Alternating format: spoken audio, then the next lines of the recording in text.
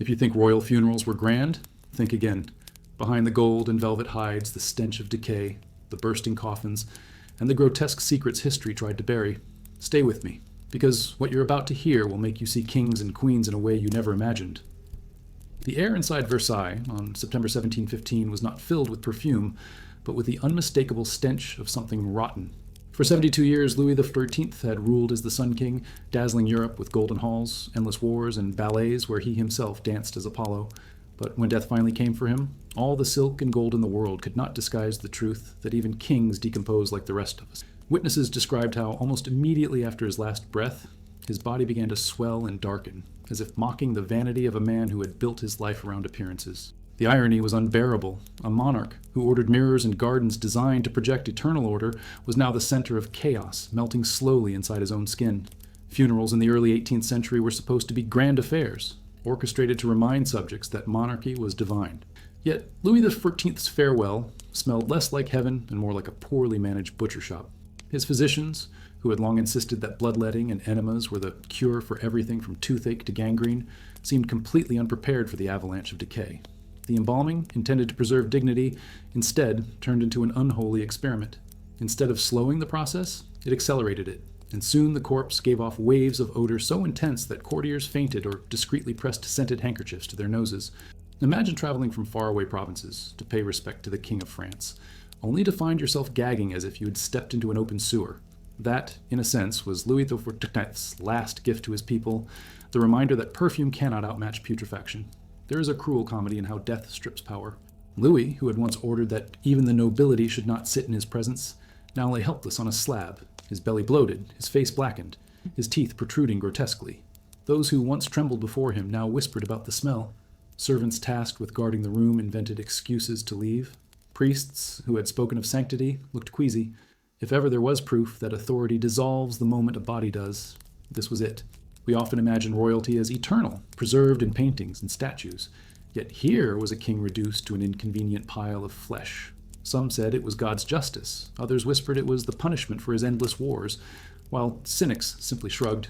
72 years of rule ended not with trumpets, but with maggots. But perhaps the most biting irony lay in how Louis had obsessed over his legacy. Versailles itself was designed to awe. Every corridor and fountain, a proclamation that France's destiny was to radiate light. Yet the very moment of his burial turned Versailles into a house of shadows. The cortege could barely proceed without attendants opening windows to vent the suffocating stench. Priests swinging incense like frantic janitors could do little to mask it. Ordinary Parisians, who had endured crushing taxes to fund the king's wars and palaces, laughed grimly at the news. "At last he stinks like the rest of us," one pamphlet read, capturing the sense of poetic justice that ordinary people felt. And really, what better revenge for a man who forced courtiers to bow 3 times before speaking than to have his final act be gagging their delicate stomachs? One cannot help but reflect on how much effort humans spend trying to deny mortality. Louis XIV had wigs so tall they required special carriages, shoes with heels that made him appear larger than life, and portraits where his legs were painted slimmer than reality. Yet his last portrait, the one painted by nature itself, was swollen, black, and odorous. The image is absurdly comic if you think about it. A man who believed himself chosen by God reduced to the status of a spoiled piece of meat. It's a reminder that perhaps the most democratic moment in history is not revolution, but decomposition. No guillotine ever equaled what bacteria can do in 3 days. Even the rituals meant to honor him bordered on grotesque. His heart and entrails were removed and stored separately, following tradition, though one suspects that by then no one wanted them nearby anyway. His organs were placed in urns, like souvenirs no one wished to buy, and priests solemnly blessed what was essentially a collection of malodorous leftovers. The body, meanwhile, was dressed in splendid robes, though eyewitnesses noticed how poorly the garments fit over the swelling corpse. It is hard not to imagine the tailors silently cursing, trying to button brocade over a body that refused to cooperate. What was meant to be a tableau of dignity became a farce of fabric straining against gas-filled flesh. Curiously, the decomposition was so advanced that guards feared the coffin might burst during the procession. And indeed, there were moments when fluids leaked, forcing attendants to discreetly mop behind the cortege as if they were janitors rather than guardians of majesty. It was said that the dogs of Versailles followed the route eagerly, drawn not by loyalty but by the scent. Here was the Sun King, reduced to bait for strays. What a metaphor for power. Adored in life, repulsive in death, his body less guarded than a street carcass. Yet for all the horror, the funeral was still staged with pomp. Trumpets blared, banners waved, and the people of Paris watched the spectacle. But no music, however triumphant, could drown the whispers that the king's body had already betrayed him. Children pinched their noses. Women muttered prayers not out of devotion, but to distract themselves from nausea. If one looks past the pageantry, what remains is a dark comedy. A king who tried to outshine the sun ended up outstinking the garbage heaps of his own city. This single funeral became a turning point in the imagination of Europe. For decades afterward, pamphleteers, satirists, and revolutionaries cited it as evidence that monarchy was not divine but ridiculous. After all, what God wrought so quickly? The image of courtiers gagging over their dead king was too perfect a metaphor to ignore. It was a warning, whispered through Europe, that grandeur is an illusion and that no crown can stop the worms. And so Louis XIV, the man who sought to freeze time with palaces of mirrors, instead provided a lesson in impermanence more powerful than any sermon. Perhaps that is why his funeral remains one of the most infamous in European history. It forced everyone, from dukes to peasants, to admit that beneath the silks and jewels, there was always flesh waiting to betray itself. And as the cortege finally made its way to Saint-Denis, with priests waving incense and servants carrying buckets, one could almost hear the universe chuckle at the sight of the Sun King dimmed, leaving behind not rays of glory but a trail of stench. When Henry VIII died in January 1547, the kingdom he left behind was already heavy with contradictions. Here was a monarch remembered as both the defender of the faith and the destroyer of monasteries, the patron of music and sport and the executioner of wives. It was perhaps fitting then that even in death his body managed to shock, disgust, and stir rumors that carried more weight than sermons. The king had been obese and riddled with disease in his final years, his once athletic figure swollen into immobility. His legs were ulcerated, his breath foul, his temper infamous. Death did not arrive gently, but with the violent suddenness of a body collapsing under the weight of its own excesses. And when the time came to move him to his resting place, what followed became one of the most notorious funeral spectacles in Tudor memory. His coffin was enormous, crafted with layers of lead and wood, but even that fortress of craftsmanship could not contain the reality of decay. As the cortege made its slow, solemn progress toward Windsor, whispers already spread that the king's body was swelling inside. The winter cold should have delayed decomposition, yet Henry's size and illness made his corpse unstable. Somewhere near Sion Abbey, legend says, the coffin was left overnight in a chapel. By morning, attendants found dark liquid seeping through cracks, staining the floor like spilled wine. But this was not wine. It was putrefaction, the fluids of a body already revolting against containment. Eyewitnesses claimed that dogs entered the chapel, licking at the mess. Protestants, ever eager to paint Henry as a tyrant, recalled a prophecy once attributed to a Franciscan friar who had warned the king that dogs shall lick your blood. The rumor became gospel. Imagine the shock of the people who had lived through the break with Rome, the beheading of queens, and the dissolution of monasteries, suddenly confronted with the idea that their king's corpse was fulfilling a divine curse. Whether the story was entirely true or embroidered later hardly mattered. It was too powerful an image, a bloated body leaking into the ground, desecrated by strays, as if God himself had turned his back on the Tudor colossus. The funeral procession itself was grand on paper, with banners, heralds, and solemn music.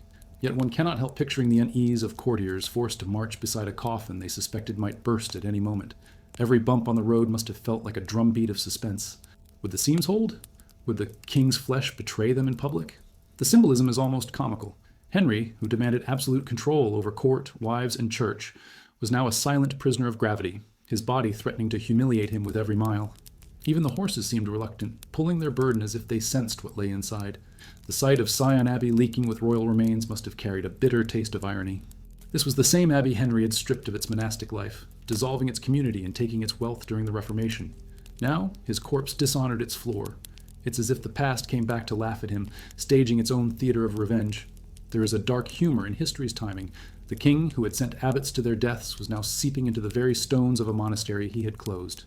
If there is ever a lesson in poetic justice, perhaps it is this. No king, no matter how mighty, can dictate the script of decay. When the cortege finally reached Windsor, Henry was laid to rest beside Jane Seymour, the wife he loved most, though love in his vocabulary often meant little more than temporary favor. It is curious to imagine Jane, who had died giving him the male heir he so desperately craved, now sharing eternity with a body that had by then already horrified half the court. Did the tomb feel like a reunion or punishment? Visitors to St. George's Chapel could hardly have known the details, but word of the leaking coffin spread quickly through taverns and marketplaces. The people who had once feared Henry's wrath now whispered of his corruption, not political but physical. The most haunting part of Henry's funeral is not simply the stench or the leakage, but how quickly the narrative took on theological weight. In an age when divine punishment was expected, when omens and curses were part of the public imagination, the decay of the king became a sermon. Catholics saw it as proof that God punished Henry for breaking with Rome. Protestants, uncomfortable with this, tried to silence the rumors but could not erase the image of dogs licking the blood. Ordinary people, exhausted by decades of executions, taxes, and shifting religious orders, found in the story a grim kind of entertainment. After all, if kings rot like cattle, perhaps their power is less eternal than they claim. It is remarkable how often in history the failure of a royal funeral becomes a turning point in collective imagination. Louis XIV's stinking corpse made the people of France laugh bitterly at absolutism. Henry VIII's leaking coffin made the English question whether divine right meant anything at all. There is comedy hidden inside tragedy. A monarch who executed wives with precision could not prevent his own body from embarrassing him. He once banned commoners from speaking of his private life, yet in death, even the lowest beggar could joke about his smell. And in that, perhaps, lies the true power of funerals gone wrong. They remind everyone that authority can be mocked, and that death is the greatest equalizer. If one wanted to find a modern parallel, imagine the funeral of a world leader today, interrupted by a coffin collapse live on television. It would instantly overshadow speeches and tributes, becoming the sole memory people carried forward. Henry's funeral was that kind of scandal for his century. His wars, his wives, his politics, all became background noise to the image of a coffin oozing onto the stones of a chapel. That image lived on for generations, retold in sermons, whispered in inns, exaggerated in pamphlets. The king who once sought immortality through dynastic power achieved it in the worst way possible, through rot.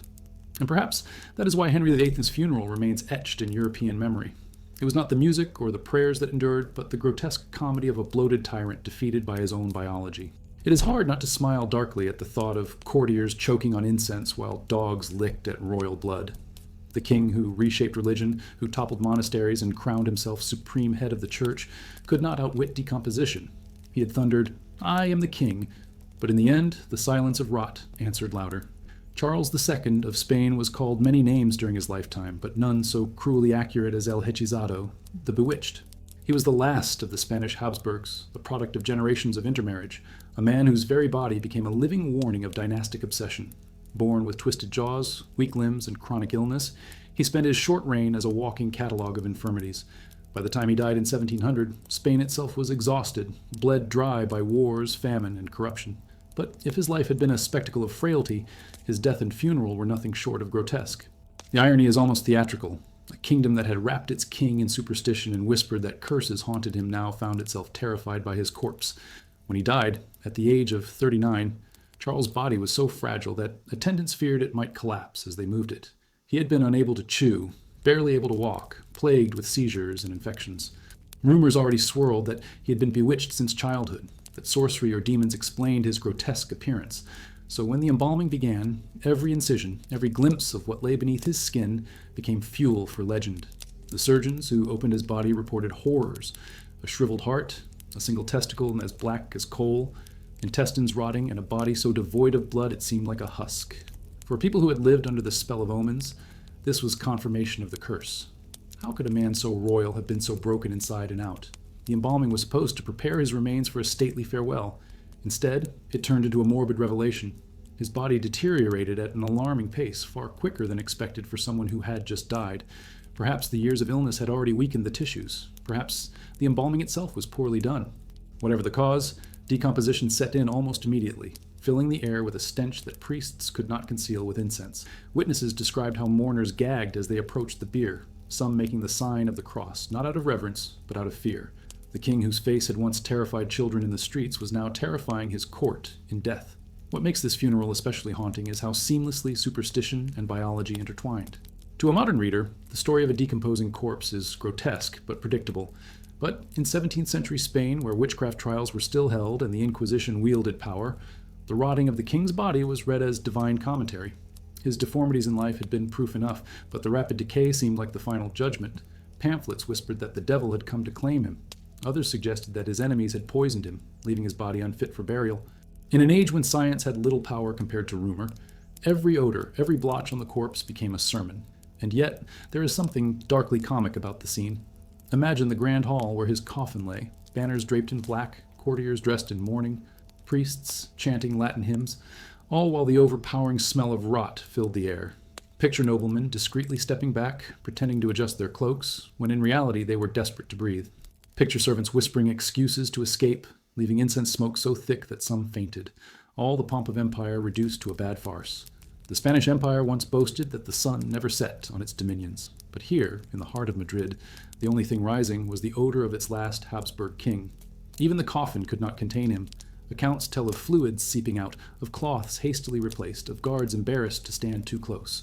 The same dynasty that had ruled Europe with iron marriages and endless wars now found itself humiliated by a leaking box of royal remains. The image is unforgettable. Banners of empire fluttering while attendants rushed for buckets. It is hard not to smile at the bitter irony. Charles had ruled over silver mines and vast colonies, yet his final act was to stain the floorboards of his palace. For those who believed in omens, it was as if Spain itself was rotting alongside him. The most unsettling moment came when the body was displayed for the last time. Tradition demanded that subjects should see their king one final time, affirming continuity between life and death, crown and successor. But Charles's corpse, blackened and swollen, did not inspire reverence. Instead, it inspired horror. Mothers shielded children's eyes, priests whispered prayers against evil, and some swore they saw his lips twist into something like a sneer, as if mocking the living. The line between memory and hallucination blurred. And was it simply the tricks of gas-filled flesh, or did people really see the king's body grin at them? For a superstitious people, the answer hardly mattered. The story spread, and the myth of the bewitched king grew even darker. His burial at the Escorial was supposed to bring dignity, but even there the shadow of his cursed image lingered. The royal pantheon, filled with marble and gold, could not erase the memory of the smell. Pilgrims who visited later claimed they still sensed it, as though the earth itself refused to swallow him. One might laugh at this, but it reveals something profound. Funerals are not just about bodies, they are about stories. And Charles's story was always one of doom. His funeral only confirmed what his life had already screamed, that power built on fragile foundations eventually collapses into farce. It is tempting to see his funeral as symbolic of Spain itself at the dawn of the 18th century. Once glorious, now decayed, mocked by rivals, weighed down by superstition and failure. A dynasty that had produced emperors like Charles V and kings like Philip II, ended not with majesty, but with a grotesque spectacle. The bewitched king left no heir, no triumph, only a body that rotted too fast and a legend that his people could not forget. In that sense, his funeral was less a farewell and more a prophecy. Spain would soon be engulfed in the war of Spanish succession, torn apart by rival claims. The smell of Charles's body was, in a way, the smell of an empire crumbling. And so the story of Charles II's funeral endures not because of the hymns sung or the marble tomb, but because of the image of a cursed king whose body betrayed him as swiftly as his bloodline had betrayed his dynasty. His deformities in life made him an object of pity and ridicule. His decomposition in death made him an object of horror. Perhaps that is why people still whisper about him today. He was the monarch who proved that curses do not need witches. Sometimes history itself does the work. Mary Tudor, remembered by history as Bloody Mary, carried the weight of a divided kingdom both in life and in death. She had been England's first crowned queen regnant, a woman determined to restore Catholicism after her father, Henry VIII, had broken with Rome. Her reign was stained by executions, burnings at the stake, and the bitter resentment of Protestants who saw her not as a motherly queen, but as a vengeful tyrant. Yet when she died in November 1558, at the age of 42, her body did not grant her the peace she had sought. Instead, her funeral became another battlefield, one where decay, politics, and irony clashed to produce one of the most unsettling royal farewells in English history. From the moment of her death, whispers of misfortune surrounded her remains. Mary had long been sickly, plagued by phantom pregnancies, tumors, and perhaps even cancer. Her body was frail, her health broken, and when she finally succumbed, there was little grandeur in the scene. Attendants noted the stillness, the smallness, the sense of a life drained of vitality. But if her death was quiet, what followed was anything but. For in the days after, as her corpse lay in state, witnesses began to notice a smell creeping through the chambers. It was faint at first, hidden behind incense, but soon became undeniable. The queen's body was decaying faster than expected, and no amount of ritual could disguise it. This was an age when scent carried profound symbolic weight. Incense was used to mask both earthly odors and spiritual corruption. A sweet-smelling corpse could be seen as a sign of sanctity, proof of holiness. A foul one, by contrast, suggested divine disfavor. And so Mary, who had devoted her reign to God, who had burned Protestants in his name, now lay exuding an odor that many interpreted as punishment. Protestants whispered that God had rejected her. Catholics prayed harder, insisting the smell was just the natural course of things. But no one could deny it. The Queen's last presence was not one of awe, but of nausea. The procession that carried her to Westminster Abbey was meant to be majestic, draped in black velvet, with nobles marching solemnly and banners proclaiming her reign. Yet imagine walking behind a coffin that everyone knew carried not just a body, but a stench. The silence of the cortege was broken not by reverence, but by muffled coughs and discreet gestures of disgust. People pinched their noses or pressed cloths to their faces, pretending to weep while really shielding themselves. The great machinery of monarchy, the trumpets, the horses, the heralds, suddenly looked absurd, as though orchestrating a parade for something rotten in a butcher's stall. There is a certain comedy in how funerals, those carefully staged performances of dignity, can collapse under the simplest of realities. In Mary's case, her embalming had been hurried, her body weak and diseased. The result was a coffin that seemed unable to contain what lay within. Rumor spread that the wood had already been stained, that fluids leaked through. Some even said the smell clung to the abbey long after she was laid to rest, as though her spirit refused to leave. Whether true or not, the image stuck. For a queen who wanted to be remembered as a restorer of faith, the story became that of a ruler who could not even control her corpse. Her burial was further complicated by politics. Elizabeth, her half-sister and successor, wasted no time in reversing Mary's Catholic policies. While Mary was still being mourned, Elizabeth was already crowned, already ushering in a Protestant future. This meant that Mary's funeral felt less like the continuation of a dynasty and more like an ending. The abbey was filled with Catholics, grieving the loss of their queen, while Protestants whispered relief that the nightmare was over. The smell of decay mingled with the smell of incense. The sound of prayers mingled with the sound of whispered curses. In that collision, Mary became both a martyr and a monster. What makes her funeral especially striking is how it highlights the futility of royal power against the most ordinary of enemies: time, rot, and rumor. Mary had ordered the deaths of nearly 300 Protestants in her quest to save souls, yet she could not save her own body from betrayal. The people who had once feared her fire now laughed at her stench. The court that had once bowed in terror now shuffled awkwardly, desperate to escape the smell. Death had stripped her of majesty and replaced it with humiliation. And in that humiliation, history found its metaphor. Perhaps the most telling detail is what happened later. Elizabeth ordered that Mary be buried not in splendor but quietly, her tomb overshadowed by those of others. Centuries later, when her coffin was opened, it was discovered that her body had indeed decomposed in unusual ways, further feeding the legend that she had been cursed. In death, as in life, Mary remained a figure people projected their fears onto, a holy warrior to some, a witch to others, and the memory of her funeral, with its suffocating incense and creeping stench, only added to that ambiguity. It is tempting to see her story as darkly comic. Here was a queen who had spent her life trying to prove her legitimacy, trying to prove her worth as Henry VIII's true heir, trying to prove her devotion to God. Yet in death she proved nothing, except that even queens rot. The grand banners, the solemn music, the Latin prayers, all became backdrops to the one detail no one could forget: the smell. It was as if her body was mocking the rituals, saying, "You may crown me, you may burn for me, but in the end I am no different from the peasants I ruled." And so Mary's funeral lingers in memory not because of its grandeur, but because of its grotesque honesty. It revealed the limits of power, the futility of faith when confronted with biology, the irony of a queen who could not escape her own curse. And as her coffin was lowered into the abbey, with priests chanting and courtiers gagging, one could almost sense history smirking. For just as the Tudors had reshaped England through fire and blood, so too would they remind the world that no dynasty, no faith, no crown can silence the smell of decay.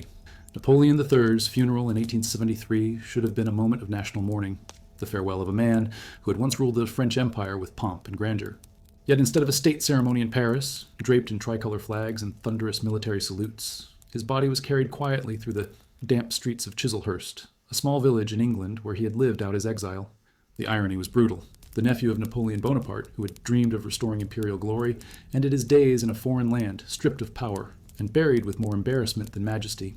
Death came to him after a painful operation for gallstones, an undignified end for a man who had once commanded armies.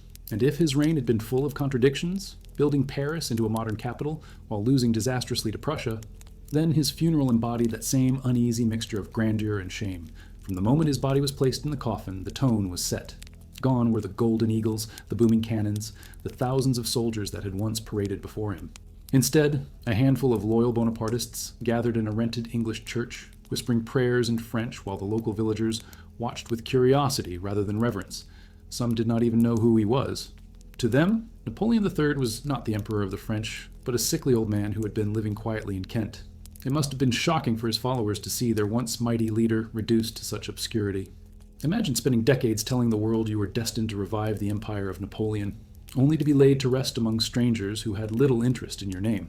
The details of the funeral read almost like a satire.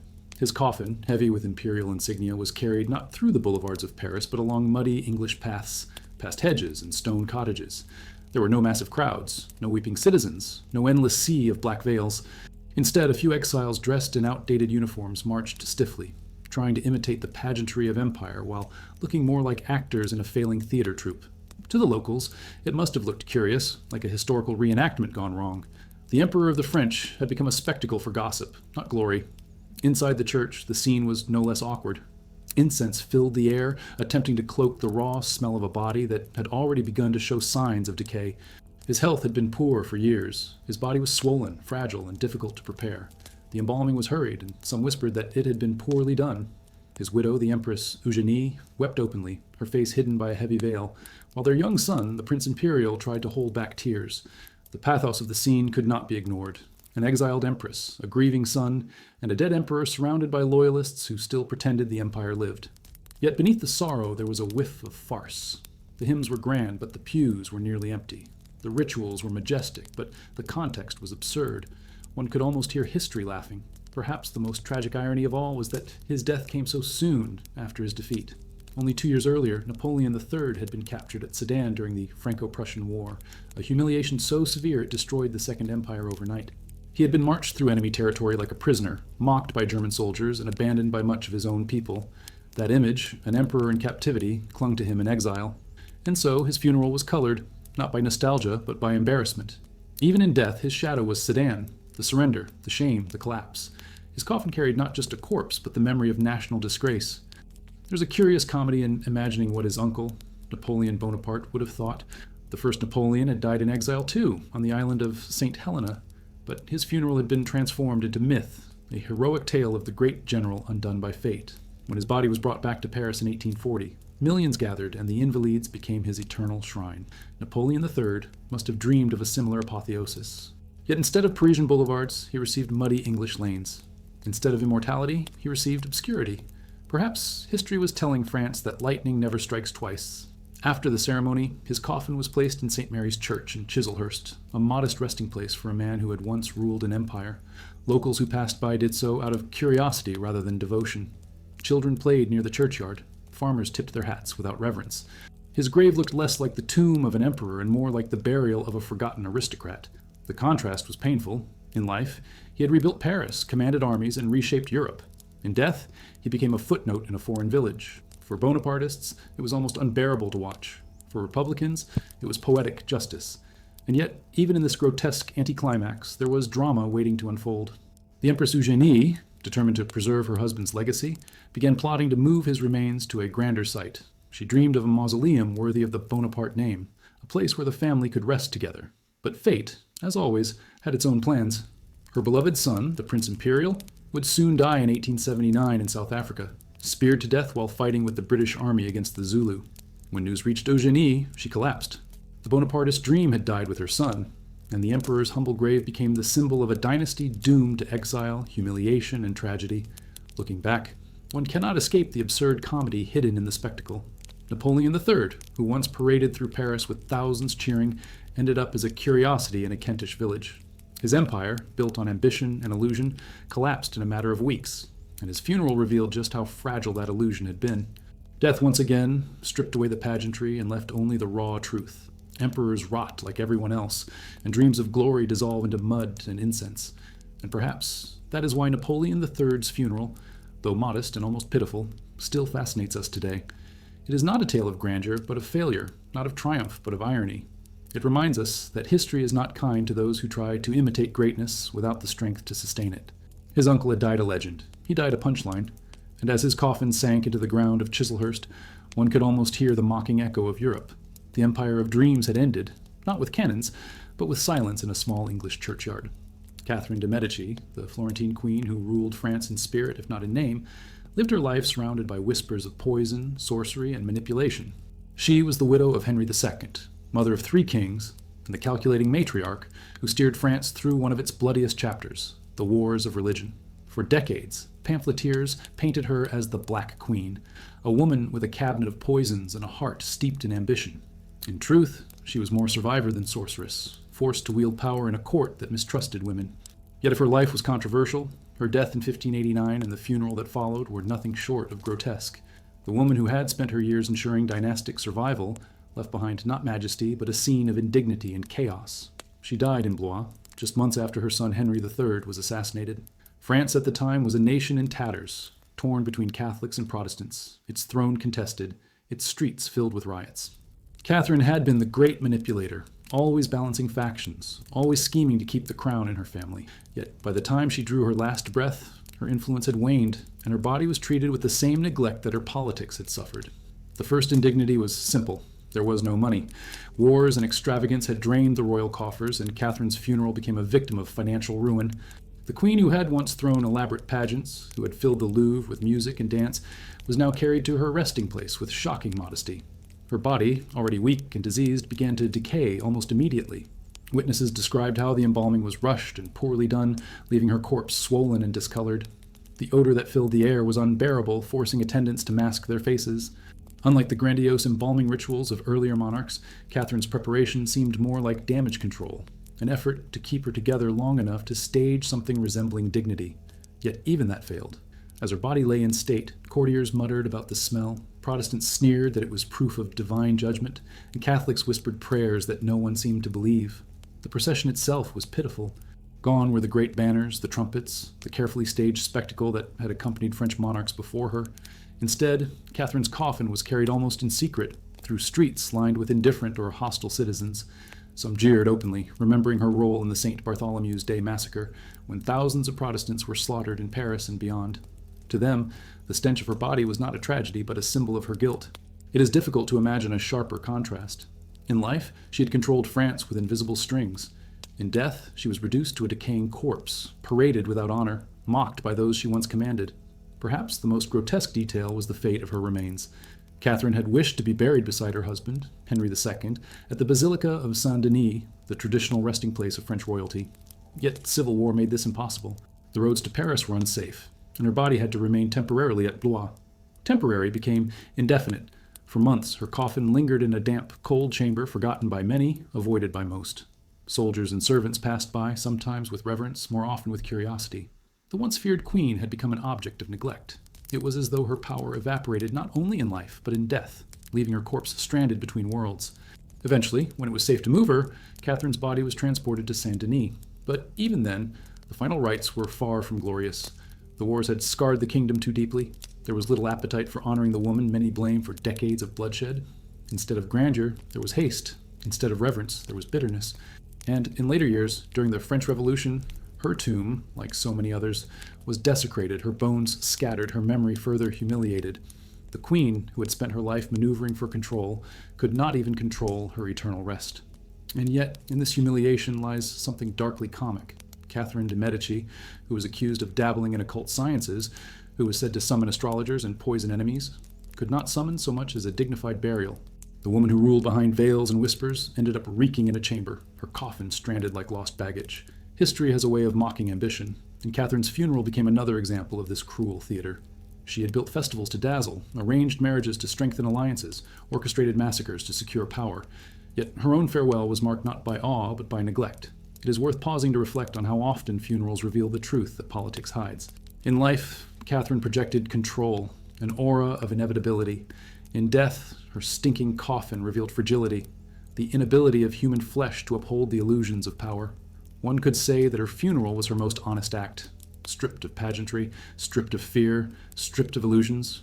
She was no longer the Black Queen, but simply a body that decayed like any other. The courtiers who once trembled before her might have walked past her coffin, thinking not of curses or poisons, but of their own mortality. Still, the whispers did not die with her. Her funeral, humiliating as it was, added fuel to the legend of Catherine as a sinister figure. Protestants claimed the smell was proof of her damnation. Catholics, embarrassed, tried to emphasize her role as a mother of kings.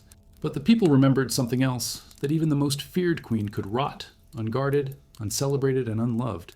That memory carried forward, woven into the larger tapestry of French decline, until Catherine herself became a cautionary tale. And so Catherine de' Medici's funeral endures in the imagination, not because of its splendor, but because of its grotesque honesty. It revealed the limits of manipulation, the futility of power, and the relentless truth of decay. Her coffin may have been carried in silence, her body may have reeked in neglect, but her funeral spoke louder than any of her pageants ever could. It told France, and us, that history has no mercy, and that those who deal in shadows cannot escape the ultimate indignity of being forgotten, scattered, and mocked. On the morning of October 16, 1793, Marie Antoinette ascended the scaffold with a dignity that surprised even her enemies. Her reign as Queen of France had been defined by excess and scandal, whether true or invented, and her final years had been consumed by humiliation, imprisonment, and the slow erosion of everything that made her royal. Yet, if her death on the guillotine was swift, her funeral, if it could even be called one, was anything but dignified. There were no velvet banners, no processions of courtiers, no priests chanting Latin prayers. There was only a headless body tossed into a rough coffin, and a hurried burial in a common grave where dogs and scavengers prowled. The irony was almost unbearable. The woman once mocked for saying, "Let them eat cake," was left to rot in the earth with no more ceremony than a beggar. Her execution had been staged as a public theater of justice. Crowds had gathered in the Place de la Révolution to jeer, to laugh, to watch a queen become an ordinary corpse. The blade fell, the executioner held her head aloft, and shouts of "Vive la République" echoed through the square. But what happened afterward was less theatrical, more grotesque. The Queen of France was stripped of her clothes, placed in a simple wooden box, and carted off to the Madeleine Cemetery, a cramped and overused burial ground where hundreds of victims of the Revolution were dumped daily. The contrast could not have been sharper. Versailles, with its mirrored halls and crystal chandeliers, traded for a pit in Paris where lime was poured to speed up decomposition. The burial itself was rushed. There was no royal tomb, no marble sarcophagus, no engraved epitaph. Gravediggers dug a trench, lowered the coffin, and shoveled earth over her remains. A few guards looked on, indifferent, their only concern being efficiency. Others joked crudely, treating the burial as one more task in a long day of revolutionary chores. Witnesses later described how her body was thrown into the earth beside her husband, Louis XVI, who had been executed months earlier. Yet even here there was no peace. The soil was shallow, the graves overcrowded, and rain often washed bones back to the surface. It is said that stray dogs were seen gnawing at human remains in the cemetery. The queen, who had once dined on silver plates at Versailles, now lay in a place where rats and dogs fought for scraps of flesh. The symbolism was not lost on the revolutionaries. To them, this burial was the final act of justice, a way of erasing the monarchy, not only from the throne but from memory itself. By denying Marie Antoinette a proper grave, they sought to deny her the dignity of history. Yet, ironically, this attempt to erase her only made her more haunting. People whispered about her burial, about the indignity of a queen left to rot like garbage, and the legend grew. Even in death, she became a symbol, not of majesty, but of the brutal equalization that revolution promised. And in that grotesque equality, there was comedy as well as tragedy. The queen, who had worn towering wigs and diamond necklaces, who had been accused of bathing in milk, was now indistinguishable from the washerwoman or the butcher's apprentice buried beside her. What makes Marie Antoinette's burial so striking is how it revealed the fragility of grandeur. She had spent her life surrounded by pageantry, with courtiers bowing at her every glance. Yet when the revolution stripped her of titles, jewels, and even hair, her body became just another piece of waste to be disposed of quickly. It is a reminder that pomp and ceremony are illusions, masks worn by power, and when the mask is torn away, what remains is shockingly ordinary. The revolution was merciless in exposing this truth, and Marie Antoinette's burial became its most potent example. Years later, the monarchy was restored, and Louis XVI ordered that her remains, and those of Louis XVI, be exhumed and reburied at the Basilica of Saint-Denis, the traditional resting place of French royalty. But by then, what was left of her was barely more than fragments. The gravediggers who dug up the common grave struggled to identify her bones. Her head and body had been buried separately, hastily, and decomposition had reduced her to little more than dust mixed with lime. In the end, whatever was found was placed in a new tomb, draped in marble, surrounded by candles, and presented as if the indignities had never happened. Yet everyone knew the truth. The queen who had been dumped in a trench could not be restored by marble. Her body might rest in Saint-Denis, but her funeral had already happened, and it had been one of the most humiliating in history. There's something almost theatrical about how fate treated her. In life, Marie Antoinette had been a character in the theater of monarchy, accused of playing dress-up with shepherd's costumes, of hosting lavish balls while Paris starved. In death, she became a character in a different play, the farce of equality, where even a queen's flesh was worth no more than any other. And perhaps this is why her burial continues to fascinate us. It is not just the grotesque image of her body tossed into a pit. It is the larger irony, the collision between myth and mortality. The revolution wanted to erase her, yet by giving her such a shocking end, it made her unforgettable. If you picture the scene, mud, lime, rats, stray dogs, you cannot help but see the absurdity of history. Marie Antoinette, once the most glamorous woman in Europe, reduced to a smell in the ground. Her name whispered in taverns as both villain and victim. The funeral was no grand finale, no carefully scripted act of state. It was a grim joke, a parody of dignity. And yet, in that parody, lies the power of her story.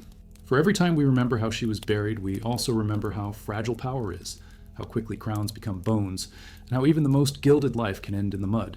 And so Marie Antoinette's burial endures not because it honored her, but because it shamed her.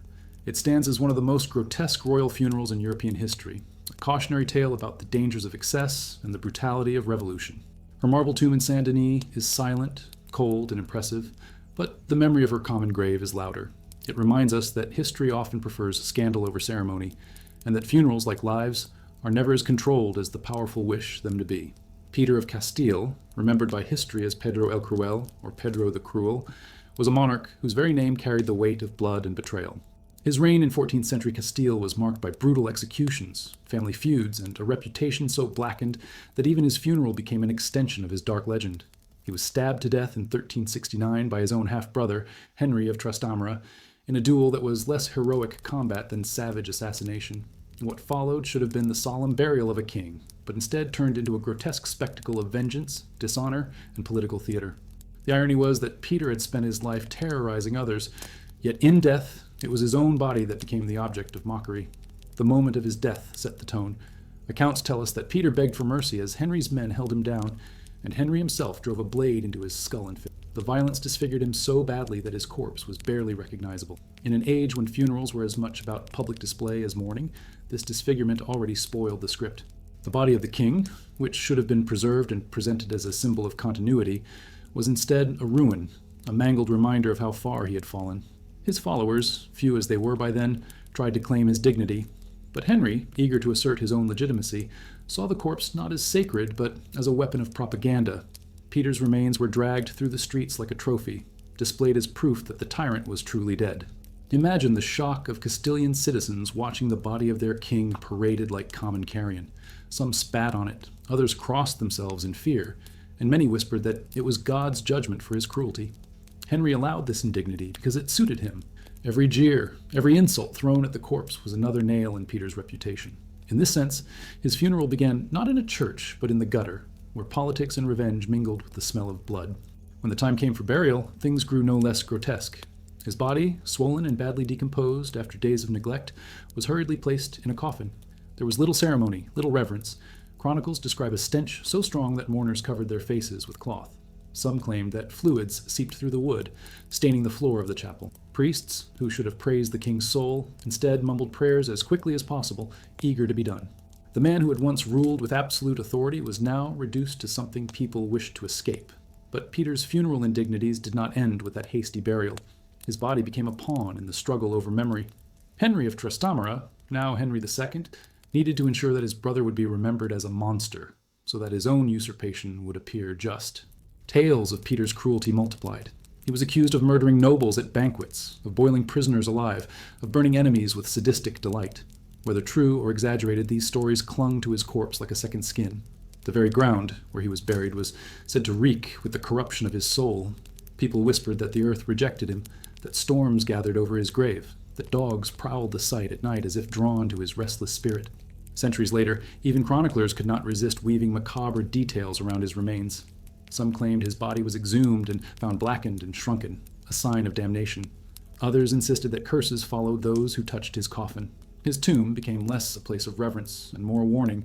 A king who lived by cruelty would be remembered by cruelty, even in burial. It is striking how often medieval funerals blurred the line between religion and theater, between devotion and propaganda. In Peter's case, the performance was clear. His body was to serve as a cautionary tale. There is a dark comedy in imagining how different things might have been. Had Peter died peacefully, he might have been interred with full royal honors in Seville, his memory softened by ritual. Instead, he was stabbed like an animal, dragged like a criminal, and buried like a disgrace. One can almost picture the courtiers who once bowed trembling before him, now gossiping about the smell of his coffin. Power that had once seemed absolute evaporated into absurdity. His enemies did not need to write pamphlets. The stench of his funeral did the work for them. And yet, history is never one-sided. To some, Peter was not cruel, but just. Supporters, especially among the townspeople and the Jews, whom he had protected from noble persecution, remembered him as Pedro el Justiciero, Peter the Just. For them, the grotesque funeral was not divine judgment, but political revenge. They saw Henry as the true murderer and usurper, and Peter as a victim.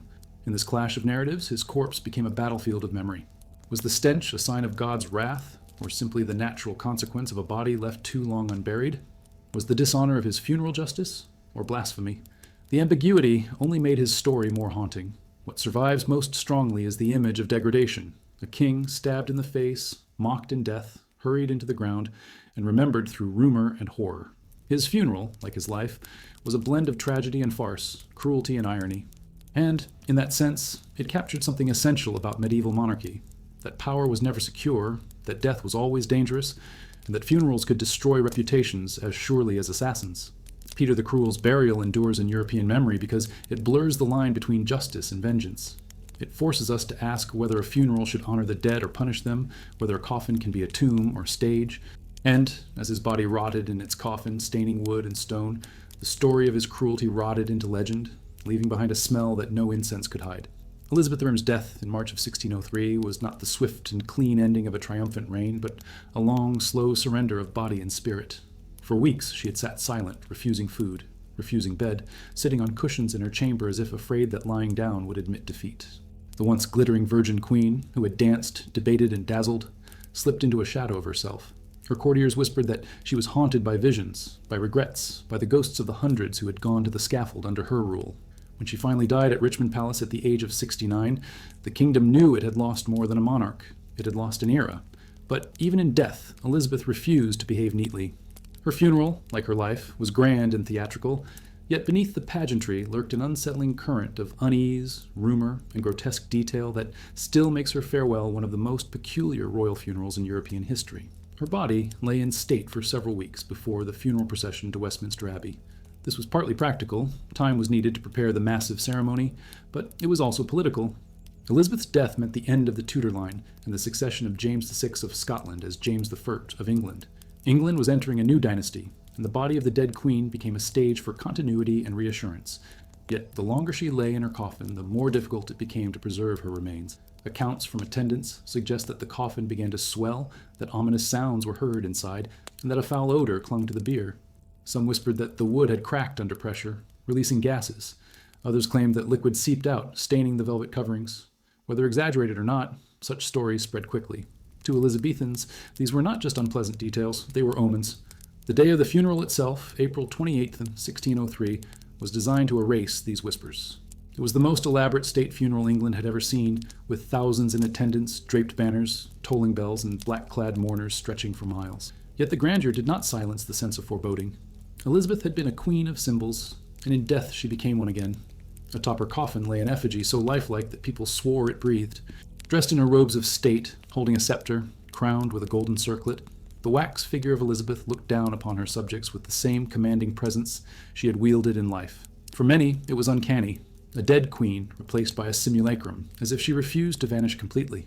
Children were said to tremble at the sight, convinced the figure might rise. The procession through London was both spectacular and unsettling. Crowds gathered in silence, broken only by the occasional sob. Chroniclers describe a city drenched in black, with banners fluttering from windows and citizens pressing into the streets to catch a glimpse. Yet amid the solemnity, the rumors persisted. Some said the real body within the coffin was already beyond recognition, that the stench was masked only by layers of incense and herbs. Others whispered that the effigy was meant to distract, to give the illusion of control while the corpse beneath decayed in humiliation. For a queen who had built her reign on mastery of appearances, this final act seemed fitting. Her last trick, her last mask, her last theater of power. When the coffin reached Westminster Abbey, the crowd gasped at the sheer spectacle of the moment. Bells tolled endlessly, choirs sang, and nobles carried banners embroidered with Elizabeth's motto, Semper Eadem, always the same. Yet what lay behind those words was precisely the opposite. Nothing was the same. The Tudor dynasty was over, the Virgin Queen was gone, and England was already moving on to a Scottish king. Inside the abbey, as priests droned their Latin prayers, some mourners swore they could still smell a sourness rising from the coffin. Was it the imagination of the grieving, or the truth of a body too long delayed in burial? History does not confirm, but the whispers themselves reveal how fragile even the grandest spectacle can be. There is a dark comedy in imagining the scene. Thousands of Londoners craning their necks to see the coffin of their beloved queen, while the men closest to it discreetly cough. shifting their scented handkerchiefs over their faces.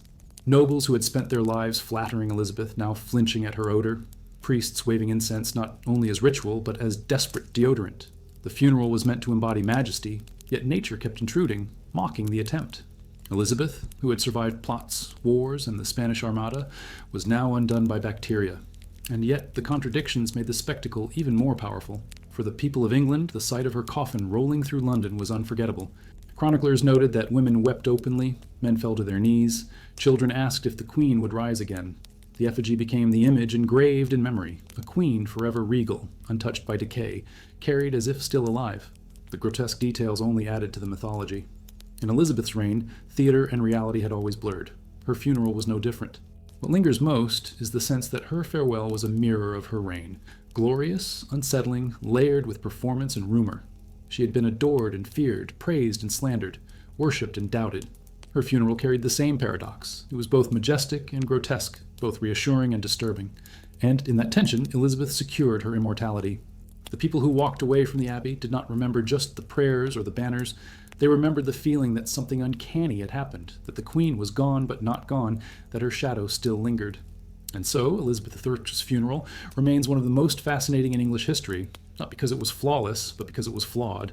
The swelling coffin, the strange effigy, the mixture of awe and discomfort all combined into a spectacle that reflected the truth of monarchy itself, that beneath the crowns and pageantry lies something fragile, human, and deeply unsettling. And as the candles flickered in the abbey, and her coffin was lowered into the vault, one could almost imagine Elizabeth herself smirking at the irony. For even in death, she commanded a stage, leaving her people with a performance they would never forget. Charles VI of France, remembered as Charles the Mad, left this world in 1422 after 42 long and turbulent years on the throne. His reign had been one of calamity: the 100 Years' War with England, the loss of vast swaths of French territory, the bloody civil war between the Armagnacs and the Burgundians, and, perhaps most infamously, his own terrifying descent into madness. He believed himself made of glass, he screamed at phantoms, and he sometimes failed to recognize his own wife and children.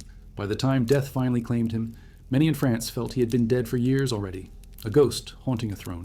And yet when his funeral came, it carried not solemn reverence but a strange mix of pity, disgust, and embarrassment. His body, like his life, became a grotesque metaphor for a kingdom in collapse. The first problem came immediately. Charles had been in poor health for so long that his body was already a husk. His madness had left him weak, often refusing food, shivering in cold halls, wasting away. When he finally died at the Hôtel Saint-Paul in Paris, his body showed the marks of neglect. Emaciated, pale, and sickly, it was said that his corpse looked less like that of a king than of a prisoner. The embalming was hurried, a mere formality, and almost at once the familiar specter of decay set in. Courtiers whispered that the stench of rot clung to the palace within days, a sour odor seeping from under doors and tapestries. For a man mocked as insane in life to rot so quickly in death seemed to many a final indignity, proof that God himself had turned his back on him. The procession to Saint-Denis should have been a display of continuity, the assurance that monarchy endured even as kings died. Yet the cortege of Charles VI resembled more a reminder of fragility than strength. As the coffin was carried through Paris, the city was eerily silent. Chroniclers note that the crowds were small and subdued, as if the people could not muster grief for a king who had spent decades raving while their country fell to ruin. Some Parisians even stayed away out of bitterness. For them, this was not the farewell of a beloved monarch, but the burial of a madman who had overseen humiliation after humiliation. Imagine walking behind the coffin of a king and feeling less sorrow than relief. That was Paris in 1422. And yet, even in this subdued atmosphere, grotesque details slipped through. The coffin, heavy and poorly sealed, was rumored to have leaked fluids during the march. Guards, who should have been symbols of dignity, were seen grimacing, shifting their positions to avoid the smell. Priests waved incense more frantically than usual, their chants half prayer, half deodorant. For those who believed in omens, the odor was not simply biology, but judgment. A saint's body was supposed to smell sweet. Charles smelled of rot and failure. It was as if his madness had seeped into his very flesh, corrupting it beyond repair. Inside the Basilica of Saint-Denis, the scene was no less unsettling. Charles's effigy, crafted for the funeral, stood in stark contrast to the reality of the corpse. The wax image portrayed him as regal, serene, a monarch at peace. But everyone present knew the truth. The man inside the coffin had spent decades screaming, raving, and trembling. The gap between effigy and body was too wide to ignore. Some whispered that the figure looked more like a stranger than a king, as though even in wax he could not be pinned down. Others swore that faint noises came from the coffin, the groan of wood under pressure, the hiss of escaping gas. Whether real or imagined, it added an air of unease to the ritual. Perhaps the most haunting detail was how quickly his memory became a battlefield. At the very moment his coffin was lowered, France was in chaos. The English occupied Paris. The Treaty of Troyes had disinherited Charles' own son, the Dauphin, in favor of Henry I of England, who had died just weeks before. 2-year-old Henry VI of England was now proclaimed King of France. So the funeral of Charles VI was not just a farewell, but a humiliation, the burial of a king whose dynasty seemed extinguished, whose crown had been handed to a foreign child. To those watching, the ceremony felt less like continuity and more like capitulation. The French monarchy had collapsed into absurdity, just as its king had collapsed into madness, and yet, even in this moment of despair, there was a strange theatricality. Nobles processed with banners, choirs sang solemnly, bells tolled. All the trappings of dignity were present, but they rang hollow. One could almost see the irony hanging in the air, a mad king honored with pomp while his kingdom was crumbling around him. The Abbey of Saint-Denis, usually filled with majesty, smelled of incense and rot, echoing with hollow prayers. In a way, the entire ceremony was a mask, like so much of Charles's reign, where pageantry had hidden dysfunction. There is something darkly comic about how history treated him. The man who thought he was made of glass ended up in a coffin that threatened to crack under pressure. The king, who had been mocked for hallucinations, was buried with rumors of noises escaping his casket. Even in death, Charles could not escape the absurdity that had defined his life. His funeral became a reflection of the kingdom itself, fractured, humiliated, caught between dignity and disgrace. And yet, this grotesque farewell only made his story more unforgettable. People remembered not just the chants and banners, but the smell, the unease, the sense that something was deeply wrong. His reign had been a slow-motion tragedy, and his funeral was its grim punchline. No marble tomb or royal effigy could disguise that France had lost more than a king. It had lost its sense of stability, its confidence, perhaps even its sanity. Charles VI's burial endures in memory because it was less a ceremony than a commentary. It revealed the fragility of monarchy, the futility of pageantry, and the way a body can become a metaphor for a nation. A mad king buried with pomp but leaking rot was the perfect symbol of a France that still had centuries of blood and turmoil ahead. And as the candles flickered in Saint-Denis, and his coffin was finally sealed away, one could almost hear the collective sigh of a people who knew that madness was not gone with their king. It had only just begun to haunt their kingdom in new and terrible ways. Louis XVI of France, the rotund and gout-stricken monarch who restored Bourbon rule after the fall of Napoleon, died in September 1824, and his funeral soon became one of the most infamous spectacles of royal decomposition in European history. Unlike the guillotined Louis XVI or the vilified Marie Antoinette, Louis XVIII had the good fortune of dying in his bed at the Tuileries Palace, surrounded by courtiers and doctors. Yet his body betrayed him almost instantly. The king, who had been mocked in life for his enormous bulk, his crippled legs, and his indulgent lifestyle, quickly turned into a grotesque reminder that power and dignity are fragile things once flesh begins to collapse. His funeral, meant to reassure the French people of the majesty of monarchy restored, instead became a theater of horror in which nature upstaged ritual at every turn. From the moment death claimed him, the signs were ominous. Louis XVIII's body was vast, so swollen with fluid from years of illness that courtiers whispered he could barely be moved. His final days had been spent in agony, confined to a chair, his body riddled with ulcers that wept and bled through his clothes. Death did not still this corruption, but accelerated it. Almost immediately, the stench of decay spread through the palace, forcing attendants to open windows despite the September chill. Embalmers were summoned, but their task was impossible. The king's bulk defied their knives, and when they attempted to open him, the gases and fluids released were said to overwhelm even seasoned surgeons. Some fainted, others staggered out gagging. What should have been a solemn act of preservation became a grotesque comedy of errors, a royal body too monstrous to manage. The coffin chosen for him was elaborate, lined with lead to preserve the remains. Yet lead, as it turns out, cannot conquer putrefaction. As the gases inside the king's corpse built up, the sealed coffin became a pressure chamber. Courtiers who came to pay their respects noted strange sounds, a faint groaning from within, as though the monarch were protesting even in death.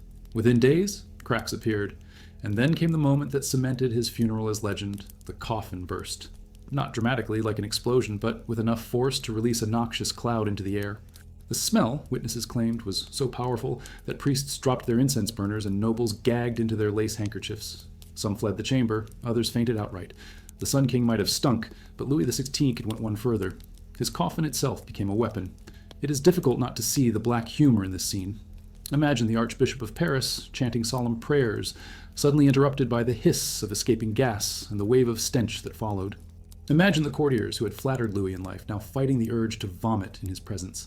In a kingdom that had endured revolution, regicide, and empire, the restored monarchy was desperate to project stability. Instead, its figurehead became a grotesque punchline.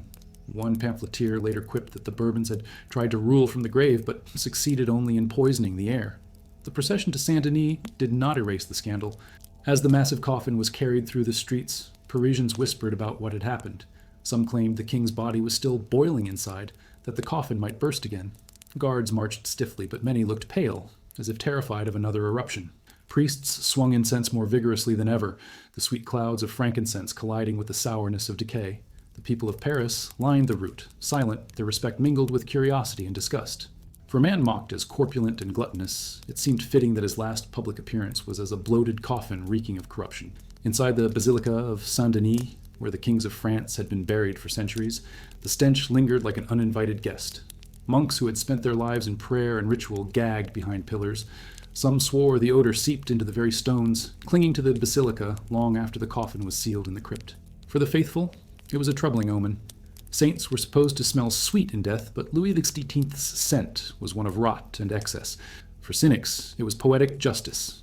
A king who lived indulgently, eating and drinking to grotesque excess, now left behind the smell of his own appetite.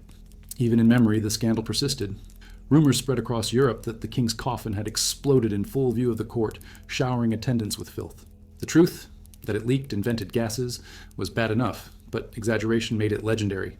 Political opponents of the Bourbons seized on the story, mocking the monarchy as bloated, corrupt, and doomed to burst. Satirical prints circulated in Paris, showing a coffin belching fumes, with aristocrats fleeing in panic.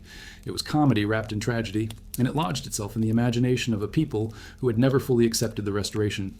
What makes Louis XVI's funeral so fascinating is how perfectly it symbolized his reign. He had been a king of compromises, trying to balance the legacy of revolution with the traditions of monarchy. He had given France a constitution, but insisted on his divine rights. He had played at being modern while clinging to the past. His body, likewise, tried to cling together, but fell apart under pressure. The leaking coffin was more than a scandal. It was a metaphor. The Bourbon Restoration looked solid, heavy, and destructible, but inside it was already collapsing. There is something almost Shakespearean about how funerals expose truths that life hides. Louis XVI's effigy at his funeral portrayed him as serene, majestic, eternal. The coffin beneath hissed and oozed, betraying the lie. Those who attended may have remembered the chants, the banners, the bells, but what they never forgot was the smell. It haunted them, just as the monarchy itself haunted France, returning again and again in different forms, but never able to shake the stench of corruption. And so Louis XVI's funeral endures in history, not because of its grandeur, but because of its grotesque failure. It was a performance sabotaged by nature, a ceremony undone by biology. In trying to seal away the reality of decay, the court had only magnified it, turning the king's coffin into a cautionary tale. Power, no matter how gilded, cannot silence the body. And as the candles flickered in Saint-Denis, as priests mumbled their last prayers, one imagines that the smell still hung in the air, mocking the monarchy with every breath. Oliver Cromwell's death in September 1658 should have been the closing act of a revolution. He had risen from obscurity as a country squire to become the Lord Protector of England, Scotland, and Ireland, a man who toppled a king, abolished the monarchy, and ruled with a mixture of stern Puritan piety and ruthless pragmatism. His supporters hailed him as God's chosen instrument. His enemies damned him as a regicidal tyrant. In death, Cromwell might have expected a solemn Puritan farewell, austere and disciplined, befitting a man who banned Christmas festivities and despised idolatry. And indeed, his funeral at first followed the script of dignity. Yet history had other plans. Within a few short years, his corpse would become the centerpiece of one of the most grotesque and theatrical acts of revenge in European history, his posthumous execution. At first, Cromwell's death was cloaked in grandeur. Though he had rejected the trappings of monarchy in life, his funeral bore all the pomp of a royal spectacle. His body lay in state at Somerset House, draped in rich black velvet, guarded by soldiers and adorned with banners. A wax effigy of Cromwell, dressed in robes of state, was displayed in public. Since the real body had already begun to decompose too quickly to be shown, thousands of mourners, some genuine, some merely curious, filed past to pay their respects. The irony was thick. The man who had tried to purge England of royal pageantry was buried with a funeral that imitated the very kings he had overthrown. His embalming had failed so badly that the real Cromwell was hidden away, while his wax double presided like a grim parody of majesty. The burial itself took place in Westminster Abbey, among kings and queens. This was perhaps the greatest irony of all. The regicide lay beside Edward the Confessor, Henry III, and Elizabeth I, enshrined in the holiest burial ground of English monarchy. To his followers, it was a statement. Cromwell was not a usurper, but a ruler equal to kings. To his enemies, it was blasphemy, an insult to the sanctity of royal tradition. Yet the protectorate still stood, and his corpse rested undisturbed, for a time. The tide turned quickly. Cromwell's son, Richard, proved a weak and indecisive leader, unable to hold the fractious republic together. Within 2 years, the monarchy was restored, and Charles II returned from exile to claim the throne of his executed father. For the new king, revenge was not optional, it was essential. He could not bring Oliver Cromwell to the scaffold, but he could bring his corpse. And so, in a move both macabre and theatrical, Parliament ordered that Cromwell's body be dug up and subjected to a posthumous execution. On the night of January 28, 1661, gravediggers broke into Westminster Abbey, dragging Cromwell's corpse from its resting place. Alongside him, the bodies of Henry Ireton and John Bradshaw, 2 other regicides, were also exhumed. Their coffins were opened, and the remains, now decayed and foul, were hauled across London. For many, the sight alone was shocking. The bodies of men who had once ruled England now dangled as cadavers, stinking and broken, reminders that no victory is final. The next day, January 30th, the 12th anniversary of Charles III's execution, the corpses were hanged at Tyburn. Cromwell's body, already a rotted husk, was strung up in chains for all to see. Witnesses described it as grotesque, bones jutting from decayed flesh, clothes tattered, the remains swaying in the cold wind. Crowds gathered, some laughing, some muttering prayers, all aware of the grim symbolism. This was not about justice, it was about spectacle. The king's revenge had become theater, and Cromwell's corpse was the lead actor. But the humiliation did not end there. After hanging for a day, Cromwell's body was cut down and beheaded. His head was mounted on a pike and displayed outside Westminster Hall, where it remained for decades, a grotesque warning to all who might challenge monarchy again. The head, with its leathery skin and tufts of hair, became an object of fascination. Rain, wind, and sun battered it, yet it remained recognizable, a mummified relic of revolution. Tourists gawked, pamphleteers mocked, and generations of Londoners grew up with the sight of Cromwell's skull grinning above the city. It was said to have stayed there for nearly 25 years before a storm finally knocked it down. What followed was a bizarre afterlife for Cromwell's head. It passed through private collectors, was exhibited in freak shows, and became a morbid curiosity for antiquarians. Some swore it was cursed, bringing misfortune to those who possessed it. Others claimed it whispered at night, as if still plotting rebellion. By the 18th century, the head was so notorious that it became a kind of secular relic, a symbol not of sanctity but of political defiance. Only in 1960 was it finally buried in secret at Sidney Sussex College, Cambridge, Cromwell's old alma mater. Even then, the location was kept hidden, as if to protect it from yet another round of desecration. There is a cruel comedy in this story. Oliver Cromwell, who tried to strip England of ritual and idolatry, who scorned kings and their divine pretensions, ended up with a funeral more royal than most monarchs, and then an afterlife more scandalous than any. His wax effigy presided over mourners. His corpse was exhumed and hanged. His head toured London like a relic of carnival horror. In trying to escape the theater of monarchy, he became its most grotesque performer. Perhaps that is why Cromwell's funeral and posthumous execution remain so unforgettable. They remind us that power does not end with death. A corpse can be weaponized, turned into propaganda, paraded as punishment. Cromwell's body was no longer his own. It became a stage for monarchy's triumph, a reminder to the living that rebellion would not be tolerated. And yet, in the very act of desecration, his enemies kept him alive. The head on the pike was meant to silence him, but instead it spoke louder, haunting generations. And so Oliver Cromwell's story did not end in 1658. His grotesque funeral and even more grotesque posthumous execution ensured that he would live on in history as both tyrant and martyr, villain and visionary. His corpse became the ultimate paradox, despised yet unforgettable, punished yet immortalized. And as his leathery skull grinned down from its pike, Londoners could not help but wonder, if this was what happened to the dead, what horrors might await the living who dared to challenge a king? Anne Boleyn's death in May 1536 is one of the most famous executions in history, but what followed her beheading was just as haunting as the act itself. Her fall from grace had been spectacular. From the glittering heights of Henry VIII's court, where she had displaced a queen and defied a pope, to the Tower of London, where she awaited a sword that would sever her head in one clean stroke. The execution itself was staged with a grim efficiency, but her funeral, or rather her lack of one, was where the final cruelty of Henry's court revealed itself. For the woman who had been crowned Queen of England, whose marriage had reshaped Europe, her burial was less a royal farewell than a hurried disposal. After her head was struck off by the French swordsman, there was no solemn pause, no hymns, no procession.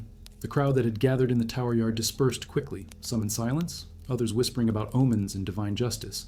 What remained was a headless body sprawled in the straw, abandoned like refuse. For long minutes it lay untouched. Even the executioner, who had done his work with professional precision, refused to handle it. Women attendants, ladies who had once dressed her in silks, were left to gather the remains of their queen. They lifted her body gently, wrapped it in linen, and carried it away, while her head was placed hastily beside her.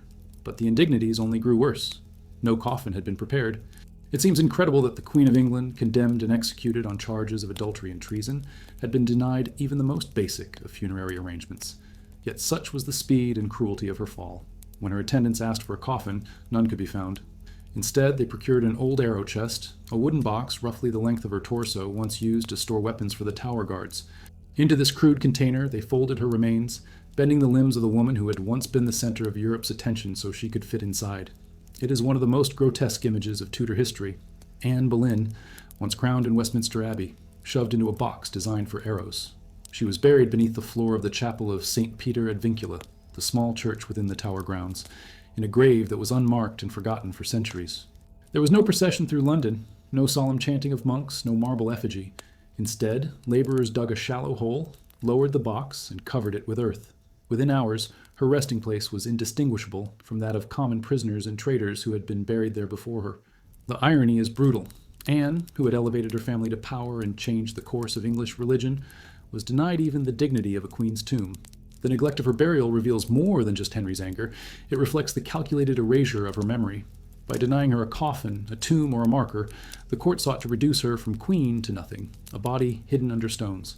Yet, as history shows us time and again, attempts at erasure often backfire. Instead of being forgotten, the indignity of her burial has become a central part of her legend. People cannot forget the image of a queen forced into an arrow chest. The grotesque details give her story the permanence that Henry tried to deny her. Over the centuries, her grave was disturbed and lost. In the 19th century, restorations of the chapel led to the discovery of remains believed to be Anne's. The bones were described as belonging to a slender woman in her 30s, buried in an arrow chest beneath the altar. Whether these remains were truly hers has been debated, but the discovery reignited fascination with her story. That image, of bones folded into a wooden chest, denied the dignity of a queen's resting place, captured the imagination of Victorians, who were obsessed with both medieval romance and macabre history. It also solidified Anne Boleyn's place as a tragic heroine, her burial as symbolic as her execution. There is a cruel comedy in the thought of Henry VIII, who had built an empire of vanity, jewels, and power, leaving his once-beloved wife to rot in a box meant for arrows. The same king who spent fortunes on palaces and pageantry could not spare a coffin for the woman who had once risked everything to give him a son. In this sense, Anne's funeral was not just about death, it was about the absurdity of power. Henry wanted to erase her, yet by denying her dignity, he ensured she would never be forgotten. Her shallow grave spoke louder than a marble tomb ever could. Her burial also raises a timeless question. How do we remember the disgraced? For Anne, her lack of a proper funeral became part of her mythology. Tourists to the Tower of London still pause at St. Peter ad Vincula, reflecting on the unmarked stones that cover her and others executed in the Tudor age. Guides recount the story of the arrow chest, and visitors shake their heads in disbelief.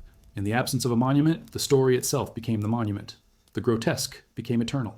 And perhaps that is the deeper lesson of Anne Boleyn's funeral. Funerals are not just about honoring the dead, they're about shaping memory. Henry VIII thought he was burying a scandal. Instead, he buried a myth that would grow stronger with time. Anne's cramped coffin, her unmarked grave, her hasty burial, these details ensured that she would be remembered not as a forgotten traitor, but as a tragic queen wronged by history. Her indignity became her immortality. As her arrow chest sank beneath the chapel floor with only a handful of weeping women to witness, the final act of Anne Boleyn's story was written. Yet it was not an ending of silence, but one that echoed for centuries. Her body was hidden, but her legend grew louder. And as visitors today stand on the stone floor of St. Peter ad Vincula, they cannot help but imagine the queen beneath their feet, headless, folded into a box, denied her crown, but never denied her place in history. George IV of England died in June 1830, swollen, sickly, and despised.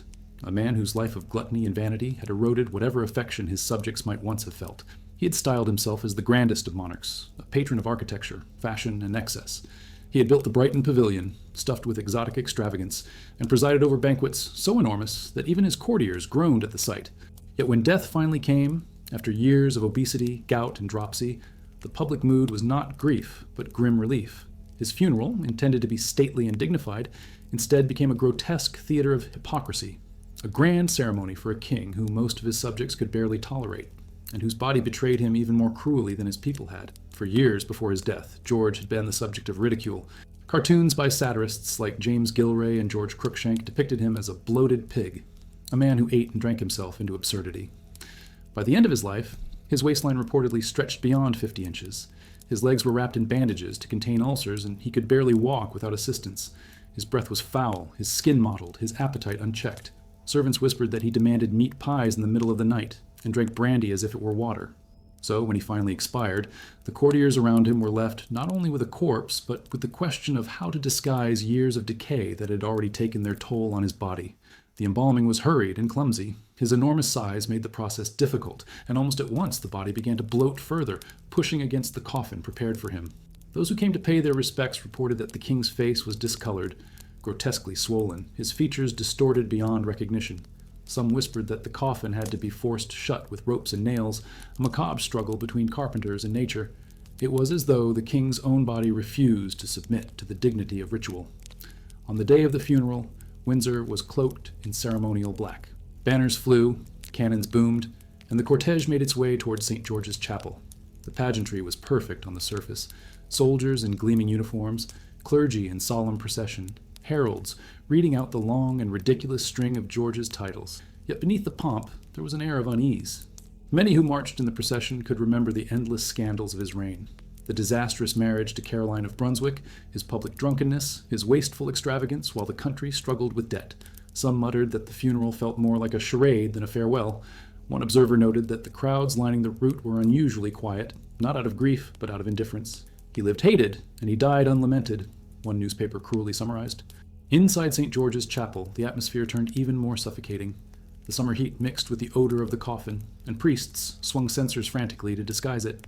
The contrast was stark, a choir singing sweet hymns while courtiers gagged discreetly into handkerchiefs. The effigy painted of George IV for the ceremony showed him regal and serene, yet those who had seen the body knew that reality was grotesque. There was a bitter comedy in the thought. The man who had spent fortunes on portraits to flatter his vanity ended up unrecognizable even in death, a swollen parody of the dashing prince he once had been. The service itself was long, filled with pompous readings that rang hollow to many. As bishops praised his virtues, more than a few attendees struggled to suppress smirks. Everyone knew the truth. George had been a vain, selfish monarch, whose only true passion was himself. The lavish words of the liturgy could not erase the memory of his gluttony, his mistresses, his public feuds. It is hard not to picture the congregation exchanging sideways glances, silently mocking the spectacle. The very space of Windsor seemed to groan with irony, as if the stones themselves resented sheltering his coffin. Perhaps the most telling detail of the funeral was the lack of genuine mourning. In the weeks leading up to his death, the press had been merciless. Satirical pamphlets and cartoons celebrated his decline, portraying him as a bloated figure gasping for air. When he died, there were no great outpourings of grief in the streets of London, no masses of weeping citizens as there had been for Princess Charlotte, or even for his estranged wife Caroline. Instead, people shrugged. Some even joked that the earth would be relieved to have him under it. This indifference hung over the funeral like a pall heavier than any velvet drape. And yet, the grotesque humor of it all lies in how carefully the court tried to stage dignity. The coffin bursting and oozing hidden under velvet, the hymns rising above the stench, the heralds praising virtues that no one believed, the people watching with blank faces. It was theater of the absurd. George IV had always loved performance, dressing in flamboyant costumes, staging elaborate banquets, parading himself as a model of refinement. His funeral became his last performance, one in which the mask slipped entirely and revealed the farce beneath. In the end, he was laid to rest in the royal vault, beside the monarchs he had so often tried to imitate. But unlike them, his memory carried less reverence than ridicule. The funeral that should have enshrined his legacy only underlined his failure. Instead of mourning, people remembered the grotesque details: the bursting coffin, the odor in the chapel, the absurdly long list of titles read over a man whose reign had been a national embarrassment. It is a reminder that funerals are not only for honoring the dead, they are also for telling the truth that life tries to hide. And that is why George IV's funeral endures in the imagination, not as a grand state affair, but as a dark comedy of rot, hypocrisy, and indifference. It showed that no amount of velvet or incense can disguise a legacy of failure, and that sometimes the coffin itself becomes the truest historian. As the candles flickered in Windsor that day, and the congregation rushed to leave the chapel for fresh air, one suspects that many whispered the same thought. The king had been mocked in life, and now, in death, his very body had joined in the mockery. Philip IV of Spain, who reigned from 1621 to 1665, was a monarch trapped between grandeur and decline. In portraits by Velázquez, he appears noble, austere, almost untouchable, with that long Habsburg jaw and a gaze that seemed to stare into eternity.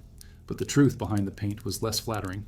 Philip presided over a Spain that was crumbling, its once invincible armies defeated, its vast empire sinking into debt, its court drowning in corruption and excess. And when he died in September 1665, the state of his body mirrored the state of his kingdom, bloated, decayed, and unable to hide the rot beneath the gilding. His funeral, meant to project the eternal majesty of Spanish monarchy, instead became a grotesque tableau of decline, remembered not for pomp, but for the overwhelming stench of a king falling apart before he reached the grave. Philip had suffered for years from dropsy, that old-fashioned term for what we now know as severe fluid retention. His body was swollen, his legs distended, his abdomen grotesquely enlarged. Courtiers whispered that the king, who once rode proudly at parades, now resembled a barrel wrapped in silk. When death came, it did not arrive gently but brutally, leaving behind a corpse so distended that the embalmers could barely cope. The moment they cut into him, the body released such gases and fluids that some attendants nearly fainted. Instead of slowing decay, the embalming accelerated it. The king, who had lived in perfumed palaces, quickly became unbearable to be near, his body reeking through the corridors of the royal Alcazar of Madrid. And yet, tradition demanded spectacle. The Habsburgs were masters of ritual. Death was never private, but public theater. A way to remind subjects that monarchy was eternal, even as individual kings died. So Philip's swollen, stinking body was dressed in regal robes and placed in a coffin surrounded by candles and incense. Courtiers, clergy, and foreign ambassadors were expected to pay their respects. Imagine the scene, a chamber heavy with the scent of rotting flesh, disguised poorly by clouds of incense, the whispers of horrified courtiers mingling with prayers. Some bowed out of duty while holding perfumed cloths to their faces. Others fled quickly, muttering excuses. The body of the king had become less an object of reverence than an ordeal to endure. The funeral procession through Madrid should have been a moment of awe, yet it was colored by dread. Soldiers marched with banners, choirs sang solemn hymns, bells tolled. But among the crowds, people whispered about the smell, about how the coffin seemed to leak, about how the king's flesh was already turning black. Children made faces, vendors mocked quietly, and even the pious struggled to believe that this spectacle was sacred. The irony was sharp. Philip had spent his life clinging to ceremony as a shield for monarchy, yet now ceremony itself had become absurd, a parody of dignity dragged along by horses through the city streets. By the time the cortege reached the monastery of El Escorial, the royal mausoleum of Spain, the situation was even worse. The long journey, combined with the heat and the poor sealing of the coffin, had intensified the decay. Monks tasked with receiving the body recoiled at the odor. Some chronicles suggest that fluids had seeped from the coffin onto the draperies, staining the black velvet with grotesque patches. Candles flickered as priests swung censers frantically, but no amount of ritual could cover the reality. The King of Spain had arrived not as a majestic ruler, but as a foul burden. Inside El Escorial, the juxtaposition was almost unbearable. The austere grandeur of the monastery, with its vast stone halls and towering altars, contrasted sharply with the decomposing body at its center. The effigy prepared for the funeral showed Philip as serene, noble, eternal, but those who knew what lay inside the coffin whispered that it was a lie. The distance between the image and the reality was too great, and in that gap, monarchy itself seemed hollow. Spain was still wrapped in banners, prayers, and marble, but at its heart was a corpse that refused to cooperate. It is difficult not to see the symbolic weight of this funeral. Philip IV had presided over a Spain that clung to ritual while losing real power. The empire stretched across the globe, yet bankruptcy haunted the treasury. Magnificent paintings and palaces masked the slow collapse of influence. And here, in his funeral, the same story played out. Grandeur on the surface, rot beneath. His body became a metaphor for the kingdom itself. The courtiers who gagged at the odor might just as well have gagged at the corruption and incompetence that had defined his reign. There is even a dark comedy in the details. Imagine the ambassadors from foreign courts, forced to stand solemnly while trying not to choke. Imagine the monks at El Escorial, trained in ascetic discipline, secretly holding their robes to their noses. Imagine the heralds reciting Philip's endless titles, King of Castile, of Leon, of Aragon, of Naples, of Sicily, of the Indies, while in reality the body beneath those titles was falling apart faster than the empire they represented. It is theater at its most grotesque, a play in which the props collapse before the audience's eyes. For the people of Spain, the funeral left a bitter memory. Philip had not been universally hated. Some admired his patronage of the arts, his piety, his attempts to maintain dignity in decline, but his death stripped away the last illusions. The empire's decline was no longer an abstract political fact, but a smell in the air, a sight of velvet stained with rot. Funerals are supposed to reassure, to project stability. Instead, this one broadcast weakness, decay, and absurdity. And perhaps that is why Philip IV's funeral lingers in European memory as one of the most grotesque. It was not merely the stench of a rotting king, it was the stench of a decaying empire. The Habsburgs had built their power on ritual and grandeur, but here was proof that no ritual could preserve what was already collapsing. The coffin that leaked fluids onto velvet was more honest than any sermon. It told Spain that glory fades, that power rots, that even kings cannot escape the humiliation of their own bodies. As the coffin was finally lowered into the crypt at El Escorial, among the bones of kings and emperors, one imagines a heavy silence. Priests chanted, candles flickered, banners drooped. Yet the memory that lingered was not the chant, not the candlelight, not the marble. It was the smell, the grotesque evidence that even monarchs are flesh. And for those who left the monastery that day, the thought must have been inescapable. If Spain's king could rot so quickly, perhaps Spain itself was not far behind. Charles VI, Holy Roman Emperor, was a man who lived in the shadow of dynastic desperation. His reign from 1711 to 1740 was consumed by one question: who would inherit the Habsburg Empire? He spent decades drafting treaties, arranging marriages, and issuing decrees to secure the succession of his daughter, Maria Theresa. Yet while politics obsessed him in life, his death in October 1740 brought a different kind of drama, one no treaty could control. His funeral in Vienna, intended to display the majesty of the Habsburgs, became a scene of chaos, fear, and grotesque symbolism, as if the empire itself wanted to laugh bitterly at its master's last performance. The emperor died after eating a plate of mushrooms, rumored to have been poisonous. Some said it was divine irony that a ruler who had survived wars, intrigues, and endless negotiations was undone by something as humble as fungi. His body, already weakened by years of illness and indulgence, quickly deteriorated. The embalming was rushed, performed in the Hofburg Palace, and courtiers soon complained of the overpowering odor that filled the halls. For a dynasty obsessed with ritual and appearances, this was a disaster. Incense burners were lit constantly, but the smell clung stubbornly, seeping into velvet drapes and gilded furniture. The emperor's body, like his empire, was proving impossible to preserve. When the day of the funeral arrived, Vienna prepared for spectacle. Habsburg funerals were not merely ceremonies, they were grand operas of death, designed to remind the world of dynastic continuity. Streets were lined with black draperies, thousands of torches lit the night, choirs rehearsed solemn chants. But beneath the surface, whispers circulated. The body was unstable, the coffin unreliable, and everyone feared some disaster. These fears proved prophetic. As the procession moved toward the imperial crypt of the Capuchin Church, the sheer weight of the coffin became a problem. Charles VI, like many monarchs of his age, had grown large in later years, and the lead-lined coffin strained the shoulders of the pallbearers. At one point, they stumbled, and the cortege nearly descended into farce. Courtiers gasped, priests froze, and guards rushed to steady the load. Some claimed they heard ominous creaks from within, as if the coffin itself might burst. In a city obsessed with omens, this stumble was taken as a dire sign. The empire was faltering even in its funeral procession. Inside the Capuchin Church, the most famous moment of the ritual unfolded. As tradition dictated, the coffin was brought to the great doors of the crypt, and a herald knocked. From within, a friar demanded, "Who seeks entry?" The herald replied with the emperor's full litany of titles: King of Germany, Hungary, Bohemia, Archduke of Austria, ruler of countless dominions. The friar answered coldly, "We know him not." The herald knocked again, offering a shortened list of honors. Again the reply, "We know him not." Finally, the herald said simply, "A poor mortal and a sinful man." Only then did the friar open the doors. This ritual, meant to humble even emperors in the face of death, carried a bitter irony. For Charles, who had spent his life inflating his power with endless titles, the reduction to a poor mortal seemed more mocking than humbling. But what happened inside was worse. During the elaborate ceremony, with hundreds of candles burning in the packed church, the heat and smoke became suffocating. Wax dripped, torches sputtered, and the air grew thick. Some accounts describe how draperies caught fire, spreading panic among the mourners. Priests scrambled, courtiers stumbled, and the smell of smoke mingled with the stench of the emperor's poorly embalmed body. For a moment, chaos reigned in the house of God, and it seemed that the Habsburgs themselves might burn along with their emperor. The flames were eventually contained, but the impression remained. Even in death, Charles VI brought turmoil. The body was finally lowered into the crypt, but not without further indignities.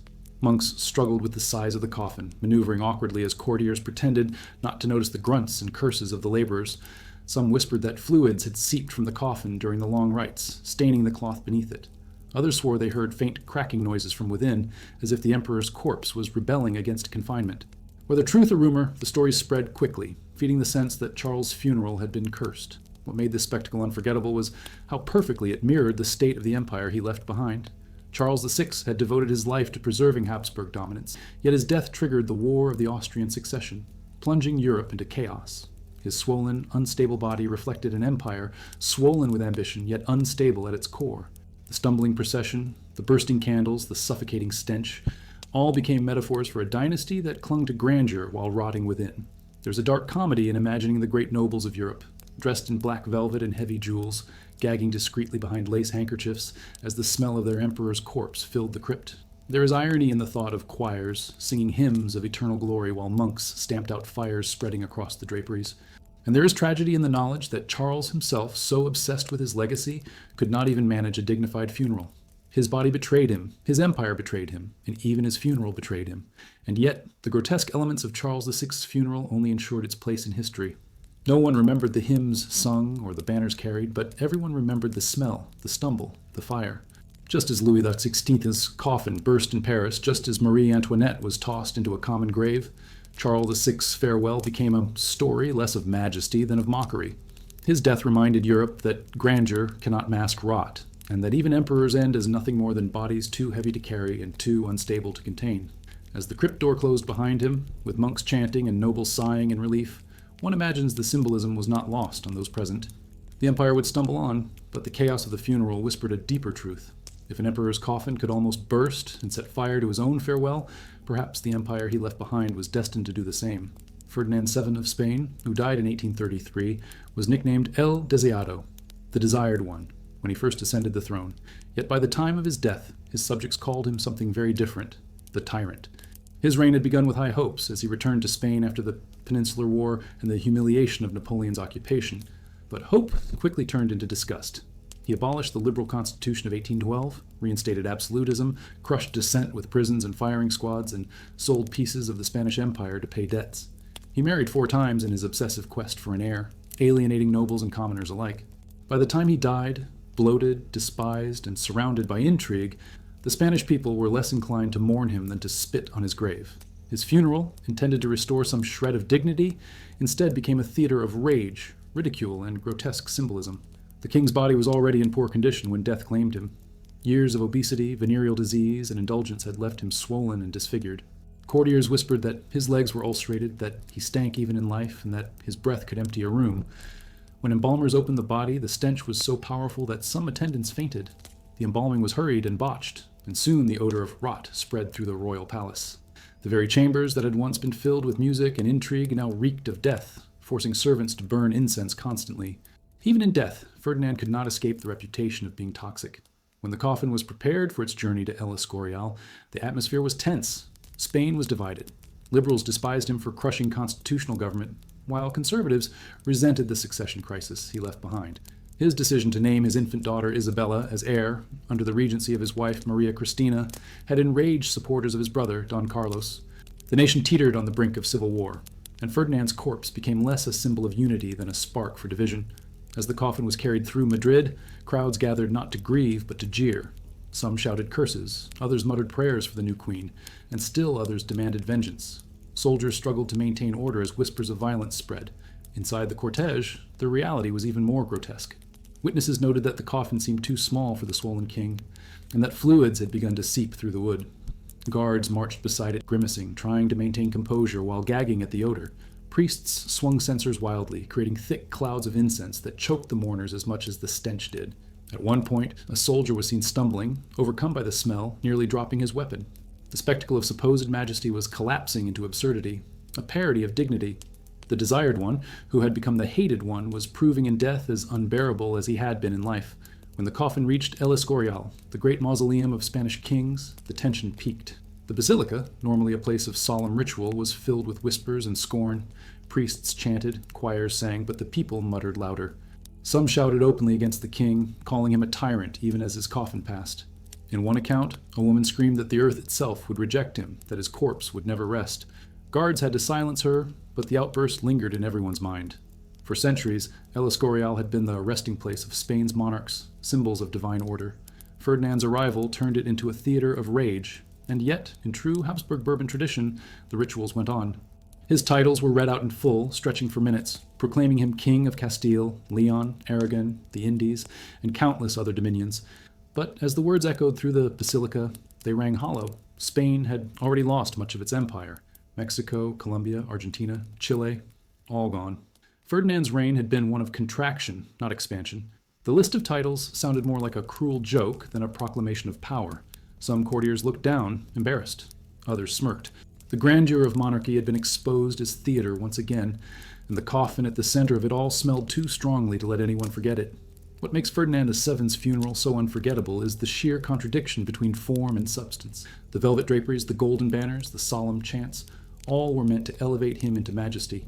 Yet the people remembered the smell, the jeers, the curses shouted at his coffin. The funeral did not heal Spain's divisions, but deepened them. Within months, the country was plunged into the First Carlist War, as factions fought over the succession. In a grim sense, Ferdinand's corpse was the opening act of the Civil War, a bloated symbol of tyranny lowering into the crypt while soldiers prepared to kill each other above ground. There's a dark comedy in imagining the scene.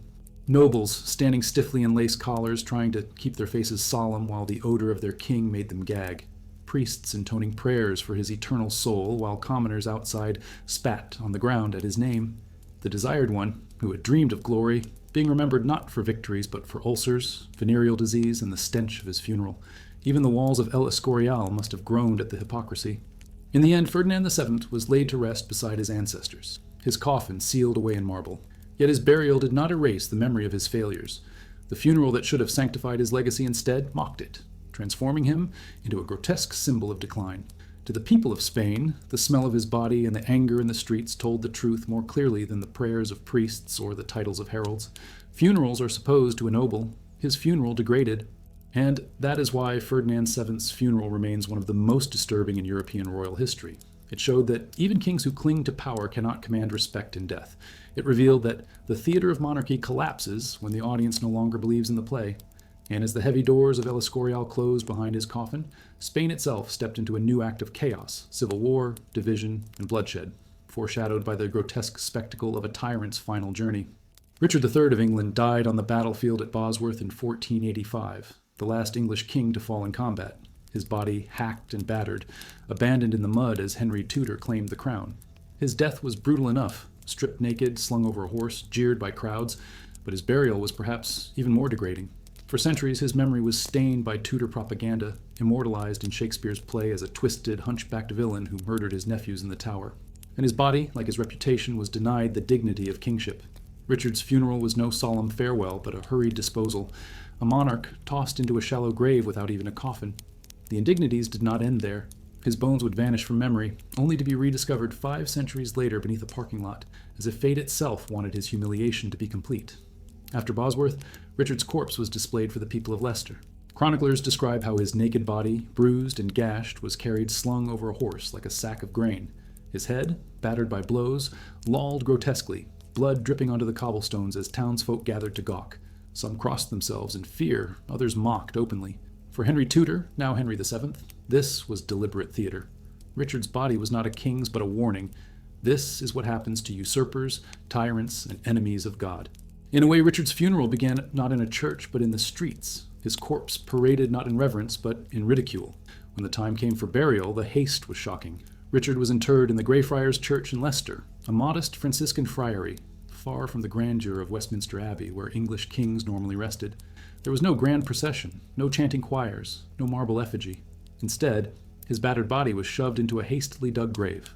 Archaeologists who uncovered it centuries later found the skeleton crammed into a shallow pit, with no shroud, no coffin, not even properly aligned within the grave.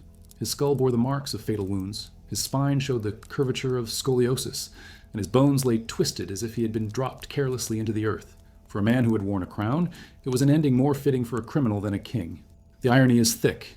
Richard had once carefully planned magnificent tombs for himself and his family, commissioning artists and architects to design resting places that would project Tudor-style majesty. Instead, He was forgotten beneath a friary that would eventually crumble, its stones looted, its site paved over. By the 17th century, the exact location of his grave was lost. Legends grew that his bones had been dug up and thrown into the River Soar or scattered by angry townsfolk. Shakespeare's play cemented the idea that he was a villain unworthy of a tomb. For centuries, his funeral became a metaphor for disgrace, a king erased not only from the throne but from the earth. And then, in the most extraordinary twist, his story resurfaced in the 21st century. In 2012, archaeologists digging beneath a council car park in Leicester made a shocking discovery. A skeleton with battle wounds, scoliosis of the spine, and injuries consistent with accounts of Richard's death. DNA testing confirmed the identity. The parking lot king had been found. His shallow grave, so carelessly dug, became an archaeological treasure, rewriting history. The discovery revealed in stark detail the indignity of his burial, the twisted position, the absence of a coffin, the signs of humiliation. Richard had been dumped, not buried. The rediscovery reignited debate about his legacy. Was he truly the child-murdering tyrant of legend, or a victim of Tudor propaganda? His bones told part of the story, the violent blows to the skull, the cuts to the body even after death, the evidence that his corpse had been desecrated. One injury suggested a blade had pierced his buttocks, an act of deliberate humiliation inflicted after death. Even in burial, Richard was mocked. His funeral had been less about honoring the dead than erasing them, turning his body into a canvas of political revenge. In 2015, Richard III was finally given the funeral he had been denied. His remains were reburied in Leicester Cathedral with full pomp, choirs, processions, solemn prayers, even a hearse drawn by horses through the streets.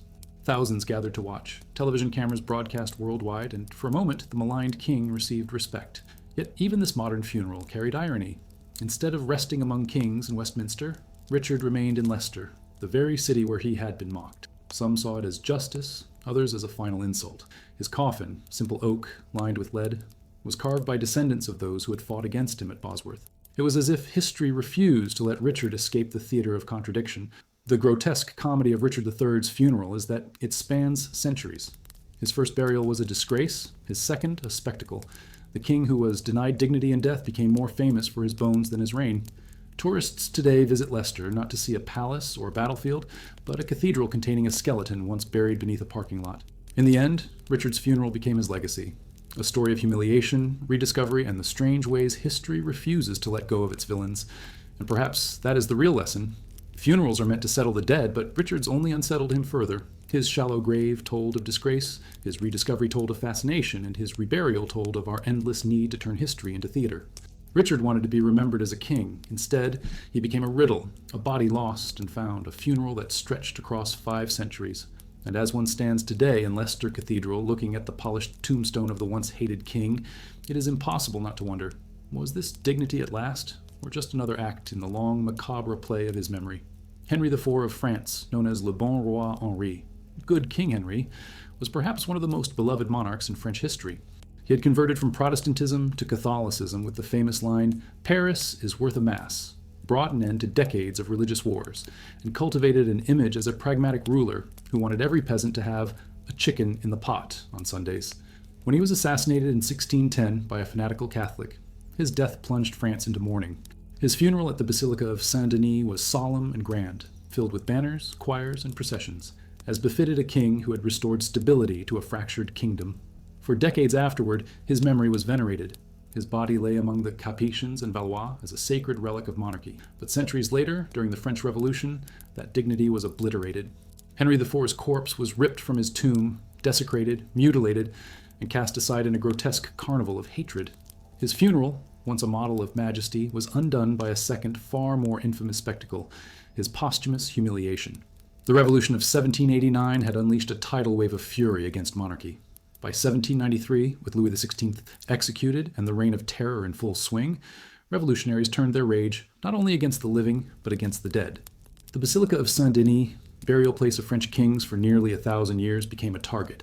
The royal necropolis was no longer seen as a sacred site, but as a festering symbol of tyranny.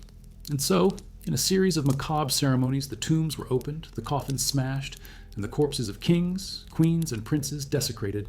Among them was Henry IV. When his coffin was pried open, the sight stunned even hardened revolutionaries. Unlike many of the other royal bodies, which had decayed into bones and dust, Henry IV's corpse was remarkably well preserved. His features were still recognizable, the beard that had been so iconic, the face that contemporaries had loved.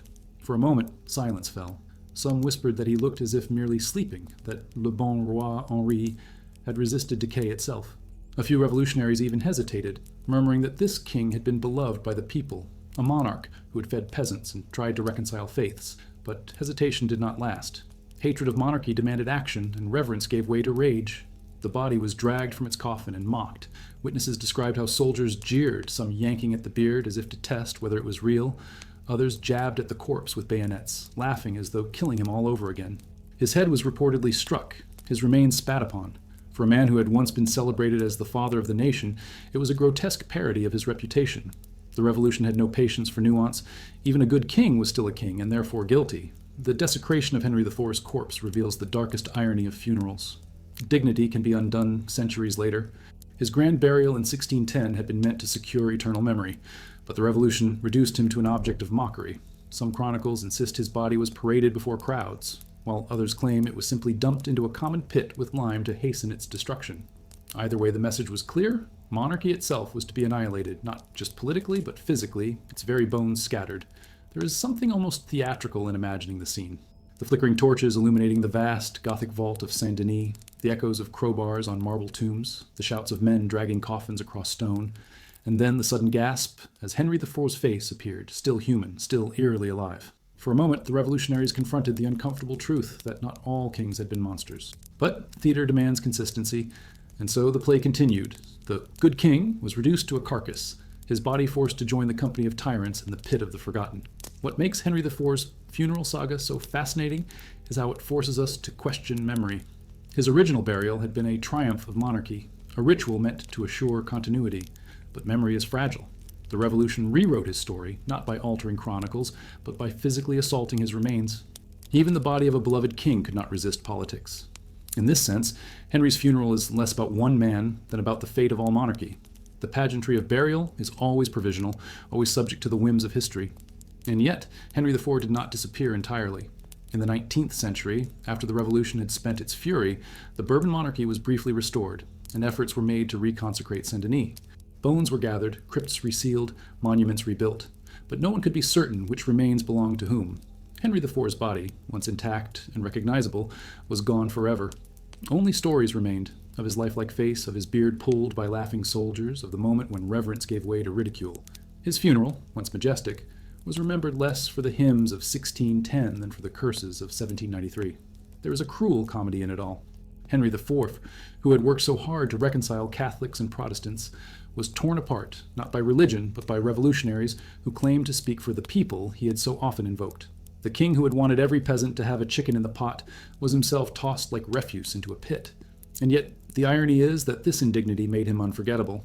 His funeral became not just one story, but two: the grand farewell of a beloved monarch, and the grotesque desecration of a corpse centuries later. One cannot tell his history without both. As visitors walk through Saint-Denis today, they see reconstructed tombs, polished marble, solemn silence. But beneath the stones lies the memory of that chaos, of corpses dragged and dumped, of Henry IV's beard torn by angry hands. His funeral reminds us that dignity in death is never guaranteed, that the dead are never entirely safe from the living, and that even a good king can be transformed into a grotesque spectacle by the winds of history. And as the revolutionaries sealed the pit with lime and dust, one imagines them smiling grimly, certain they had erased monarchy forever. Yet, in doing so, they gave Henry IV a second, darker immortality. Louis XVI of France went to the guillotine on a cold January morning in 1793, the first and only French king to be executed by his own people in a public square. He had once reigned over the most glittering court in Europe, presiding at Versailles, among chandeliers and gilded mirrors, yet in death there was no grandeur, no solemnity, only the stark efficiency of a blade falling in front of a jeering crowd. His funeral, or what passed for one, was perhaps the most humiliating of any French monarch, not because of what was done, but because of what was denied. For Louis XVI, there was no procession through Paris, no solemn hymns at Saint-Denis, no marble tomb among the Bourbon kings. Instead, his body was hurried into a crude grave, dumped with quicklime to hasten decomposition, buried under anonymity and silence. His farewell was not majesty, but erasure. The execution itself was already a grotesque parody of royal ritual. The guillotine, that modern machine of death, was erected in the Place de la Révolution, not far from where statues of his ancestors had once stood. Louis was dressed in a plain white shirt, his hair cropped, denied the trappings of monarchy. He tried to speak to the crowd, declaring his innocence and asking forgiveness. But the drums rolled loudly to drown his words. Then the blade fell, clean and efficient, severing centuries of monarchy in one stroke. The crowd roared, some in triumph, others in horror, as the executioner held up the severed head. Blood dripped onto the platform, staining the boards red. For a king whose coronation had been staged as a sacred sacrament, his death was staged as a spectacle of equality, no different from the thousands of commoners who would follow him to the guillotine. But what followed was perhaps more shocking than the execution. His body, still warm, was placed in a rough wooden coffin with little ceremony. There was no embalming, no royal effigy, no litany of titles read aloud. Instead, the cart carrying the coffin rattled over cobblestones toward the Madeleine Cemetery, escorted by a small detachment of guards. Paris, which had once lined the streets for his processions in gilded carriages, now offered only silence and muttering as the body of its king passed by in a simple pine box. Some onlookers spat, others made the sign of the cross, but the atmosphere was one of grim practicality. The man who had been Louis, by the grace of God, King of France and Navarre, was now just another cadaver to be disposed of. At the cemetery, the indignity deepened. A pit had been dug hastily, not in consecrated ground for royalty, but in the common earth of a city graveyard. Quicklime was poured over the body to hasten decomposition and prevent relic-seeking by royalists. The odor of the lime, acrid and sharp, mixed with the winter air as the coffin was lowered. There was no choir, no crown laid on the bier, no carved tomb. The King of France was buried as though he were a criminal, his final resting place marked only by soil that would later be covered and forgotten. Even the grave itself was designed to erase him, not preserve him. This was not mere practicality, it was symbolic. The revolution sought to annihilate monarchy not just in life, but in memory. By denying Louis XVI the rituals of kingship, the new regime made a statement. The age of kings was over. Yet ironically, this attempt at erasure gave his funeral a kind of grotesque immortality. Few monarchs are remembered so vividly for what was denied them. The absence of ceremony became the ceremony itself. The silence became louder than any hymn. There's a bitter comedy in the contrast. Think of the coronation of 1775, when Louis had knelt in Reims Cathedral as holy oil was applied to his head, a ritual believed to confer divine right. The cathedral bells had rung, the choirs had soared, nobles had bowed. And now, less than 2 decades later, the same head was severed and thrown into a wooden box, lowered into an unmarked pit. The arc of his reign, from divine grandeur to anonymous burial, was so extreme it bordered on absurdity. For years, his grave remained forgotten, lost beneath the expanding city. Only in 1815, after the Bourbon Restoration, did efforts begin to locate his remains. By then, the Madeleine Cemetery had been closed and built over, the ground disturbed by countless other burials. When workers finally uncovered a pit containing lime-covered bones, the discovery was declared to be those of Louis XVI and Marie Antoinette, who had been executed 9 months after him and buried nearby in similar fashion. Their remains were transferred to the Basilica of Saint-Denis, reinterred with royal honors among their ancestors. The ceremony was solemn, grand, and belated. Yet even then, some whispered doubts remained. Were these truly their bones, or had history once again played a trick? What is certain is that the memory of Louis XVI's funeral, or lack thereof, endured as one of the most grotesque episodes of the Revolution. It was not the violence of the guillotine that haunted people most, but the silence of the burial. For monarchists, it was sacrilege, a king buried like a dog. For revolutionaries, it was justice, a tyrant erased. For later generations, it became a symbol of the fragility of power. No matter how many crowns or titles a king might wear, in the end, he could be lowered into the earth in a pine box, forgotten beneath the feet of the very people who had once bowed before him. And perhaps that is why Louis XVI's funeral, or rather his absence of one, is remembered so vividly. It forces us to confront the uncomfortable truth that funerals are as political as they are religious. They are not only about the dead, but about what the living want to say about them. In 1793, the living wanted to say that monarchy was finished, that Louis XVI would have no tomb, no hymn, no marble effigy, and so they buried him in silence, hoping to bury the very idea of kingship with him. As the quicklime hissed in the cold Parisian air and the pit was covered, the revolutionaries walked away satisfied. They had erased a king, but history had other ideas, for in denying him a funeral, they created one of the most infamous funerary episodes in Europe, a story that still compels us centuries later. And as the doors of Saint-Denis later received his bones under restored monarchy, the irony lingered. The king who was denied majesty and death became immortal through humiliation. Marie Antoinette's death on October 16, 1793, was the climax of years of vilification. For her enemies, she was not merely a queen, but the embodiment of everything rotten in the monarchy: frivolity, extravagance, and disdain for the common people. They called her Madame Deficit, mocked her Austrian birth, and accused her of everything from orgies in Versailles to conspiring with foreign powers. By the time she mounted the guillotine in the Place de la Révolution, 9 months after the execution of her husband, Louis XVI, the public did not see a woman. They saw a symbol, and they wanted that symbol erased. Yet even in her final moments, she carried herself with a dignity that surprised many.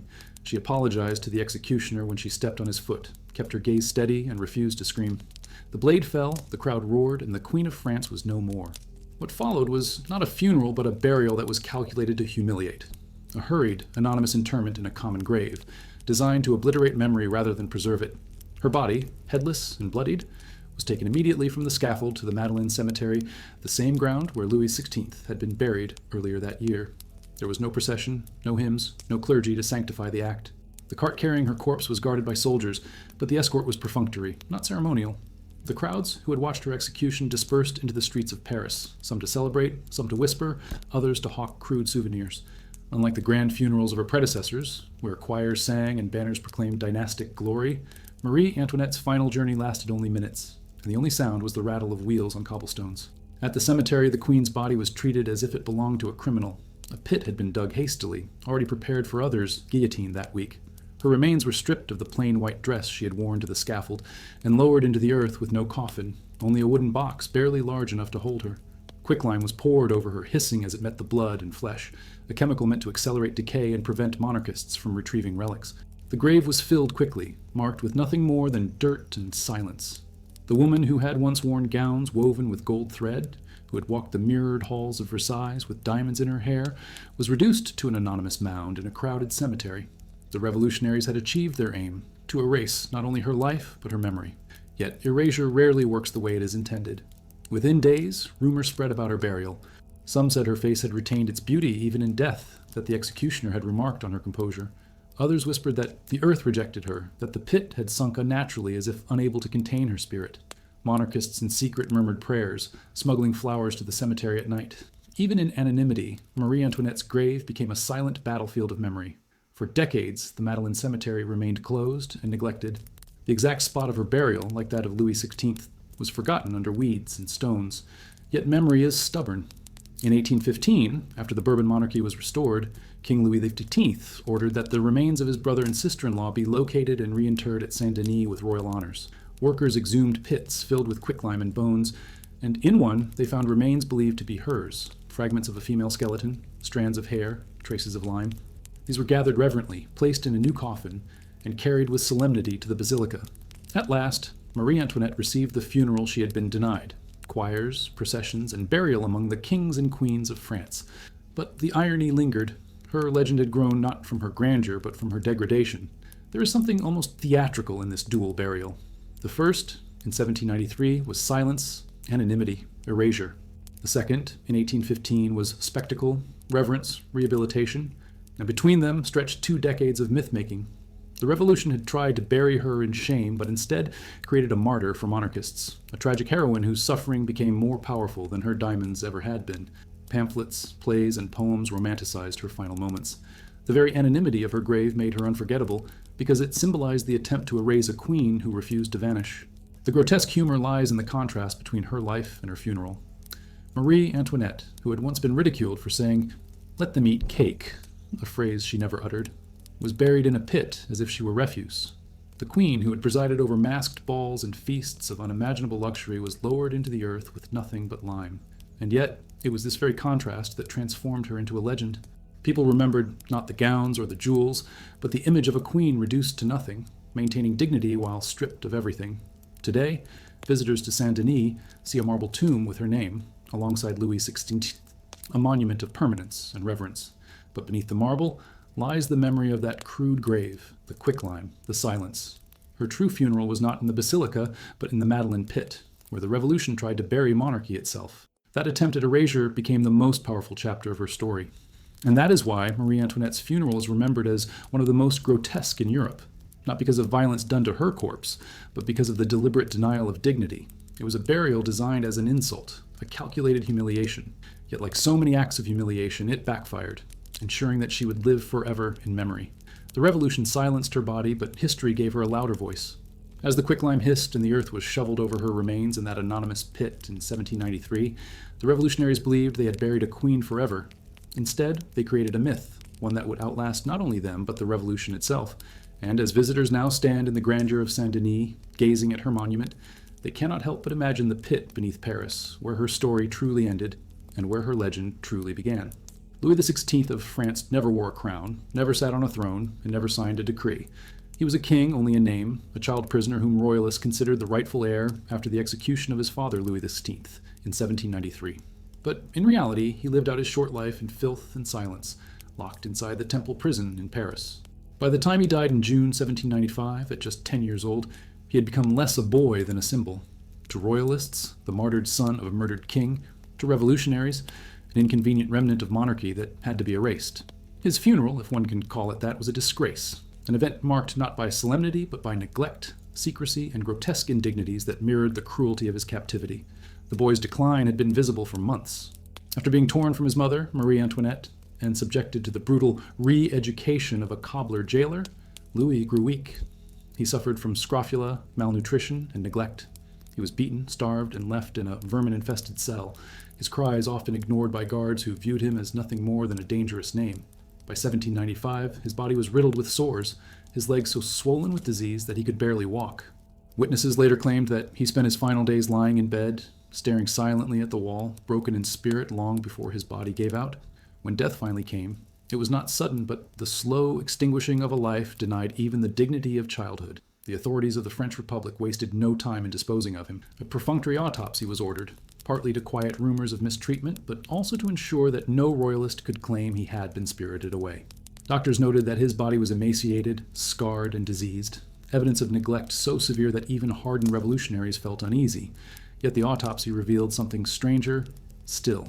His heart was removed and preserved, a bizarre relic that would take on a life of its own in history. For the moment, though, the corpse was stuffed into a wooden coffin and prepared for burial without ceremony. On the evening of June 10th, the body of the child who should have been king was carried in secret to the Sainte Marguerite Cemetery in Paris. No grand cortege, no tolling bells, no procession of nobles. Instead, 2 guards, a priest, and a gravedigger were present. The coffin was lowered into a common grave, indistinguishable from those of criminals, paupers, and plague victims. Quicklime was thrown over it to accelerate decomposition, erasing any trace that might later be used to honor him. There was no marker, no prayer beyond a hurried blessing, no acknowledgement that this was the son of Louis XVI and Marie Antoinette. A child king vanished into anonymity, as if he had never existed at all. The grotesque irony is that the revolution, in trying to obliterate him, only deepened his legend. Rumors spread almost immediately that the boy buried in Sainte Marguerite was not Louis XVII, but a substitute, that the real prince had been smuggled out and would one day return. Dozens of impostors appeared in the years that followed, men claiming to be the lost Dauphin, each with a story of miraculous escape. These pretenders caused headaches for monarchists and Republicans alike, and their very existence kept the memory of the child alive. The lack of a proper funeral became the seed of endless conspiracy theories.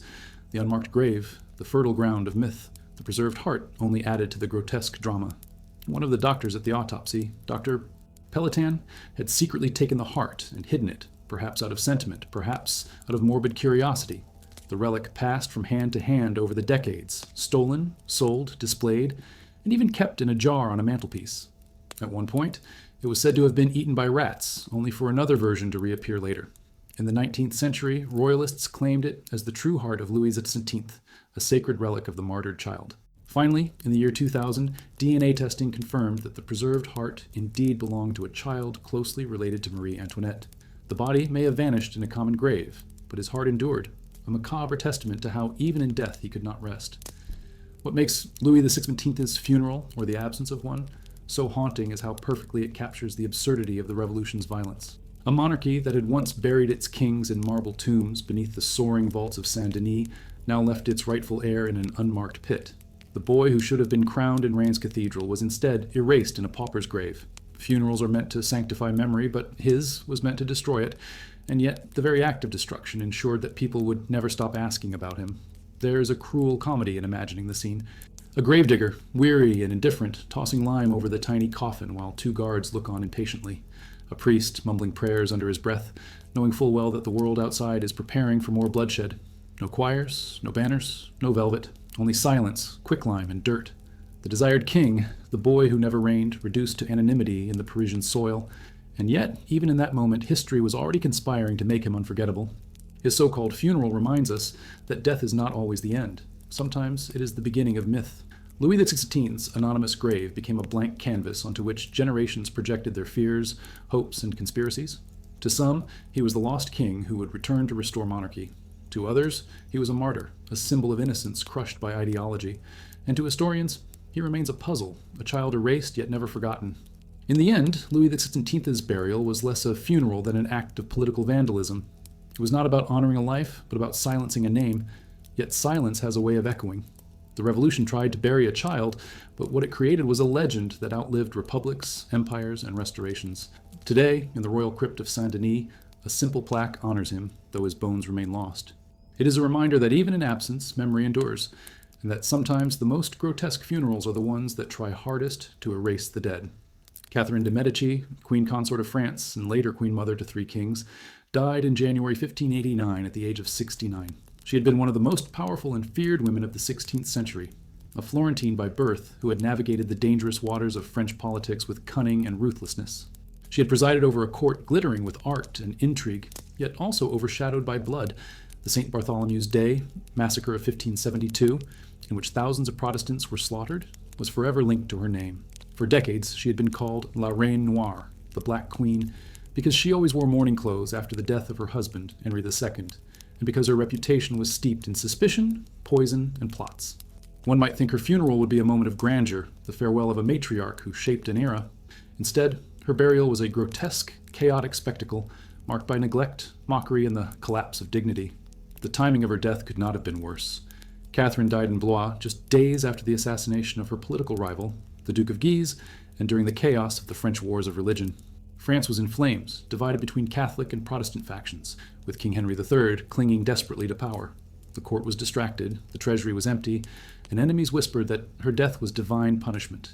Her body, already weakened by years of illness, began to decompose rapidly. Embalming was attempted, but badly. Chroniclers describe how the smell soon filled the halls of Blois, so foul that courtiers covered their noses with perfumed handkerchiefs and hurried past the chamber where her remains lay. For a queen who had once orchestrated elaborate pageantry, her death became an embarrassment her court barely wished to acknowledge. Her funeral procession, such as it was, reflected this neglect. Catherine should have been taken with full honors to Saint-Denis, the burial place of French monarchs. Instead, political turmoil and lack of funds forced a makeshift arrangement. Her coffin was transported slowly and without grandeur, sometimes delayed for days because soldiers and peasants refused to yield the roads. At points, her cortege was even jeered by bystanders who spat and shouted insults at the passing coffin. "The poisoner is dead," some cried, repeating the rumor that she had murdered rivals with Italian potions. In life, she had controlled narratives. In death, the narrative controlled her. When the body finally reached Blois Cathedral, it was received with little solemnity. Priests muttered perfunctory prayers, but the atmosphere was heavy with disdain. The smell was unbearable, and reports say that candles barely masked it. Some courtiers even avoided the service entirely, unwilling to be near the coffin. The queen, who had spent her life ensuring that her children sat on the throne of France, was now abandoned in death, her funeral attended with more contempt than reverence. One chronicler observed that her coffin seemed more like the burial of a criminal than that of a queen. But the true indignity was yet to come. Catherine was never laid to rest at Saint-Denis, at least not immediately. Because of the instability of the kingdom and the hostility surrounding her name, her body was left temporarily at Blois. Weeks turned into months and months into years. The corpse of the Queen Mother lay neglected, at times reportedly moved from place to place, a burden rather than a relic. For a time it was kept in a convent, far from the grand necropolis of French royalty. The irony could not have been greater. The woman who had commanded armies, manipulated marriages across Europe, and played kings against each other was left without even the certainty of a grave. When she was finally interred at Saint-Denis, the ceremony was subdued, stripped of grandeur. There was no outpouring of grief, no elaborate monuments unveiled. Instead, her body was quietly placed near her husband, Henry II, though even that resting place would not last. During the French Revolution, her tomb, like so many others at Saint-Denis, was desecrated. Revolutionaries broke open the coffins, threw bodies into pits, and scattered bones. Catherine's remains, already degraded by years of neglect, were dumped with those of other monarchs into mass graves filled with lime. For a woman who had spent her life obsessed with legacy, the final humiliation was complete. What makes Catherine's funeral so grotesque is the way it reflected the very contradictions of her life. She had been feared, yet in death she was mocked. she had been powerful, yet in death she was powerless. She had built her image on control, yet her burial was chaos. And in the end, her reputation endured not through the grandeur of her funeral, but through the scandal of it. People remembered the stench, the delays, the jeers of bystanders, and the neglect of her corpse. Her funeral became part of the legend of the Black Queen, a woman who haunted France in life and whose death only deepened the sense of unease. There is even a cruel comedy in imagining the scene. The Queen, who had once dined on delicacies from Italy, whose court had been filled with astrologers and perfumers, now stank so badly that courtiers gagged. The woman who had orchestrated weddings that reshaped Europe now traveled the roads of France in a coffin jeered by peasants. The Black Queen, always shrouded in mystery, ended up shrouded only in neglect. The absurdity of power is laid bare. Even the most feared rulers can be reduced to rotting burdens when fortune turns. Yet her grotesque funeral also ensured her immortality. Had Catherine been buried with dignity, perhaps she would be remembered merely as a queen mother, another figure in the dynastic line. Instead, the scandal of her burial became part of her myth, inseparable from the stories of poison and massacre. Her funeral did not erase her. It carved her deeper into memory. Even now, when we think of Catherine de' Medici, we think not only of her black gowns and her political machinations, but also of the ignominy of her neglected corpse, lying unclaimed, unwanted, and finally desecrated. And so, Catherine's funeral endures as one of the most unsettling in royal history. It reminds us that funerals are not only about honoring the dead, but about reflecting the mood of the living. Her cortege was not cheered, but cursed. Her coffin did not reassure, but disgusted. Her grave did not glorify, but humiliated.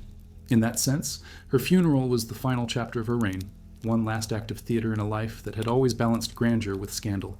And, as her remains were thrown into the revolutionary pits centuries later, one can almost imagine her ghost smiling grimly. For even in death, she refused to be forgotten. Pedro II of Brazil was the kind of monarch who seemed too decent for the role history thrust upon him. Scholarly, gentle, endlessly curious about science and the arts, he reigned for nearly half a century and oversaw the abolition of slavery in Brazil. Yet, in 1889, he was deposed in a bloodless coup, stripped of his throne and sent into exile with nothing but a pension and his books. For a man who had once ruled an empire larger than Europe, his final years were astonishingly humble, lived out in modest apartments and hotel rooms across Europe. When he died in Paris in December 1891, far from Rio de Janeiro and the people who had once adored him, his funeral became a tragic symbol of exile. It was not grotesque in the sense of violence or desecration, but in its pitiful modesty. A monarch buried like a forgotten scholar in a foreign land, his coffin draped not in imperial regalia, but in a threadbare cloak that spoke volumes about dignity lost. The circumstances of his death already set the stage for a melancholy farewell. Pedro had been ill for months, weakened by diabetes and grief over the fall of the monarchy. He lived in the Hotel Bedford in Paris, a small, respectable establishment, but far from the grandeur of palaces. On December 5th, 1891, he suffered a pulmonary complication and passed away quietly in his bed, surrounded not by courtiers and generals, but by a few loyal attendants and his daughter Isabel, the Princess Imperial. The contrast could not have been greater. The man who had been called the Magnanimous was reduced to dying like an anonymous traveler in a rented room. News of his death rippled across Europe and South America. In Brazil, the Republican government hesitated to acknowledge him, fearful that honoring the emperor might spark monarchist nostalgia. In Paris, however, his passing stirred a kind of sorrowful respect.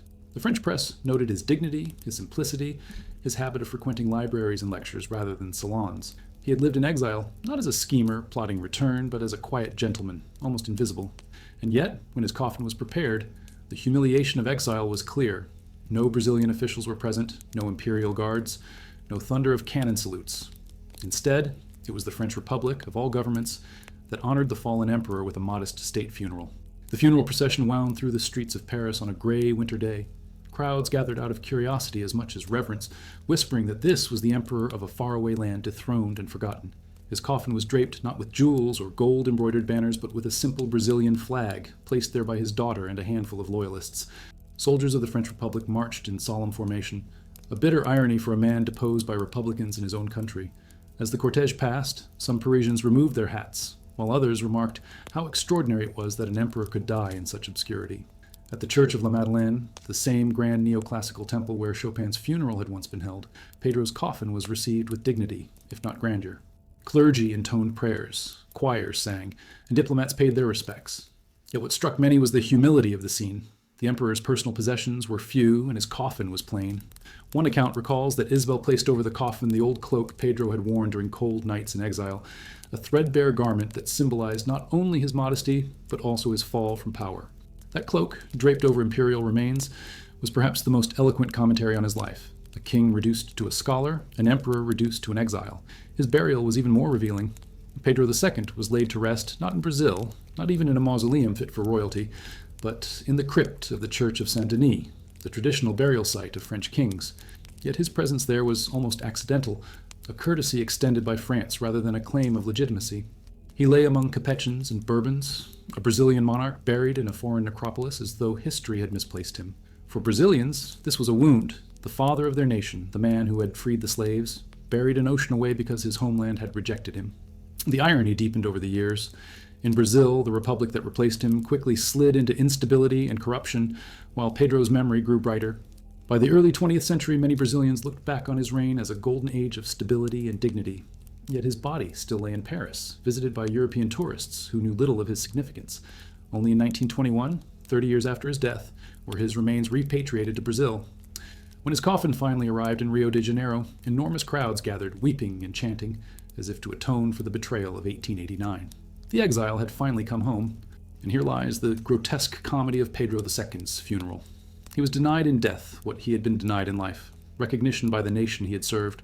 His first funeral was a modest Parisian ceremony, dignified but hollow, attended by strangers rather than subjects.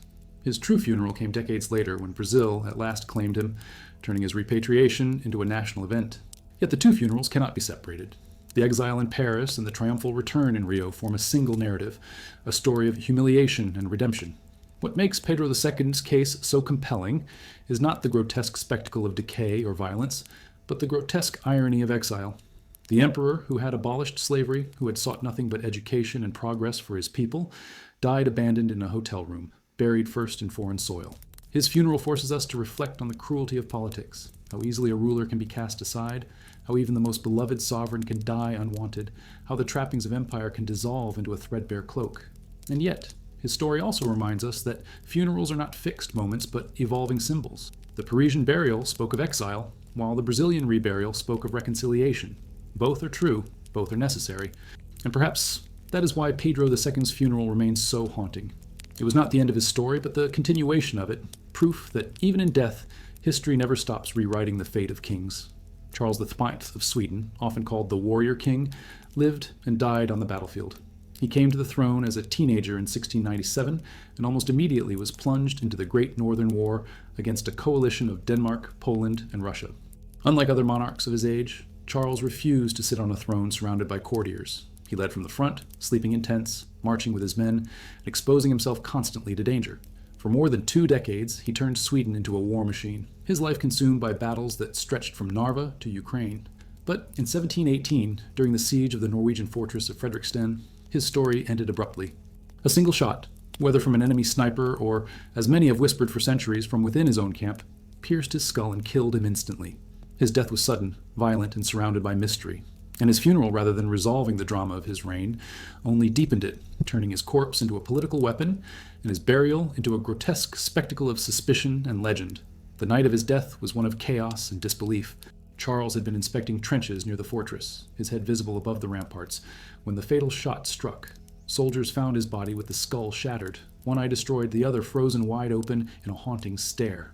The king, who had survived countless battles, sword in hand, had been felled in an instant. His corpse was carried back to camp, and immediately the questions began. Was it the bullet of a Norwegian defender? Or had one of his own men, weary of endless wars and freezing marches, pulled the trigger? Some even claimed the wound was too clean, too precise to be random. From the moment he died, his funeral was destined to be as much about suspicion as about mourning. His body was embalmed, but the process did little to restore dignity. Accounts describe how his corpse, dressed in uniform, seemed stiff and grotesque, his face hardened into a grimace. The embalming was crude by modern standards, and by the time his remains were transported back to Sweden, weeks of winter travel had left them in poor condition. The warrior king, who had marched armies across Europe, now made his final march as a macabre relic, paraded before subjects who gazed not in awe but in unease. When his coffin reached Stockholm, it was displayed for the public. Crowds filed past to view their fallen monarch, and the sight was unsettling. Some chroniclers noted the eerie stillness of his expression, others the visible damage to his skull. For many, the corpse was less a body than a mystery. People whispered, speculated, argued over the angle of the wound. Even in death, Charles V was not allowed to rest. He was a case study, a riddle to be solved, a corpse pressed into service for political agendas. The funeral procession itself was a somber but strange affair. On a cold winter's day, the coffin was carried through Stockholm draped in black cloth, followed by nobles and soldiers. Cannons fired, bells tolled, and hymns were sung, but the atmosphere was not one of reverence. Instead, it was heavy with tension. His wars had drained the kingdom, leaving Sweden bankrupt and weakened. Many of the mourners were secretly relieved that the warrior king was gone, that perhaps peace might finally come, yet in public they had to display grief. The result was a bizarre duality, outward solemnity masking inward exhaustion, a funeral that felt more like an obligation than a farewell. At Riddarholmen Church, where Swedish monarchs were traditionally buried, Charles V was interred in the royal crypt. But even in burial, the unease continued. His body, encased in a lead coffin, was placed alongside his ancestors, yet rumors swirled that his enemies within Sweden had staged his death. The coffin became less a tomb than a container of questions. Was Charles killed by a Norwegian musket ball or by a Swedish conspirator? His funeral sermon spoke of heroism, sacrifice, and divine will, but outside the church, whispers told a different story, that the king had been murdered by his own. Over the centuries, those whispers refused to die. In the 19th century, Charles' coffin was opened, and his skull examined in an attempt to settle the debate. Doctors, scientists, and historians peered at the wound, debated its angle, argued over whether the bullet came from the fortress or from within the Swedish trenches, but no consensus was reached. The warrior king remained an enigma, his funeral forever tied to a question mark. Later, in the early 20th century, the coffin was opened again, fueling even more speculation. The grotesque irony is that Charles XIV has perhaps been studied more in death than in life, his burial site becoming less a place of rest than a crime scene endlessly revisited. There is a dark comedy in this. The king who had dedicated his life to war, who had cared little for comfort or family, found no peace even in death. His funeral was supposed to be a moment of closure, but instead it became the opening act of centuries of conspiracy. His corpse, embalmed and entombed, has been treated like a piece of evidence, pulled from the crypt and scrutinized as if he were not a monarch, but a suspect in his own murder. In trying to honor him, Sweden turned his funeral into a grotesque theater of suspicion, yet that is what keeps his memory alive. Charles V is remembered not only as the boy king who marched to war, but as the corpse with the mysterious hole in his skull. His funeral, far from burying his story, ensured it would live on in whispers, legends, and endless debates.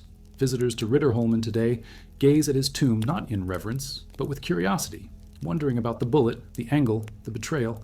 His burial is not a conclusion, but a question mark carved in stone. And so Charles V's funeral stands among the most grotesque in royal history, not because of spectacle or scandal in the moment, but because of the way death refused to silence him. His coffin became a puzzle box, his burial a stage for rumor. He was not allowed to rest, because history itself would not let him. And as long as the question of the fatal bullet lingers, his funeral remains unfinished, an eternal inquest disguised as a royal burial. George IV of England died in June 1830, and his funeral was remembered not for its solemn grandeur, but for its grotesque spectacle. By the time of his death, he had become a caricature of monarchy itself, bloated, diseased, and despised by much of his people. Known in his youth as the dashing Prince of Wales, admired for his charm, wit, and love of fashion, George had long since squandered his reputation. Excessive drinking, gluttony, affairs, gambling, and endless political quarrels had turned him into a figure of ridicule. He had once been nicknamed the first gentleman of Europe, but by the end he was known simply as a corpulent tyrant, too swollen with gout and too addicted to laudanum and brandy to walk without difficulty. His funeral, therefore, became a grotesque reflection of his life, a mixture of pomp and disgust in which courtiers struggled to disguise the physical ruin of the king's body while the public whispered scorn. When death finally came at Windsor Castle, the scene was pitiful. George's body had been ravaged by dropsy, what we would now call severe edema, as well as years of overeating and drinking. His legs and abdomen were grotesquely swollen with fluid, his breathing labored, his face bloated beyond recognition. Attendants reported that his body was so distended that fitting him into the coffin became a practical challenge, one that required carpenters to adjust the measurements. The king, who had once prided himself on his tailored suits and jeweled waistcoats, now left behind a corpse that shocked those who saw it. Embalming was attempted, but with little success. Reports circulated that the stench from the king's body was overwhelming, seeping even through layers of cloth and coffin lining. Windsor's corridors filled with the sickly odor of decay, forcing attendants to cover their mouths and carry scented handkerchiefs. It was said that the body swelled so badly that the coffin could barely be closed, a grotesque parody of royal dignity. In earlier centuries, monarchs had been embalmed into near perfection, their faces painted and their bodies dressed in finery. But George IV's corpse defied beautification. It was, in its sheer grotesqueness, a symbol of the excesses that had defined his life. The funeral procession was staged with all the traditional pomp. Guards in full uniform, banners flying, muffled drums echoing through Windsor. But the atmosphere was strained. Unlike the genuine outpouring of grief that had marked the funerals of his father, George III, or his daughter, Princess Charlotte, George IV's farewell was met with indifference at best and open derision at worst. Crowds were small, their cheers absent, their whispers cutting. People muttered about the millions squandered on palaces, mistresses, and feasts, even as the king's body was carried to its grave. The irony was painful. The pomp of monarchy was still there, but the respect was gone. Inside St. George's Chapel, the contrast was even sharper. The choir sang, candles flickered, and the coffin was lowered with ritual prayers. Yet those present could not ignore the grotesque reality of what lay within. It was not the majestic figure of a king, but the swollen, disfigured remains of a man who had eaten and drunk himself to death. Accounts from the time speak of courtiers visibly uncomfortable, their faces pale, their eyes averted. The chapel smelled faintly of decay, despite every effort to mask it. The funeral, instead of elevating George IV, became a macabre reminder of his downfall. What makes this funeral so grotesque is not only the physical condition of the body, but also the political and moral context. George IV's reign had been one of scandal. His disastrous marriage to Caroline of Brunswick, his endless debts, his open corruption, his hostility to reform. By the time of his death, he was seen less as a king than as a cautionary tale. His funeral did nothing to rehabilitate him. If anything, it underscored his decline. People remembered not the solemn hymns, but the whispered jokes about his obesity, the rumors that his coffin had to be reinforced, the pitying remarks about how far the first gentleman of Europe had fallen. There is a dark comedy in imagining it. The same man who had once thrown lavish banquets with entire tables groaning under the weight of food, who had ordered his chefs to prepare multi-course feasts at midnight, was now a corpse that reeked of rot, a body so bloated that carpenters struggled to contain it. The king, who had obsessed over appearances, who had adorned himself with jewels and silks, could not escape the grotesque reality of his own flesh. His funeral was a cruel punchline, a final performance in which the audience smirked rather than mourned. And yet, in its grotesqueness, George IV's funeral tells us something important about monarchy itself. Funerals are meant to sanctify memory, to cast rulers in the glow of solemnity. But sometimes the body refuses to cooperate, and the life lived cannot be disguised. George's swollen corpse and the scorn of his people shattered the illusion of majesty. His funeral became a mirror of his reign. Pomp without substance, grandeur without respect, ritual without love. Today, visitors to St. George's Chapel walk past his tomb with little notice. There is no romantic myth, no legend of martyrdom, no aura of dignity. Instead, George IV is remembered in anecdotes of gluttony and caricatures of a corpulent king who feasted while his people struggled. His funeral did not erase those images, it confirmed them. In the end, his burial was less a farewell than a final judgment, a grotesque spectacle that ensured his legacy would be one of ridicule. And that, perhaps, is the ultimate irony. Funerals are supposed to be the final word, the moment when history closes its book on a life. But George IV's funeral did the opposite. It left the book wide open, pages filled with mockery, the smell of decay lingering long after the candles had burned out. His body may lie at Windsor, but his reputation still wanders through history as a cautionary tale of excess, corruption, and a funeral that revealed more than it concealed. Philip IV of Spain, who reigned from 1621 until 1665, presided over one of the most fascinating yet troubled periods in Spanish history. He was a king who adored the theater, patronized artists like Velázquez, and surrounded himself with glittering courtly rituals. But his reign was also marked by military decline, financial crises, and humiliating defeats that eroded Spain's once mighty empire. By the time of his death, Philip's health had collapsed under the weight of gout, obesity, and exhaustion, while his reputation was already sinking under the burden of imperial decay. His funeral, meant to display the majesty of the Spanish monarchy, became a grotesque parody of itself. From the moment his body was prepared for burial, the ceremony spiraled into a theater of decay, incompetence, and absurdity that left witnesses with more horror than reverence. The first indignity came with the embalming. Like other Habsburgs, Philip's body was subjected to a ritual dismemberment. His organs were removed, his heart and entrails placed in separate reliquaries, and his corpse stuffed with aromatic substances in an attempt to delay decomposition. But the heat of Madrid in September made the process almost impossible. Chroniclers describe how the corpse began to swell, the skin darkening, and the odor spreading through the palace corridors. Perfumed incense could not disguise the stench. Courtiers covered their noses with gloves and kerchiefs, muttering prayers not out of piety but out of sheer discomfort. The king who had once presided over splendid masquerades was now himself a grotesque spectacle, a body that mocked the very rituals designed to honor it. The transport of his remains only worsened the situation.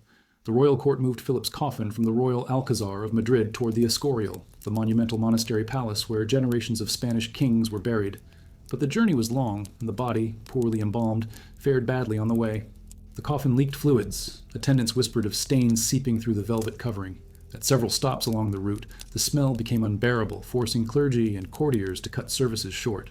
This was meant to be the triumphant final procession of a Catholic monarch, yet it resembled a grim parody of itself, more like the disposal of a nuisance than the glorification of a king. By the time the cortege reached the Escorial, the body had deteriorated so badly that burial could not be delayed. Yet even the final ceremonies conspired against dignity.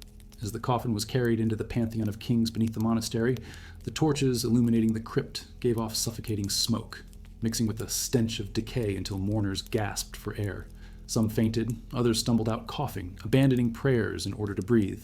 The solemn chants of the monks were broken by gagging and muffled groans. What should have been a moment of sacred grandeur became a suffocating farce, a chamber filled not with reverence but with smoke and rot. The grotesque climax came when the coffin itself nearly collapsed. Overfilled and weakened by the swelling corpse, it groaned under the weight, threatening to break apart before the burial rites were complete. Monks and attendants struggled to steady it, whispering urgent instructions while trying not to alert the congregation to the disaster. One can almost imagine the scene as dark comedy. The greatest monarch of Spain, whose court had staged elaborate auto-sacramentales with flawless choreography, reduced to a burial where even the coffin could not perform its role. The symbolism was impossible to ignore. Philip IV's reign had been one long spectacle of appearances masking decline. He had presided over lavish festivals even as Spain lost Portugal, Catalonia, and vast fortunes in endless wars. His court sparkled with paintings by Velázquez, yet his empire crumbled beneath debt and rebellion. And now, in death, the same pattern played out, a funeral wrapped in grandeur but collapsing under the weight of reality. The king's swollen corpse, the leaking coffin, the suffocating smoke, these were not accidents but metaphors, grotesque reflections of a monarchy rotting from within. Contemporaries could not help but comment. Some saw divine judgment in the indignities that plagued Philip's burial. Others whispered about curses, pointing to the Habsburg dynasty's long history of misfortunes and deformities. Many simply shook their heads at the contrast between the pomp of the rituals and the grim reality of the event. Where once kings had been embalmed to perfection and displayed like holy relics, Philip had become a cautionary tale, proof that even ritual could not mask corruption and decay. And yet, his funeral also became unforgettable, precisely because of its grotesqueness. Visitors to the Escorial still marvel at the pantheon of the kings, with its black marble golden urns and somber silence. But when they hear the story of Philip IV's burial, the grandeur takes on a different meaning. It is impossible not to imagine the smoke, the smell, the leaking coffin, the monks gasping for air. The solemn architecture becomes a stage for a macabre play, in which the funeral revealed the truth of a failing empire better than any sermon or eulogy could. There's a cruel comedy here, too. Philip IV, the man who adored theater and illusion, who loved to watch elaborate plays while avoiding the harsher realities of government, ended his life in a funeral that stripped away all illusion. His body refused to play the part of a serene monarch. His funeral turned into an unintentional satire, a play in which the king's final role was not as a majestic sovereign, but as the protagonist of a grotesque farce. And so Philip IV's burial stands as one of the most unsettling in royal history. It was not the violence of revolutionaries or the contempt of the crowd that humiliated him, but the sheer incompetence of ritual colliding with the brute reality of death. His swollen corpse, his leaking coffin, his suffocating chapel, these became his true epitaph, a story told and retold as proof that no amount of power, wealth, or artistry can prevent the grotesque collapse of flesh. His funeral, like his reign, was a spectacle of grandeur undermined by decay, a final performance that left the audience shaken, disgusted, and oddly enthralled. Ivan IV of Russia, better known as Ivan the Terrible, was a man whose very name conjures both awe and dread. He was the first Tsar of Russia, crowned in 1547, and he built an empire with fire and blood. His reign was marked by brutal purges, the creation of the dreaded oprichniki, wars of expansion, and acts of cruelty so infamous that they overshadow his reforms. He murdered nobles, terrorized cities, and even killed his own son in a fit of rage. When he finally died in March 1584, after nearly 4 decades of absolute power, few expected his funeral to be anything but a solemn, terrifying spectacle, heavy with ritual. Instead, it became one of the most grotesque royal burials in European history, a final act of horror that seemed to echo the violence of his life. His corpse swelled, split, and filled the Kremlin with such a stench that mourners gagged. In death, as in life, Ivan refused to be ordinary. His funeral was a grotesque theater of corruption and dread. The Tsar's final moments were as dramatic as his life. He collapsed while playing chess, a game he loved as much for strategy as for domination. Witnesses reported that he had been ill for weeks, his body swollen with disease, his face marked by age and excess. Some whispered of poison, others of divine punishment, but all agreed that his death was sudden and unsettling. Almost immediately, attendants set about preparing his body for burial in the Archangel Cathedral within the Kremlin, the traditional resting place of Moscow's rulers. But the Tsar's corpse had other plans. Embalming in 16th century Russia was a crude science relying on salts, herbs, and primitive incisions. When Ivan's body was opened, attendants were shocked to discover signs of advanced decomposition almost immediately. His flesh was bloated with fluids, his skin discolored with patches of black and green. As they attempted to clean and wrap him, the body reportedly burst in places, releasing a stench so overwhelming that priests struggled to remain in the room. Chroniclers later wrote that the odor was unbearable, as if the earth itself rejected him. This was no serene corpse dressed in robes of majesty. It was a spectacle of decay, a reminder of mortality that clashed violently with the pomp of Tsarist ritual. The attempts to dress him only deepened the grotesque farce.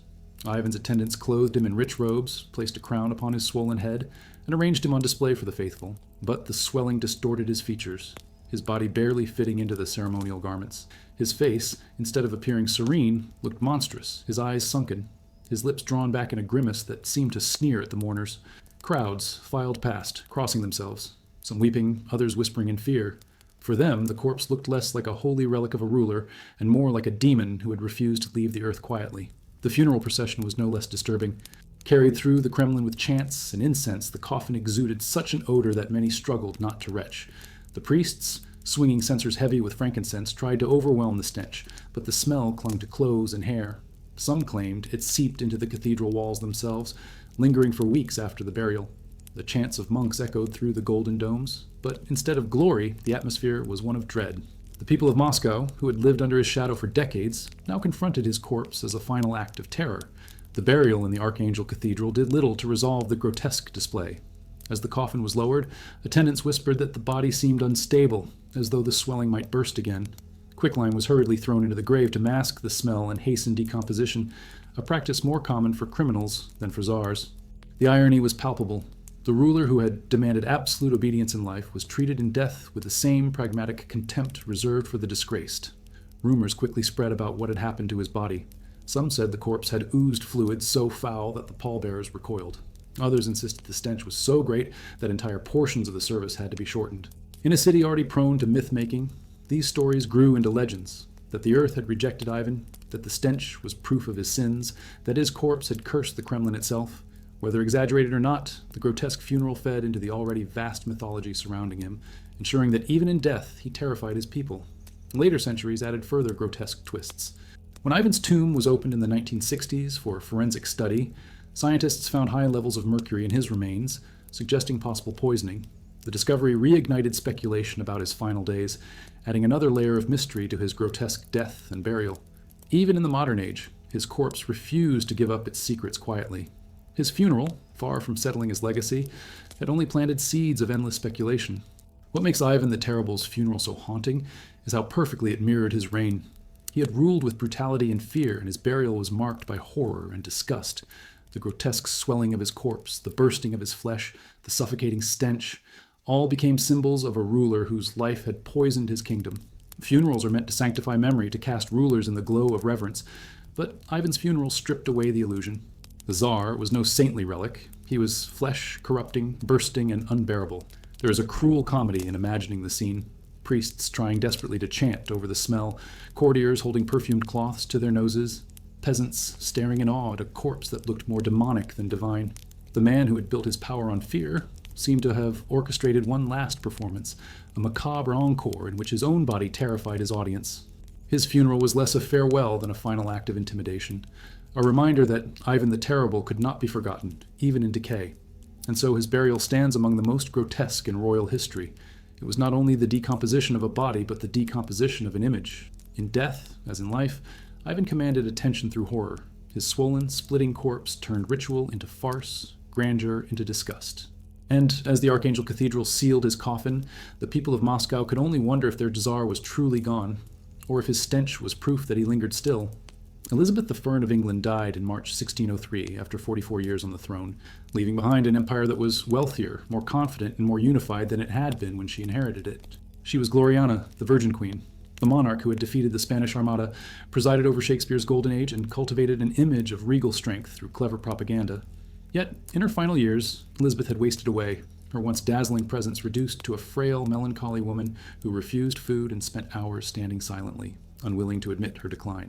When she finally died at Richmond Palace, her subjects were plunged into grief, but her funeral was not the serene farewell of an untouchable icon. Instead, it was an uneasy mix of grandeur and grotesque, a ceremony haunted by eerie accidents, unsettling imagery, and whispered fears that her spirit remained restless.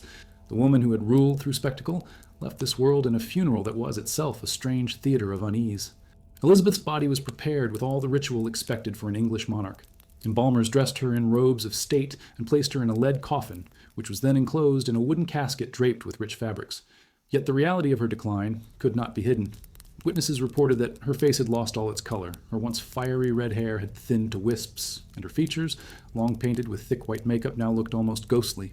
In life, she had crafted her image carefully, appearing in glittering gowns and jeweled wigs. In death, her corpse betrayed her, fragile, pale, and unsettling. Perhaps to soften this, her funeral cortege did not display her body itself, but carried an effigy, an elaborate wax likeness of the queen dressed in royal garments, a substitute meant to project majesty. Yet this very effigy would turn her funeral into something uncanny. The procession through London was meant to be magnificent. On April 28th, the coffin was carried on a hearse drawn by horses draped in black, followed by nobles, clergy, and courtiers. The streets were lined with thousands of mourners, many weeping openly. Chroniclers noted the heavy silence, broken only by the tolling of bells and the slow beat of drums. Above the coffin rode the effigy of Elizabeth, crowned, scepter in hand, dressed in white robes, her face eerily lifelike. For some, it was a moving sight, as though the queen herself were presiding over her own funeral. But for others, the wax figure was unnerving, its stillness uncanny, its eyes seeming to stare blankly at the crowd. Children cried, and whispers spread that the effigy looked more like a corpse than a queen. The funeral sermon at Westminster Abbey praised her as the savior of England, but even here the grotesque intruded. According to several accounts, the effigy atop the coffin began to collapse during the service, its head tilting unnaturally, the wax melting slightly from the heat of candles. Some swore that the nose broke off, others that the face sagged, giving the impression that Elizabeth was rotting before the congregation's eyes. In an age steeped in superstition, such accidents were not dismissed as coincidence, but interpreted as omens. Whispers spread through the crowd. Was this a sign that the Virgin Queen's soul was unsettled, that she resented being replaced by James I, the Scottish king who now inherited her throne? The grotesque spectacle of the collapsing effigy overshadowed much of the carefully staged grandeur. Elizabeth had ruled by cultivating awe, but in death, her image betrayed her. Instead of immortal majesty, people remembered the wax figure sagging, its lifelike features slipping into parody. The effigy, meant to preserve her dignity, had instead turned into a haunting metaphor for decay, a reminder that even the greatest monarch cannot resist the pull of mortality. And yet, even amidst the grotesque, there was genuine sorrow. Crowds in the streets sobbed, crying out that England had lost its mother. Merchants closed their shops, women tore their clothes, and men spoke of an emptiness that nothing could fill. For the people, the grotesque accidents of the funeral did not erase the memory of her reign, but deepened its tragedy. The Virgin Queen had lived as an icon, and in death she had become something uncanny, a figure poised between reverence and horror, majesty and mortality. The symbolism of her funeral was too sharp to ignore. Elizabeth had spent her life fighting to maintain her image, concealing her wrinkles with makeup, her thinning hair with wigs, her political vulnerabilities with displays of authority. In death, all those illusions collapsed, literally, before the eyes of her people. The wax effigy's sagging face mirrored the truth that had been hidden for years. Elizabeth was mortal, fragile, and gone. The grotesque became a kind of honesty that no sermon could disguise. There was a cruel comedy in imagining. The greatest queen in English history, who had outwitted Spain, France, and her own courtiers, was betrayed not by enemies, but by a poorly made effigy. The collapse of her likeness in Westminster Abbey was the last irony of a reign built on image. Even in death, she could not escape spectacle. Her funeral became another performance, one that left the audience shocked and uneasy. And so, Elizabeth I's burial stands out as one of the most unsettling in royal history.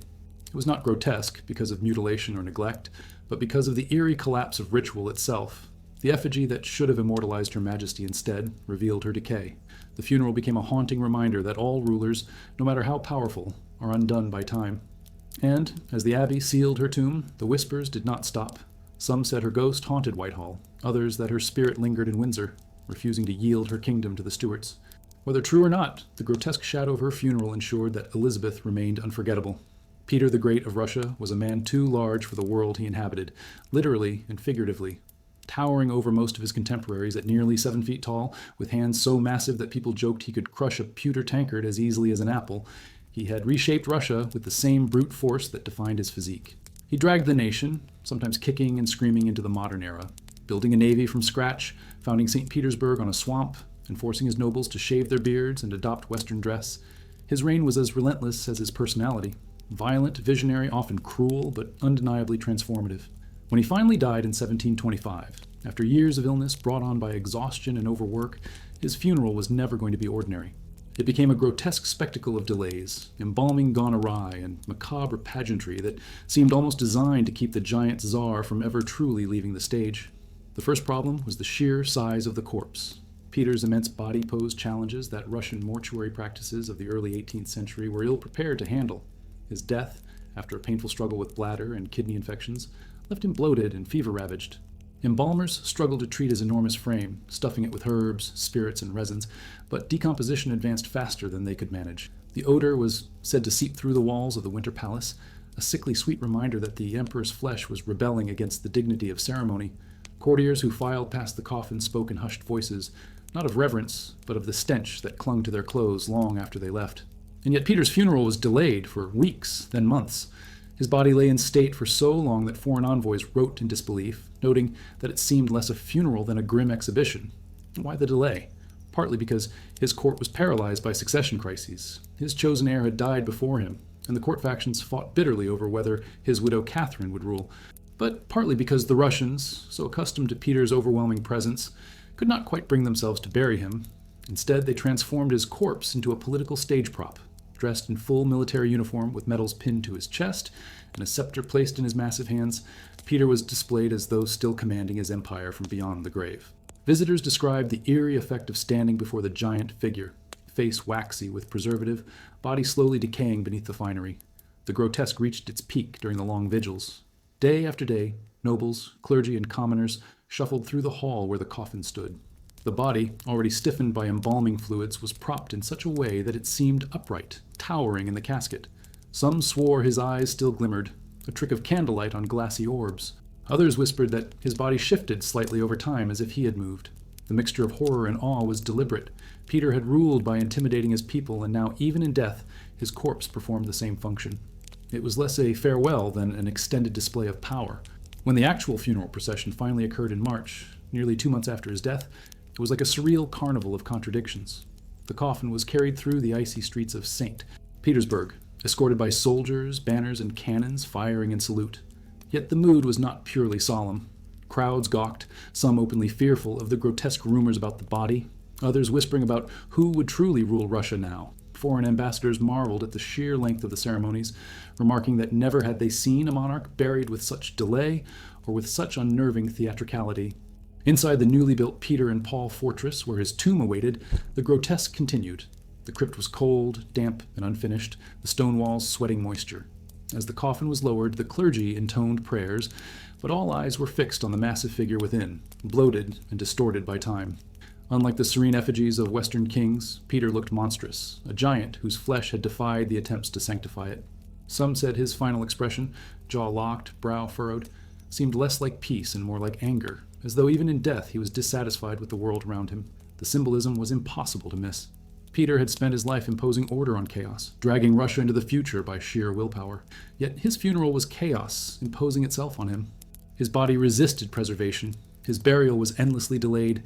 His corpse became a grotesque spectacle that horrified and fascinated in equal measure.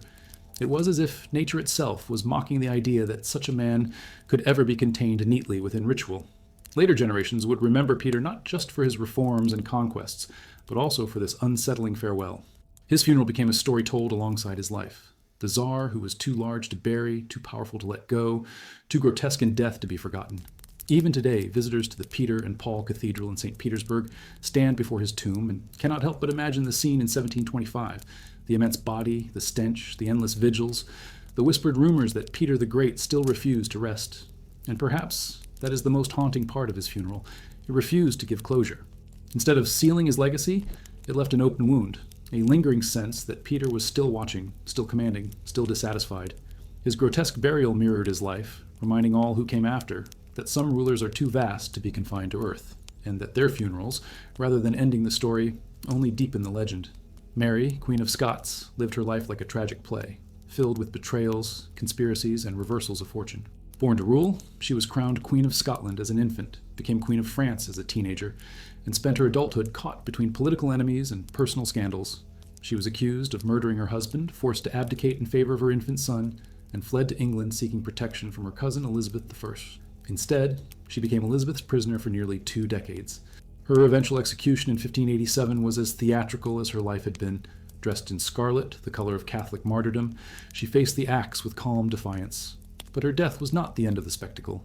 Her funeral, or rather the grotesque parody of one, was marked by delays, indignities, and political maneuvering.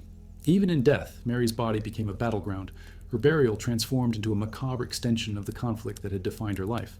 The execution itself set the tone for the grotesque. When Mary laid her head on the block at Fotheringhay Castle, the executioner swung his axe, but failed to sever her head in a single blow. It took 2 strokes, and even then, her lips were said to move as if she were still whispering prayers. When the executioner lifted her head to the crowd, the auburn curls slipped away, revealing a gray wig beneath. Mary's real hair had been shorn close to her scalp, leaving her corpse looking far older and more frail than the iconic beauty she had once been.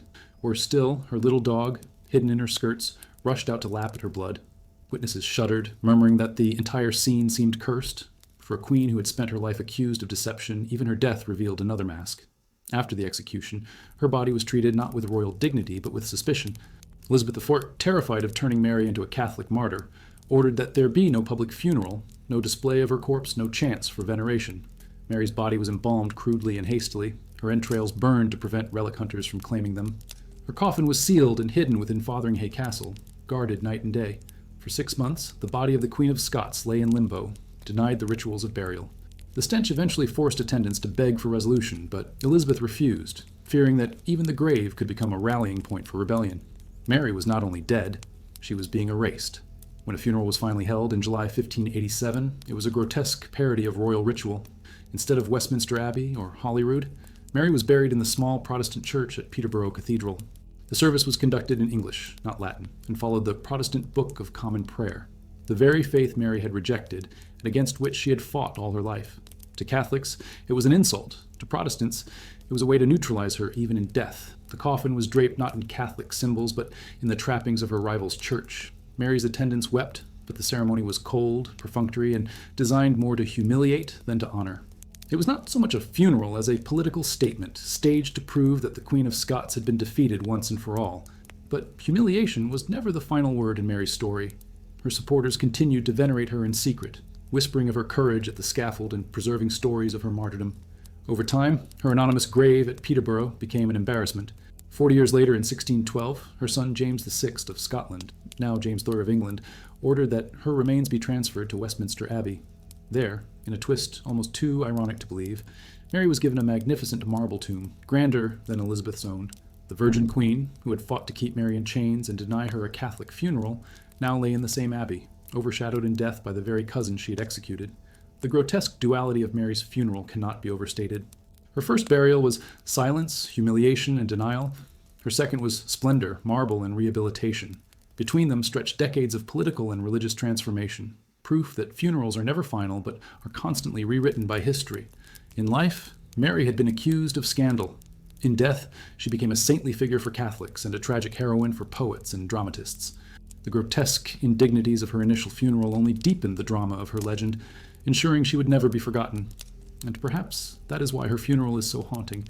It forces us to see how power can strip dignity even from death, how politics can twist a burial into a weapon. Mary, Queen of Scots, was denied the rituals that might have brought peace to her body and her memory. Instead, her coffin became another battlefield, her grave another arena of conflict. Yet in the long run, humiliation turned into vindication. Elizabeth's careful attempt to erase Mary only made her legend grow stronger. There is a cruel comedy in imagining Elizabeth's ghost, watching the grand reburial of her cousin in Westminster Abbey, the marble effigy gleaming, the crowds whispering reverently. The Queen, who had ordered Mary's execution to silence her forever, now lay in the same building, overshadowed by the very rival she had feared. Funerals are meant to close stories, but Mary's did the opposite. They reopened wounds, provoked whispers, and kept her alive in the imagination of her people. And so Mary, Queen of Scots, endures in history not only as a tragic monarch, but as a figure whose grotesque funeral became part of her myth. the dog lapping at her blood, the wig slipping from her severed head, the Protestant prayers intoned over her Catholic corpse. These images linger far longer than marble or sermons. Her funeral was not a farewell, but a transformation, turning a disgraced prisoner into an immortal queen of memory. Charles II of Spain, the last of the Spanish Habsburgs, was a man born into tragedy. His very existence was proof of the dangers of dynastic obsession. Generations of inbreeding had left him frail, deformed, and plagued by endless illnesses. Known by his people as El Hechizado, the Bewitched, he was believed to be cursed, incapable of fathering heirs, and incapable of ruling effectively. His reign, from 1665 until his death in 1700, was one long decline, marked by wars Spain could not win, debts it could not pay, and a monarchy that seemed to rot from within. When he finally died at the age of 38, his funeral was less a solemn farewell than a grotesque spectacle of horror, in which his decayed and misshapen body seemed to embody the downfall of an empire. The accounts of Charles's deathbed already foreshadowed the grotesque. He was said to be so emaciated that he looked like an old man rather than someone still in his 30s. His skin hung loose over his bones, his jaw deformed, his tongue swollen and discolored. He could barely swallow, and his last days were filled with seizures, convulsions, and ramblings that many attributed to demonic possession. Priests performed exorcisms in his chamber, sprinkling holy water over the king's twitching body, while courtiers whispered that witches and sorcerers had sapped his strength. When he died on November 1st, 1700, it was All Saints' Day, a symbolic end that many interpreted as divine judgment. Embalming revealed horrors that stunned even hardened attendants. His autopsy report became infamous. His body, they wrote, did not contain a single drop of blood. His heart was the size of a peppercorn, his lungs corroded, his intestines putrefied, and his head full of water. He had, in the words of one observer, the body of a 70-year-old in the shell of a man not yet 40. For a king believed to be bewitched, the autopsy was seen as proof. His physical ruin was not just personal, it was dynastic. The mighty Habsburg line ended with a body that seemed cursed from birth. The embalmed corpse was placed in a coffin draped with royal banners and carried to the monastery of El Escorial, the vast granite complex outside Madrid, where generations of Spanish kings had been buried. But the journey and the display of the body turned into a spectacle of disgust. The embalming had done little to preserve him. Witnesses remarked that the stench was overpowering, seeping even through the coffin. Priests waved incense so heavily that the cathedral was filled with smoke, and mourners coughed and wiped their eyes. Yet still the odor clung, as though the corpse itself refused to be sanctified. The funeral rites, meant to project majesty, instead became a theater of horror. As the coffin was opened for viewings, courtiers recoiled at the sight of the king's face, already darkened, sunken, and grotesque. Instead of the serene mask of royal dignity, Charles looked monstrous, a symbol of decay. Some claimed his swollen tongue protruded grotesquely, others that his eyes seemed to stare blankly, like glass marbles set in a skull. Superstition spread quickly. People muttered that the devil had claimed him, that his body resisted the prayers of the church. The cathedral, heavy with incense and whispers, became less a house of God than a chamber of dread. The burial itself was fraught with symbolism. Charles was interred in the Pantheon of Kings at El Escorial, the black marble crypt built by Philip II to glorify Spain's Catholic monarchy. There, beneath gilded vaults, rested generations of Habsburg rulers who had once commanded the world. Yet Charles's coffin was lowered not with reverence, but with unease. The dynasty had ended with him. His body represented not continuity, but collapse.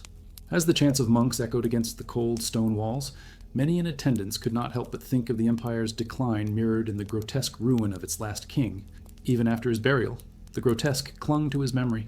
Stories of the autopsy spread across Europe, retold in horrified fascination. Pamphlets described his peppercorn heart and his water-filled head as evidence of God's wrath on Spain. Foreign diplomats used his body as metaphor in their reports, writing that the Spanish monarchy was as hollow as the corpse of its king. His funeral, meant to honor him, instead turned into a cautionary tale, a grotesque morality play about the dangers of arrogance, superstition, and dynastic obsession. There is a cruel comedy in it all. Charles, who had been treated as bewitched and cursed in life, became even more bewitched in death. His autopsy read like a medieval legend, his funeral smelled like a battlefield of decay, and his burial symbolized the end of an empire. For a man mocked as powerless, his corpse wielded immense power, shaping the way Europe saw Spain for generations. The grotesque indignity of his funeral ensured that his story would never be forgotten. And perhaps that is the true lesson of Charles II's funeral. Funerals do not always sanctify. Sometimes they expose. They strip away the illusions of majesty and reveal the raw, unsettling truth. In Charles' case, the truth was not only the ruin of a body, but the ruin of a dynasty. His funeral became the burial not just of a man, but of an entire royal house. As the doors of El Escorial's pantheon closed, sealing the last Habsburg king in his black marble tomb, Spain stood on the brink of the War of Spanish Succession, a conflict that would plunge Europe into chaos for a generation. The grotesque image of Charles's body lingered in the minds of all who had seen it, a chilling reminder that death has a way of making metaphors flesh, and in that moment, his funeral became less a farewell than a prophecy of the turmoil to come. Ludwig II of Bavaria was a man who seemed born for legend rather than governance. Known as the Märchenkönig, the fairy tale king, he built castles that looked like dreams carved in stone: Neuschwanstein, Linderhof, Herrenchiemsee, fantastical palaces of marble and gold that seemed more suited to operas than to politics. He adored Wagner's music, moonlit rides, and solitude in his extravagant constructions. Yet he ignored ministers, budgets, and the reality of a kingdom. To his people he was eccentric, to his critics he was mad, and to himself he was a misunderstood artist trapped in the role of monarch. When he died, mysteriously in 1886, found floating lifeless in Lake Starnberg alongside his psychiatrist under circumstances never fully explained, Bavaria was stunned. His funeral, instead of restoring dignity, became a grotesque Gothic theater, his bloated corpse, strange rituals, and candlelit procession transforming the king into a mythic figure of tragedy. The first sight of his body shocked those who retrieved it. Ludwig's immense frame, he stood over 6'4" and had grown corpulent in later years, was grotesquely swollen with water. His once handsome face, remembered for its sharp, aristocratic features and melancholy eyes, was now disfigured, his skin waxy, lips darkened, and hair matted with lake water. Witnesses noted the blue tinge of his skin and the eerie stiffness of his hands. Rumors spread immediately. Some whispered that he had been shot, others that his psychiatrist had tried to escape and Ludwig had dragged him down with him. The official verdict of drowning never silenced speculation, and the grotesque state of his corpse only deepened the sense of mystery. Embalming was attempted, but the waterlogged body resisted preservation. The stench of decomposition clung to the room where he was prepared, forcing attendants to burn heavy incense. His coffin had to be lined carefully, as fluids leaked despite the efforts to contain them. Yet the embalmed body was displayed for public mourning. Dressed in regal robes, his face powdered to disguise the discoloration, thousands of Bavarians filed past, some weeping with genuine sorrow, others whispering of conspiracy, all unsettled by the unnatural pallor of the dead king. His legend was already beginning to outshine his life. The funeral procession itself was something out of Gothic opera. Ludwig's coffin was placed on a carriage drawn by black horses, shrouded in dark velvet. Torches and candles lit the route through Munich as night fell, casting flickering shadows on the cobblestones. The air was heavy with incense, the bells of churches tolling, the streets lined with mourners holding lanterns. Some accounts describe the eerie sound of Wagner's music, his beloved composer, played softly in the background, making the entire event feel less like a funeral and more like a theatrical performance, staged for eternity. Yet behind the grandeur was unease. People whispered about the bloated body inside, the unanswered questions of the drowning, the lingering odor of decay masked by clouds of perfume. At St. Michael's Church in Munich, the coffin was placed before the high altar, surrounded by candles so numerous that the entire sanctuary glowed with an otherworldly light. Monks chanted, choirs sang, and nobles bowed their heads. But even here, the grotesque intruded. Attendants had to keep refreshing the incense burners to cover the smell of the decomposing body. Some mourners claimed the coffin seemed to creak ominously as though the massive frame within strained against it. The effect was unsettling. Ludwig appeared less a king at rest and more a restless spirit forced into ceremony. The burial in the royal crypt was intended to bring closure, but it only added to the legend. Ludwig was interred in a bronze sarcophagus, sealed tightly to contain the body. Yet before the final rites, a bizarre ritual was carried out. His heart was removed and placed in an urn, following Wittelsbach family tradition, and sent to the shrine of Altötting. This act, macabre and medieval, fueled gossip. Was the heart taken to preserve a relic of the mad king, or was it part of an effort to disguise the truth of his death? Even in burial, his body was divided, fragmented, treated less as a human corpse than as an artifact of mystery. The grotesque power of Ludwig's funeral lies in how perfectly it reflected his life. He had lived as a man out of time, building castles that looked like fantasies, living in candlelit solitude, staging his reign as a kind of theater. His death in turn became a Wagnerian finale, mysterious, operatic, charged with tragedy. The bloated corpse, the flickering candles, the haunting music. It was as though the king himself had scripted his final act. Yet the grotesque details, the stench, the swelling, the whispers of murder, reminded everyone that behind the myth was a real man, undone by his own contradictions. Even today, Ludwig's funeral continues to fascinate. Visitors to Neuschwanstein imagine the fairy tale king, drowned in scandal and buried in shadow, while conspiracy theories about his death refuse to die. his crypt in St. Michael's remains a place of pilgrimage, not because of reverence for his reign, but because of the Gothic allure of his end. His funeral, more than any palace, cemented his legend, Ludwig II as the tragic king, the dreamer who built castles in the sky and drowned in darkness. And so the grotesque became eternal. His swollen body, his divided remains, his candlelit farewell, they all became part of a story too powerful to be erased. Funerals are supposed to bring closure, but Ludwig's only opened questions, transforming him into a figure who still haunts Bavaria like a ghost wandering through his own castles. His funeral was not the end of a life, but the beginning of a myth, and the grotesque details ensured it would never fade. Frederick William I of Prussia, remembered as the Soldatenkönig, the soldier king, was not a monarch of subtlety. He despised luxury, loathed pomp, and ruled with an iron fist that valued discipline over display. His reign from 1713 to 1740 transformed Prussia into a militarized state, its society bent toward the army, its identity defined by the drill. He reduced court ceremonies, cut expenses, and invested everything into building a standing army that was disproportionately huge for his small kingdom. He loved soldiers more than courtiers, muskets more than jewels, and discipline more than diplomacy. And yet, when death came for him in 1740, his funeral was anything but simple. It became a grotesque mixture of military theater and macabre spectacle, as though his obsession with soldiers, uniformity, and control followed him even into the grave, but in ways that made his farewell eerie rather than noble. Frederick William's body was in poor shape long before his final breath. Years of obesity, gout, and dropsy had left him swollen and crippled. He could barely move in his last years, his once booming voice reduced to gasps. He had terrorized his family, beating his son, the future Frederick the Great, in public, and alienated many with his brutality. But he remained fixated on one thing: soldiers. He demanded to be buried, not in splendor, but surrounded by the army he had built. And so, when he died in May 1740, preparations for his funeral began with military precision. But what followed veered into the grotesque. His massive body presented challenges from the outset. Bloated by illness, it was difficult to dress him in uniform. Attendants struggled to force the stiff limbs into boots and coat, and the embalming only partially slowed decomposition. The smell began to spread quickly through the palace halls, forcing servants to keep windows open and incense burning. His coffin, lined with lead, was fitted carefully to hold the bulk of the soldier king. Yet even then there were whispers that the corpse seemed restless inside, as though straining against its container. The funeral procession through Berlin was meant to showcase the power of the Prussian army. Soldiers marched in perfect formation, drums beating, muskets gleaming, banners held high. The coffin, draped with the black and white of Prussia, was carried as though it were another regiment in parade. Citizens lined the streets, not sure whether to grieve or to fear, for Frederick William had been as much a tyrant as a king. Yet beneath the strict order of the march, the grotesque intruded. The stench of the decomposing corpse, wafting even through the sealed coffin, made some soldiers gag as they marched. Drummers reported fainting, overwhelmed by both the heat and the smell. Whispers spread through the crowd that the king, even in death, disciplined his men through sheer presence, forcing them to endure a march that felt more like punishment than honor. At the garrison church in Potsdam, the grotesque reached its climax. The soldier king had demanded to be buried there, not among the splendor of royal tombs, but beside his beloved soldiers. His coffin was lowered into a crypt near the regiment he cherished most, the giant grenadiers he had collected obsessively during his reign. These men, some nearly 7 feet tall, had been his pride and joy, paraded like curiosities across Europe. Now, in death, he sought their company more than that of saints or kings.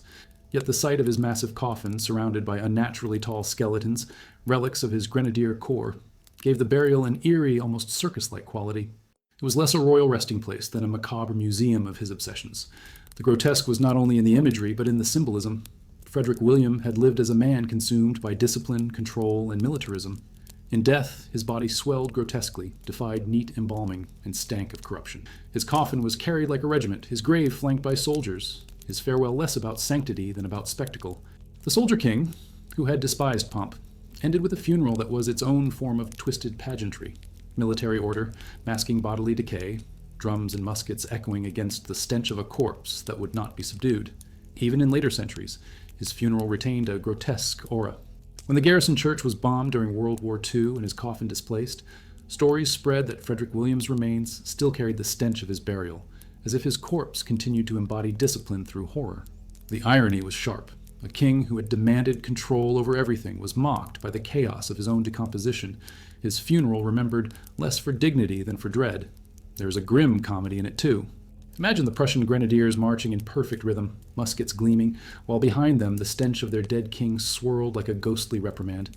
The man who had drilled them mercilessly in life now seemed to drill them still, his bloated body forcing endurance. His grotesque funeral a final exercise in discipline. He could not release his soldiers, nor could they release him. And so Frederick William I's burial remains one of Europe's strangest. It was not the marble grandeur of Versailles, nor the tragic theater of Mary Stuart, nor the decayed horror of Charles II of Spain. It was something uniquely Prussian, a grotesque parade of soldiers escorting their decaying king to the grave, a funeral that turned militarism into morbidity. His reign had shaped Prussia into a barracks. His funeral turned his grave into one too. Catherine de' Medici, the Florentine-born Queen of France, lived her entire life under the shadow of suspicion and power. Married to Henry II of France, mother of 3 kings, and regent during one of the most turbulent eras in French history, she was both revered as a political survivor and reviled as a schemer. Protestants accused her of masterminding the Saint. Bartholomew's Day Massacre. Catholics whispered about her Italian sorcery, and courtiers regarded her as a woman who pulled strings behind the throne while feigning humility. She loved astrology, consulted seers, and filled her palaces with poisons and potions, or so her enemies claimed. When she finally died in January 1589, exhausted at the age of 69, her funeral was as grotesque as her reputation suggested, marked by a bloated corpse, delayed rites, and an atmosphere thick with fear and rumor. Her death was supposed to close the book on decades of intrigue, but instead it turned into another chapter of macabre theater. The first indignity was her body itself. Catherine had grown heavy in her later years, her figure swollen by age and illness. When death came, her attendants faced the grim task of embalming her, but the process went poorly. Witnesses wrote that her belly swelled grotesquely, gases escaping with sickening noises as the embalmers tried to prepare her. The odor was so overpowering that servants gagged and priests demanded extra incense to mask it. Some claimed her skin turned black in patches almost immediately, giving her the appearance of someone already rotting within hours of her death. For a woman accused in life of being close to witchcraft, the grotesque transformation of her corpse only fed whispers that the devil had come to claim her. Then came the problem of where to bury her. Catherine had long intended to rest beside her husband Henry II in the grand Basilica of Saint-Denis, the necropolis of French kings. Yet political turmoil interfered. Her son Henry III was assassinated only months after her death, and the wars of religion raged on. The Catholic League controlled Paris, making transport of her body dangerous. As a result, Catherine's coffin was left in Blois for months, then transferred quietly to the convent of Saint-Sauveur in Paris. There it languished in obscurity, her body denied the immediate honor of royal interment. Imagine the irony. A queen who had ruled France through her sons, orchestrated marriages across Europe, and survived endless conspiracies, left unburied like a criminal, her coffin shunted aside while war tore her kingdom apart. The grotesque only deepened when her coffin was finally moved toward Saint-Denis. Accounts describe the macabre journey of her decaying remains, the odor of corruption following the cortege. By the time she was placed temporarily at Saint-Sauveur, some claimed her coffin was leaking fluids. The faithful avoided passing too close, muttering that the queen's body was cursed. When at last she was interred in Saint-Denis years later, there was little of the grandeur usually afforded to a queen mother. No magnificent procession, no solemn display, just a hurried burial that tried to erase the embarrassment of years of neglect. Symbolism haunted the entire episode. Catherine had lived as a master of appearances, using pageantry, court festivals, and symbolic gestures to project power. She had once staged elaborate entertainments filled with allegories of peace and unity, meant to soothe the fractured France. Yet in death, her own body betrayed her. Instead of splendor, there was stench. Instead of grandeur, obscurity. The woman who had controlled the theater of monarchy so carefully was denied her final performance. The grotesque became her closing act, a silent mockery of her obsession with image.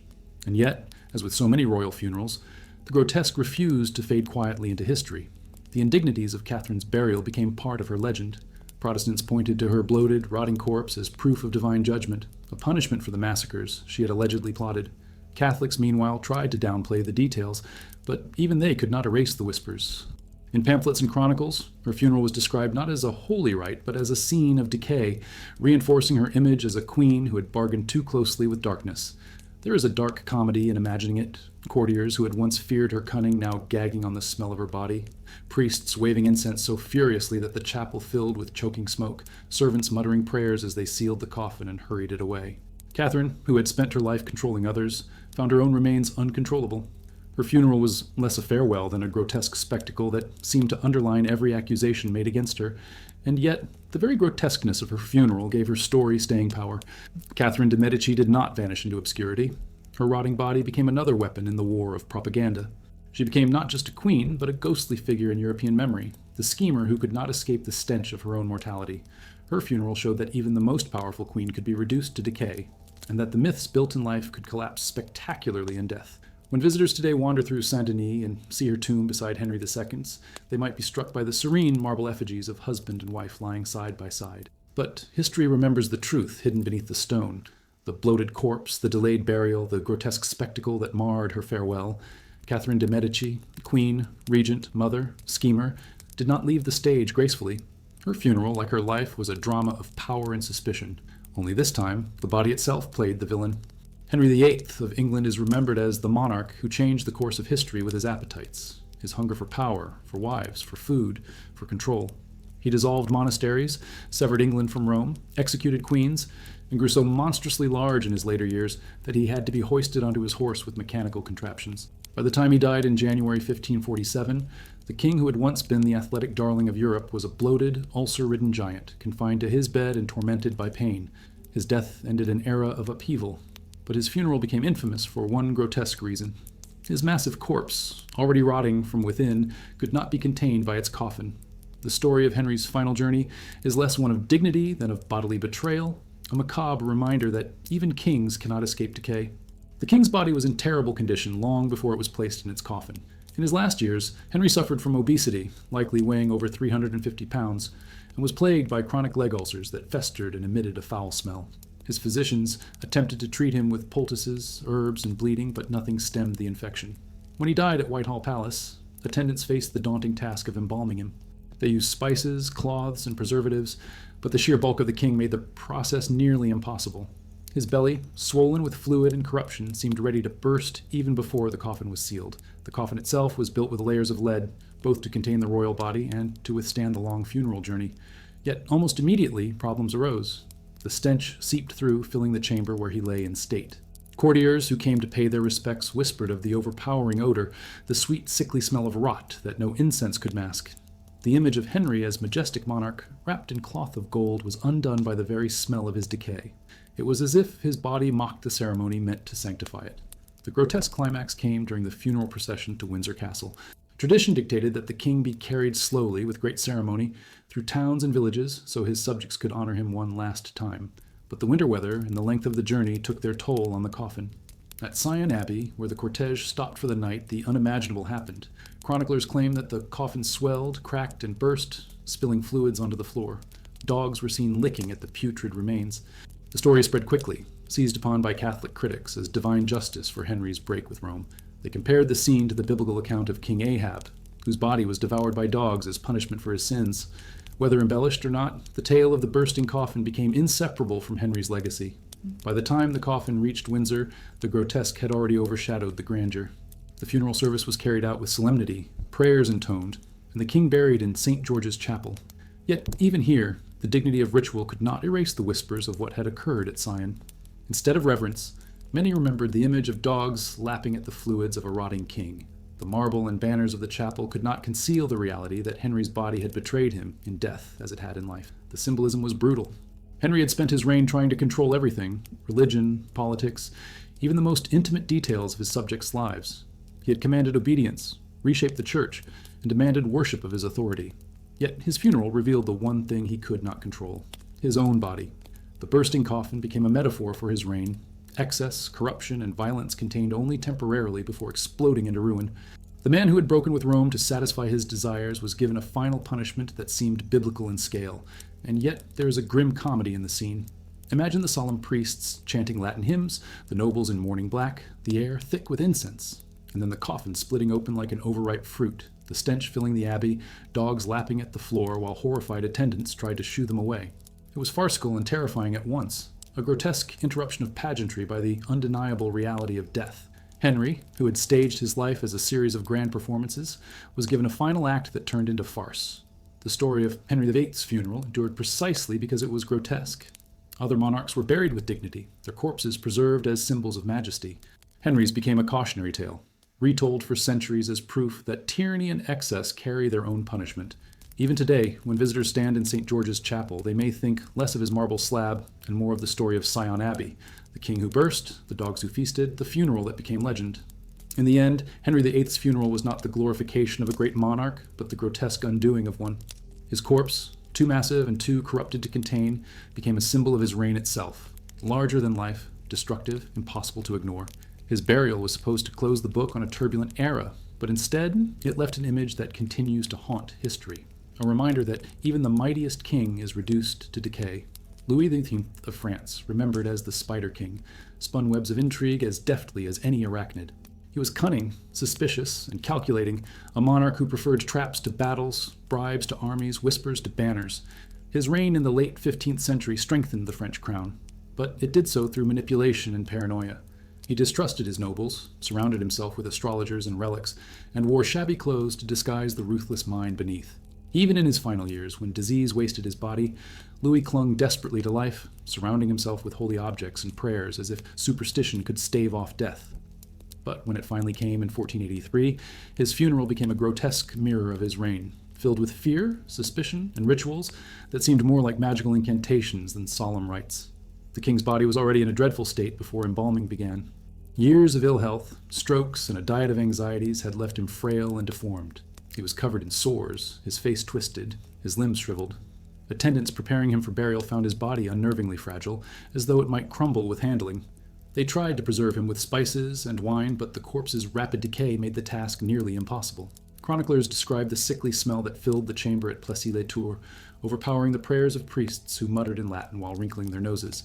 Louis's paranoia followed him even in death. He had spent years terrified of plots against his life, rarely allowing anyone near him without suspicion. Now, as his body lay in state, courtiers whispered of omens and curses. The chamber was filled with relics, fragments of saints' bones, crucifixes, holy icons, objects Louis had hoarded obsessively in his final years, as if holiness could be stockpiled like gold. These talismans were placed around his coffin, creating an eerie spectacle, the king's bloated corpse guarded not by soldiers but by a bizarre fortress of relics, as though he still feared betrayal even in the grave. The funeral procession to Notre Dame de Cléry, the church Louis had chosen for his burial, was one of the strangest of its age. His coffin was draped not in splendid cloth, but in relatively plain coverings, reflecting his obsession with humility, an obsession that often looked more like affectation. Yet the atmosphere was anything but humble. Priests marched, chanting, relics were carried like weapons, and courtiers muttered about the king's soul. The stench of the decaying body accompanied the cortege, forcing attendants to burn so much incense that the streets filled with thick smoke. Some said it looked less like a funeral and more like an exorcism. At Cléry, the grotesque continued. The king had insisted on being buried there rather than in the traditional necropolis of Saint-Denis. He had mistrusted the great abbey, preferring a more obscure church where he could control every detail. But the church was small, ill-suited to the grandeur of a royal funeral, crowds pressed against its walls, the smell of incense and rot mingling in the air. When the coffin was opened briefly for identification, witnesses recoiled. Louis's face was already blackened, his body shrunken, his features twisted into something almost demonic. For a man accused in life of weaving plots like a spider, his corpse looked like a monster caught in its own web. The symbolism was overwhelming. Louis XVIII had ruled by fear, suspicion, and manipulation. His funeral, instead of being a celebration of stability, reflected that paranoia back to the world. His coffin, surrounded by relics, looked less like a Christian burial and more like a fortress against demons. His rotting face seemed to sneer at the prayers chanted over him. The church filled with smoke, the whispers of courtiers, the pressing crowd. It all felt like one final performance of fear. There is a cruel comedy in the image. A king who had spent his life controlling others, reduced to a corpse so foul that priests could barely finish their prayers. A ruler who had stockpiled relics as though holiness could be hoarded, buried in a fortress of bones and icons that smelled more of desperation than of piety. The Spider King, master of plots, caught at last in the ultimate snare, death. And yet, the grotesque gave him immortality. Louis XVIII's reign was remembered not just for strengthening France, but for the eerie, paranoid atmosphere that clung to his final years. His funeral became a story passed down through chronicles. The king, whose corpse stank so terribly that incense could not hide it, whose paranoia followed him even to the grave, whose burial was more haunting than holy. Even today, when visitors step into Notre Dame de Cléry, they see the tomb of Louis XVIII, marked by serene stone effigies. But history whispers louder than marble.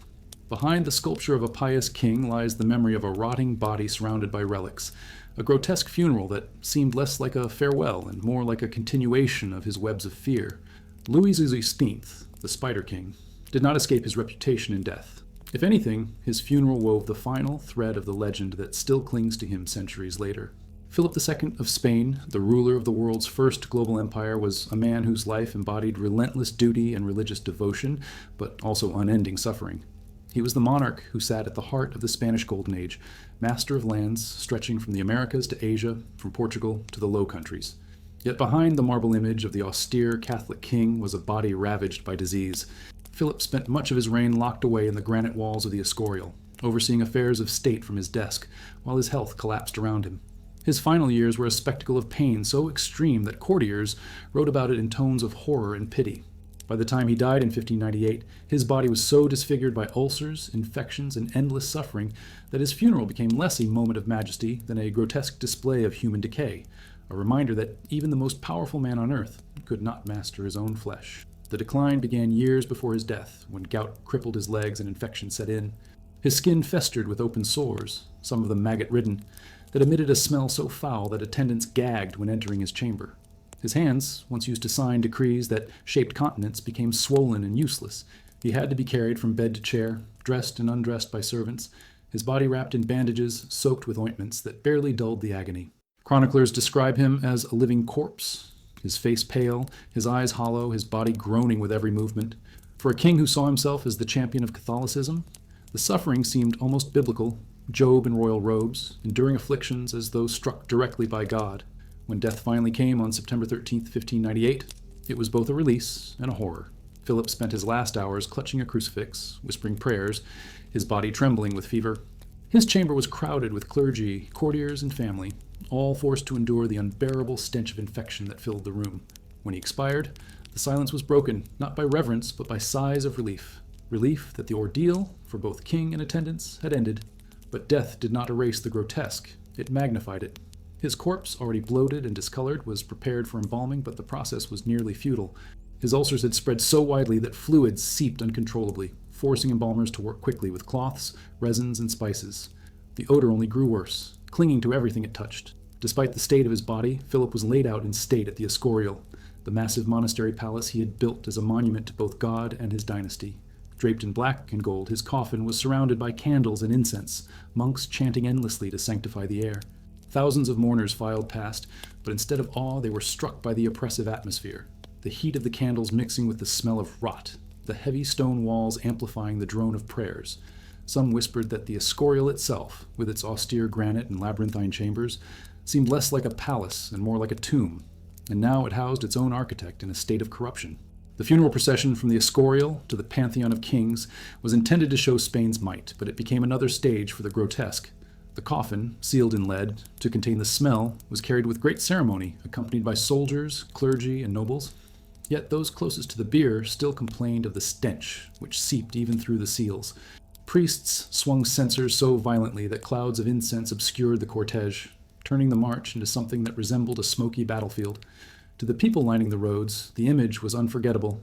A king who had ruled half the known world being carried like a corrupted relic, hidden under veils of smoke. At the Pantheon of Kings in the Escorial, where generations of Spanish monarchs were to be buried, the grotesque climaxed. When the coffin was opened briefly before burial, the sight shocked those present. Philip's face was unrecognizable, blackened and bloated, his body deformed by disease and decomposition. Attendants hurried to close the lid, fearful that the sight of the corpse would overshadow the solemnity of the prayers, but the damage was already done. The whisper spread. The Catholic king who had fought heresy with fire and sword had died in a body that looked cursed, as though God himself had marked him with decay. The symbolism was impossible to ignore. Philip II had spent his life in pursuit of control over religion, over politics, over empires that spanned oceans. He had micromanaged everything, famously insisting on reading even the smallest petitions himself. But in death, his own body defied control. It swelled, burst, and stank in ways that no embalmer, no incense, no granite palace could hide. His funeral, meant to glorify his reign, instead became a metaphor for the limits of power. The man who had ruled more land than any monarch before him could not command his own flesh. There is a cruel comedy in the image of monks frantically swinging incense to cover the smell, nobles whispering behind perfumed handkerchiefs, and courtiers grimacing as they bowed before a coffin that threatened to betray its contents at any moment. The grand theater of empire was undone by the grotesque theater of the body. Philip, who had built the Escorial as an eternal monument to order and piety, became in death its first true ghost, a king whose funeral filled the halls, not with reverence, but with stench. And yet, in a strange way, The grotesque only enhanced his legend. Philip II was remembered not just as the king who sent the Armada, who ruled over silver fleets, who imposed Catholic orthodoxy on half the world. He was also remembered as the king who suffered like a martyr, whose deathbed was a theater of agony, whose funeral revealed the human corruption beneath the marble of empire. His body decayed, but his story grew. Even today, visitors to the Escorial stand in the pantheon of kings and imagine the scene, the candles, the smoke, the bloated corpse lowered into the vault. They realize that his funeral was not simply the end of a reign, but the continuation of a legend, one steeped as much in horror as in glory. Maria Theresa of Austria, the only female ruler of the Habsburg dominions, and one of the most formidable monarchs of the 18th century, embodied majesty, resilience, and maternal power. She bore 16 children, many of whom became sovereigns themselves, reformed her empire, and held her own against Frederick the Great in brutal wars.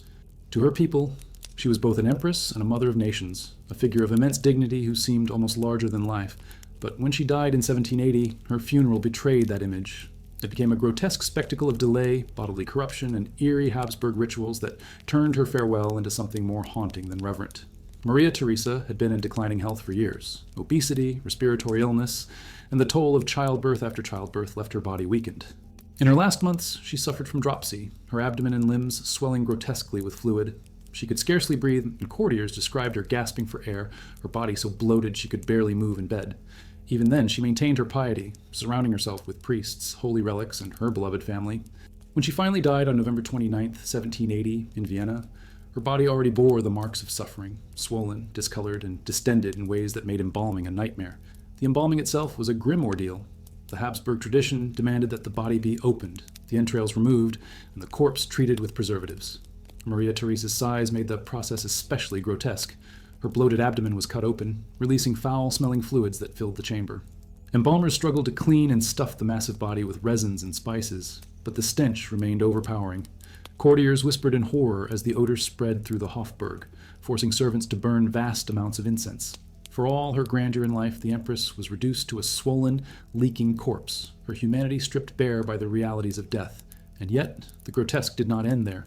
The Habsburgs practiced the eerie ritual of dividing the body. The heart was placed in the Augustinian Church, the entrails in St. Stephen's Cathedral, and the body in the imperial crypt at the Capuchin Church.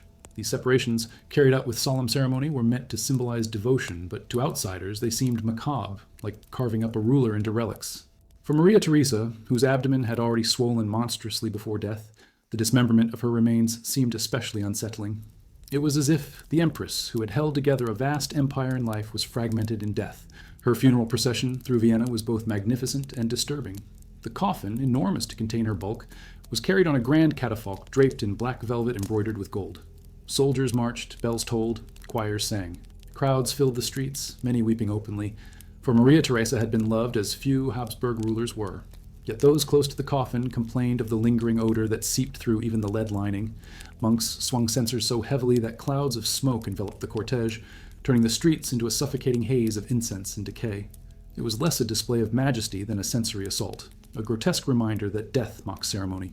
At the Capuchin crypt, the most chilling moment of Habsburg funerals was enacted. The coffin was brought to the closed doors and the herald knocked. A friar inside asked, "Who seeks entry?" The herald replied with Maria Theresa's full list of titles: Holy Roman Empress, Queen of Hungary and Bohemia, Archduchess of Austria, and so on. "We do not know her," came the reply. Again the herald knocked. Again the friar asked. Again the long litany of power was recited. Again, "We do not know her." Finally, at the third knock, the herald answered simply, "A poor sinner." Only then did the doors open, and the coffin was admitted. For her subjects, it was a ritual of humility, but in the atmosphere of incense, rot, and mourning, it felt eerie, almost mocking. The Empress who had towered over Europe was reduced to a swollen body in the words, "a poor sinner." When her coffin was lowered into the crypt beside her beloved husband, Francis I, the grotesque had not ended. The Capuchin vault was already crowded with decaying coffins, the smell of centuries of Habsburg flesh lingering in the damp air. Monks whispered that the Empress's bulk barely fit into the designated space, her coffin wedged tightly between others. For all the grandeur of the ritual, the reality was stark. Maria Theresa, the Empress who had ruled half of Europe, was crammed into a stone cellar among the stinking dead of her dynasty. The symbolism of her grotesque funeral was not lost on observers. Maria Theresa had lived as both mother and monarch, her body the literal vessel of dynasty. In death, that same body betrayed her. Bloated, leaking, dissected, and reduced to stench, Her funeral became a reflection of the contradictions of her reign, maternal yet severe, powerful yet vulnerable, glorious yet grotesque. There is a dark comedy in imagining it, priests chanting solemnly while embalmers struggled with her swollen corpse, nobles wiping their noses discreetly while incense filled the air, friars refusing entry to a coffin that stank of decay until humility was proclaimed. It was a spectacle both tragic and absurd, a final act that seemed almost staged to remind all present that even the mightiest rulers are reduced to rot. And yet, in its grotesqueness, her funeral ensured her legend. Maria Theresa was not forgotten as a marble effigy or a serene saint. She was remembered as a woman of flesh and blood, whose death revealed the raw truth of mortality. Even today, visitors to the Capuchin crypt see her grand coffin and cannot help but imagine the scene of 1780, the swollen body, the stench, the solemn ritual of humility. Her funeral did not erase her greatness, it amplified it, turning her into a figure who ruled not only in life but also in the macabre imagination of history. Joseph II of Austria, son of Maria Theresa and Holy Roman Emperor from 1765 to 1790, was a monarch who declared war on pomp. Unlike his mother, who adored ceremony and spectacle, Joseph embraced Enlightenment rationalism and austerity. He abolished serfdom, pushed religious toleration, and tried to strip the empire of the ritualistic excesses that had defined the Habsburg dynasty for centuries. He was determined to be remembered as a reformer, a servant of reason rather than tradition. Yet his funeral, instead of being the dignified, rational farewell he had envisioned, turned into a grotesque spectacle of irony, an austere burial that horrified even his allies and left onlookers whispering that the emperor had been humiliated in death. Joseph's health collapsed long before his burial. Years of tireless reforming combined with personal frustrations. His wars failed, his reforms met resistance, and his family, often despised him, wore down his body and spirit. Tuberculosis consumed him, leaving him gaunt, coughing blood, and skeletal in appearance. Those who saw him in his last days described a man prematurely aged, wrapped in blankets, eyes hollow, gasping as he continued to dictate edicts between bouts of agony. By February 1790, he knew death was near. True to his rationalist ideals, he left instructions. No elaborate coffin, no expensive ceremonies, no pomp of empire. He wanted to be buried as a simple man, his body placed in a plain wooden box, without honors, without grandeur. But when death came on February 20th, 1790, reality collided with ideals. His attendants discovered that the simple funeral Joseph demanded looked less like humility and more like disgrace. His body, already wasted and frail, was placed in a crude coffin of unpolished wood, marked only with a painted inscription. Unlike his ancestors, he was denied the silver-lined coffins, the velvet drapes, the jeweled crowns that had adorned generations of Habsburgs. To some Enlightenment thinkers, this was noble, a monarch rejecting superstition and vanity. But to many of his subjects, it looked grotesque, even shameful. The emperor of one of Europe's grandest dynasties was being treated, in their eyes, like a pauper. The grotesque atmosphere deepened during the procession. While Maria Theresa's funeral had filled Vienna with incense and weeping crowds, Joseph's cortege was starkly empty. Few mourners lined the streets, not because he was unloved, though his reforms had angered many, but because the austerity of the event discouraged participation. There were no lavish catafalques, no grand draperies, no choirs, just a plain coffin on a simple carriage, rattling across the cobblestones with little fanfare. Eyewitnesses described an eerie silence, broken only by the creak of wheels and the murmurs of passers-by shocked at the sight. Some whispered that it looked less like the burial of an emperor than the disposal of a criminal. At the Capuchin crypt in Vienna, the traditional burial place of the Habsburgs, the contrast with his predecessors was unbearable. Generations of emperors and empresses rested in ornate sarcophagi of bronze and marble, adorned with angels, crowns, and symbols of empire. Joseph's coffin, by comparison, looked pathetic. It was so plain that some attendants felt embarrassed to carry it inside. The famous ritual of humility was performed at the door, the herald knocking, the friars denying entry until the words, "a poor sinner," were spoken. But when the plain wooden coffin was admitted, the symbolism shifted. For Maria Theresa, it had been a ritual gesture. For Joseph II, it looked painfully literal. He was not just humbling himself before God. He was being humbled before history. The grotesque irony did not escape his contemporaries. The emperor, who had abolished so many traditions, who had mocked ceremony as superstition, ended up with a funeral so stripped down that it bordered on degradation. His Enlightenment ideals, meant to project dignity through simplicity, instead made him look forgotten, discarded, almost pitiful. The man who had sought to modernize Europe was laid to rest in a way that seemed medieval in its cruelty. Even his allies struggled to defend the image. Voltaire's admirers in Paris admired his humility, but in Vienna, many whispered that Joseph had been punished by fate, his body rotting in a pauper's box among marble kings. And yet, the grotesque quality of his funeral also preserved his legend. While his mother was remembered for grandeur and his successors for restoration, Joseph became the emperor who refused to play the game. His plain coffin among ornate sarcophagi became a metaphor for his reign, isolated, misunderstood, at odds with tradition. Visitors to the Capuchin crypt still pause before his simple coffin, surrounded by Baroque masterpieces, and feel the jarring dissonance. It is a grotesque sight, not because of rot or stench, but because of the clash between ideals and appearances. There is even a dark comedy in imagining it. The Habsburgs, masters of ritual, forced to march their emperor into the crypt, in a box that looked more suited for firewood than royalty. Priests swinging incense before a coffin that gave off no odor of embalming spices, nobles bowing before wood planks nailed together in haste. It was both absurd and tragic, a performance so at odds with expectations that it became unforgettable. And perhaps that is why Joseph II's funeral remains one of the most unsettling in royal history. It was grotesque, not in the sense of bursting coffins or bloated corpses, but in the dissonance between who he was, what he wanted, and how it was perceived.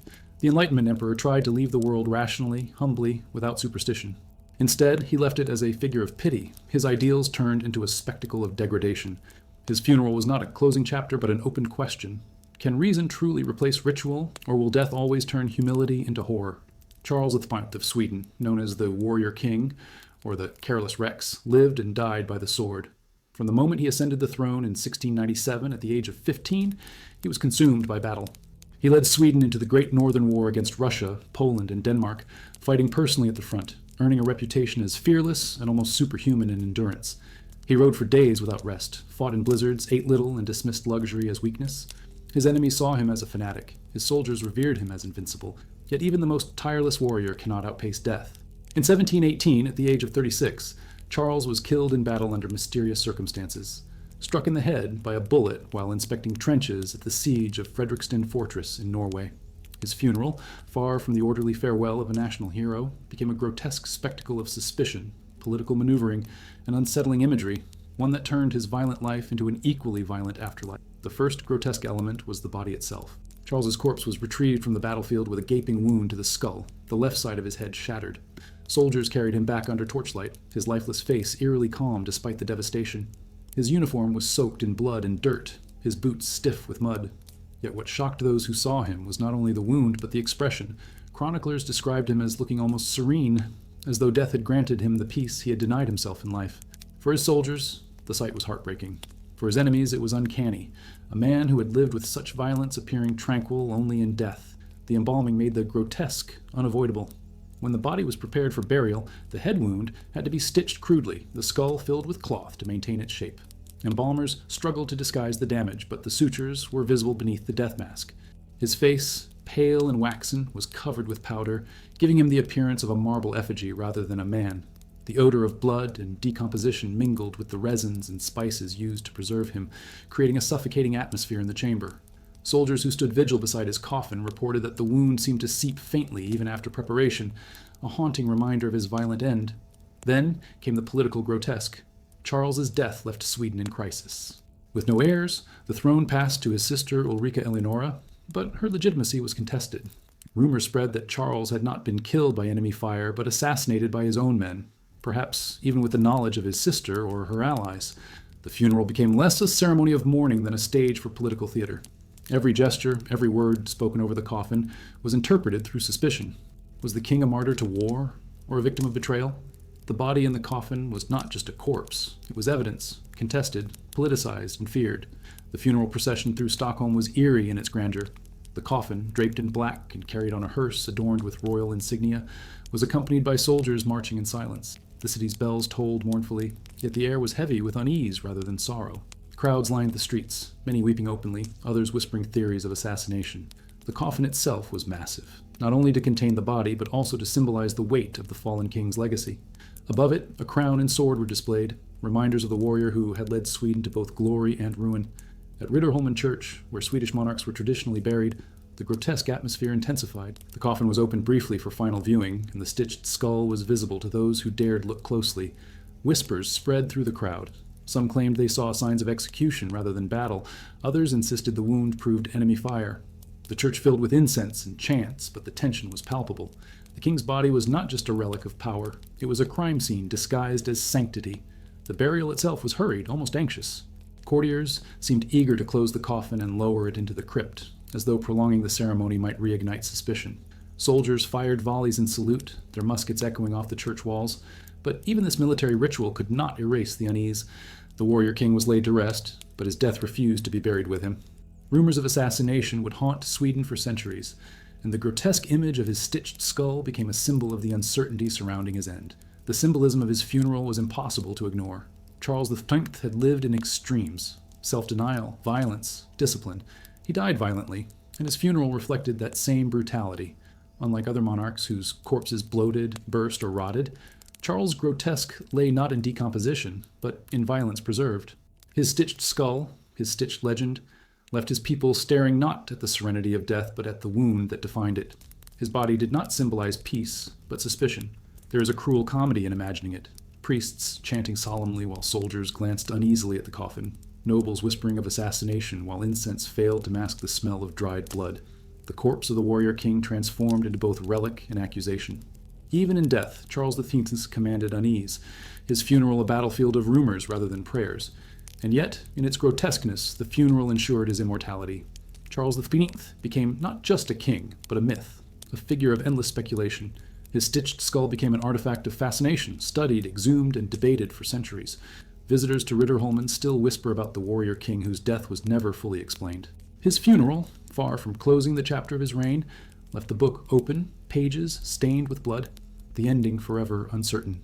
James I of England, also James VI of Scotland, was a king who lived his life as both a scholar and a sovereign, a man who preferred books to battles and theology to politics. He united the crowns of England and Scotland in 1603, commissioned the King James Bible, and fancied himself a learned monarch, ruling through reason. Yet his reign was also plagued by scandals, paranoia about witchcraft, and endless whispers about his health, his manners, and his private life. By the time he died in 1625, the first Stuart King of England had become bloated, racked with illness, and unpopular with much of his court. His funeral was supposed to enshrine his image as a wise monarch and peacemaker. Instead, it turned into one of the most grotesque spectacles in English royal history, as his decaying corpse resisted every attempt at sanctification, erupting in ways both horrifying and unforgettable. The decline of James's health had been long and painful. He suffered from arthritis, gout, fainting fits, and kidney problems. In his final years, he could barely walk, often being carried in a chair. His once sharp features grew puffy, his breath wheezed, and his body became bloated from dropsy. His court physicians bled him, dosed him with mercury and antimony, and even applied boiled pigeons to his head in one desperate treatment. Nothing worked. By March 1625, his body was so swollen with fluids and disease that his death at Theobald's house came as a release more than a shock. But the ordeal of his corpse was only beginning. The embalmers were confronted with a nightmare. James's body, already riddled with infection, began to putrefy almost immediately. His abdomen, swollen with gases, resisted the knife. When they attempted to open him for embalming, the body released such a foul stench that attendants gagged and fled the chamber. One chronicler claimed the odor was so overpowering that it filled the entire palace, clinging to clothes and hair. Spices and resins were poured in, but the king's vast, fluid-filled body refused preservation. His skin darkened, stretched, and split in places, leaking foul liquids. For a king who had written treatises against witchcraft and diabolism, the state of his corpse seemed to many like divine irony. When James was finally placed in his coffin, the grotesque did not end. The coffin was lead-lined and sealed, but gases continued to build inside. During the lying in state at Whitehall, the inevitable occurred. The coffin literally burst open. The stench that followed was indescribable, forcing mourners to cover their noses and priests to wave incense furiously. Some accounts claim the lid cracked audibly with a sound like a pistol shot, startling the guards. Rumors spread instantly, with enemies whispering that it was God's judgment on a king who had favored corruption and sin. Pamphleteers gleefully described the exploding king, a monarch whose body betrayed him in death as it had in life. The funeral procession through London only added to the spectacle. James's coffin was carried on a great hearse, draped in black and gold, pulled by plumed horses. Nobles, bishops, and officials marched in solemn lines while bells tolled across the city. But the grandeur could not erase the memory of the coffin bursting. Crowds lining the streets whispered about the stench, about the accident at Whitehall, about whether the king had been cursed. Instead of inspiring awe, the procession inspired unease, the spectacle of a king who could not keep his dignity even in death. At Westminster Abbey, the grotesque reached its climax. James's coffin was carried into the great church, but the odor lingered. Monks swung censers so heavily that the abbey filled with smoke, nearly choking some mourners. The sermons praised James as a learned and pious king, yet the reality lying in the coffin was impossible to ignore. Some witnesses swore that the coffin creaked ominously during the service, as though gases were still pressing inside. Others whispered that the very walls of the abbey seemed unsettled by his presence. For a monarch who had once fancied himself divinely inspired, the grotesque details of his funeral undermined the message of eternal glory. The symbolism was brutal. James had spent his reign trying to control narratives, publishing books, lecturing nobles, presenting himself as God's chosen intellectual king. Yet in death, he could not control his own body. His funeral became a metaphor for the futility of pomp. Beneath the banners, the trumpets, and the velvet, there was only a rotting corpse that refused to behave.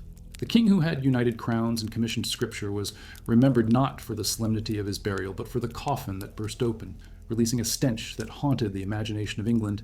And yet, the grotesque only cemented his place in legend. The exploding coffin became a story retold for generations, a cautionary tale about vanity, corruption, and mortality. It joined the ranks of infamous royal burials that revealed more about the body than about the crown. For some, it was proof of divine judgment. For others, it was simply the cruel comedy of death mocking kings. Even today, when visitors stand in Westminster Abbey before his tomb, they may recall not the scholar king who commissioned the Bible, but the swollen corpse whose coffin cracked under the pressure of decay. There is a dark humor in imagining it. Solemn hymns rising in the abbey while mourners cough through clouds of incense, bishops speaking of eternal peace while servants discreetly scrub the floor where fluids had seeped, nobles hiding their disgust behind perfumed handkerchiefs. The entire funeral was a performance undone by biology. James I, who had tried to present himself as the great philosopher king, left the stage with a grotesque encore that no one would ever forget. Louis XIV of France, the self-styled Roi Soleil, the Sun King, spent his entire reign orchestrating life as theater. He ruled longer than any monarch in European history, 72 years of brilliance and domination, staging his every gesture as a performance of majesty. Versailles was not merely his palace, but his stage, where courtiers orbited him as planets around the sun. He demanded ritual in everything, how courtiers approached him, how they dressed, how they ate in his presence. He was, to his contemporaries, both a man and a living myth. Yet when death came in September 1715, the mask of immortality slipped. The funeral of Louis XIV was not a seamless continuation of his grandeur, but a grotesque paradox, part magnificent ritual, part horrifying reminder of decay. His body, swollen and rotting, betrayed him, and the elaborate ceremony became a spectacle of both awe and revulsion. The king's final illness lasted weeks, and it unfolded as a kind of grim drama.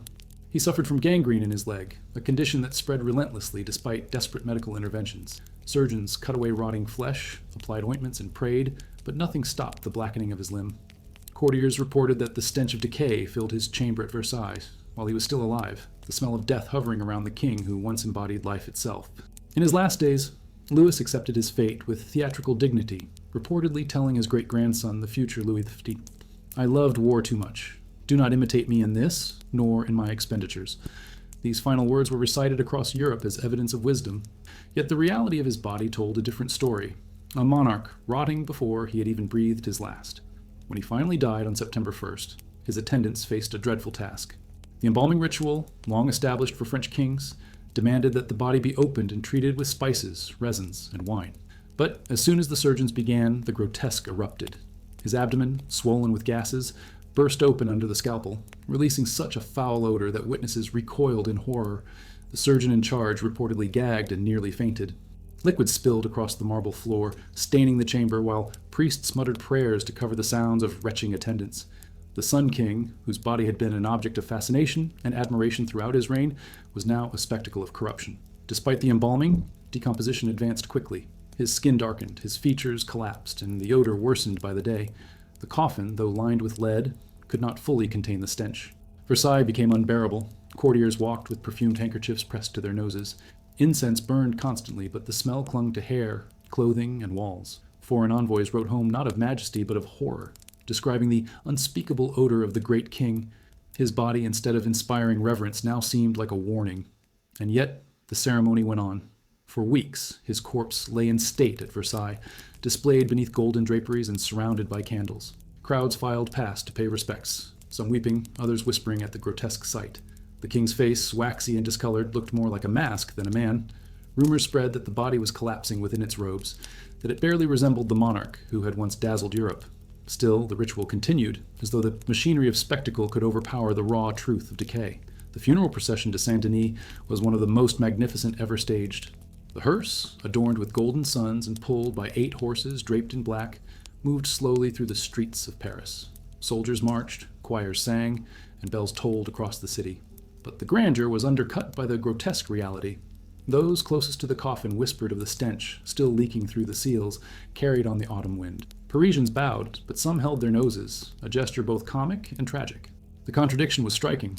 The man who had made himself the sun was carried like a star collapsing, light mingled with corruption. At Saint-Denis, the necropolis of French kings, the grotesque found its stage. As tradition dictated, the body was divided. The entrails interred in one church, the heart in another, the body in the royal vault. Priests chanted, nobles wept, and the coffin was lowered into the crypt. Yet the atmosphere was heavy, not with awe, but with unease. The stench lingered. The memory of the bursting abdomen haunted the attendants, and whispers spread that the king's corpse was a divine punishment for his pride. For a monarch who had proclaimed, "L'État, c'est moi," I am the state, the sight of his rotting flesh was a reminder that no man, however powerful, escapes mortality. The symbolism was as brutal as it was unforgettable. Louis XIV had spent his life controlling image, staging rituals, and demanding awe. His funeral stripped that away. The grotesque made him human again, swollen, stinking, fragile. His grandeur clashed with his decay, creating a paradox that fascinated contemporaries. Was this a warning against hubris? Or was it, in its way, another kind of spectacle, proof that even in rot, the Sun King commanded attention? There is a cruel comedy in imagining the scene, bishops intoning solemn prayers while servants quietly scrubbed leaked fluids from the marble, nobles trying to hide their disgust behind perfumed gloves, Parisians bowing while muttering about the stench. The very rituals meant to sanctify him were undone by biology. The Sun King's final performance was not one of eternal brilliance, but of grotesque collapse. And yet, this grotesque farewell only deepened his legend. Louis XIV was remembered not just as the builder of Versailles, the master of Europe, the patron of art and war. He was remembered as the king whose body betrayed him, whose funeral became a theater of decay. His grandeur was undeniable, but so was his humanity, revealed most starkly in the stinking crypt of Saint-Denis. Visitors today see his tomb, serene in marble, but history whispers of the horror behind the stone, the swollen corpse, the bursting abdomen, the stench that filled a palace and a city. Peter II of Russia is one of the least remembered Tsars, a boy emperor who reigned briefly from 1727 until his untimely death in 1730 at the age of just 14. His life was short, fragile, and overshadowed by the colossal figures of Peter the Great, his grandfather, and Catherine I, his step-grandmother. Where his predecessors had reshaped Russia with ambition and iron will, Peter II drifted, too young, too manipulated by courtiers, and too fragile to leave any mark of his own. Yet in death, he entered history not as a forgotten monarch, but as the subject of one of the most grotesque royal funerals in Russia's long and often macabre tradition. His sudden death from smallpox and the chaotic attempts to preserve his body produced scenes that left witnesses horrified, whispering that fate itself seemed to mock the last male heir of the Romanov line descended from Peter the Great. The story begins with his illness, which struck suddenly in January 1730. Smallpox, that cruel and democratic killer of the 18th century, showed no mercy even to a czar. Within days, the boy's pale, delicate face was covered with sores, his body racked with fever. Courtiers kept vigil outside his chambers in Moscow, while doctors applied poultices and prayers, their remedies useless against the inexorable advance of the disease. The stench of infection filled the air as his skin erupted, pustules swelling and bursting.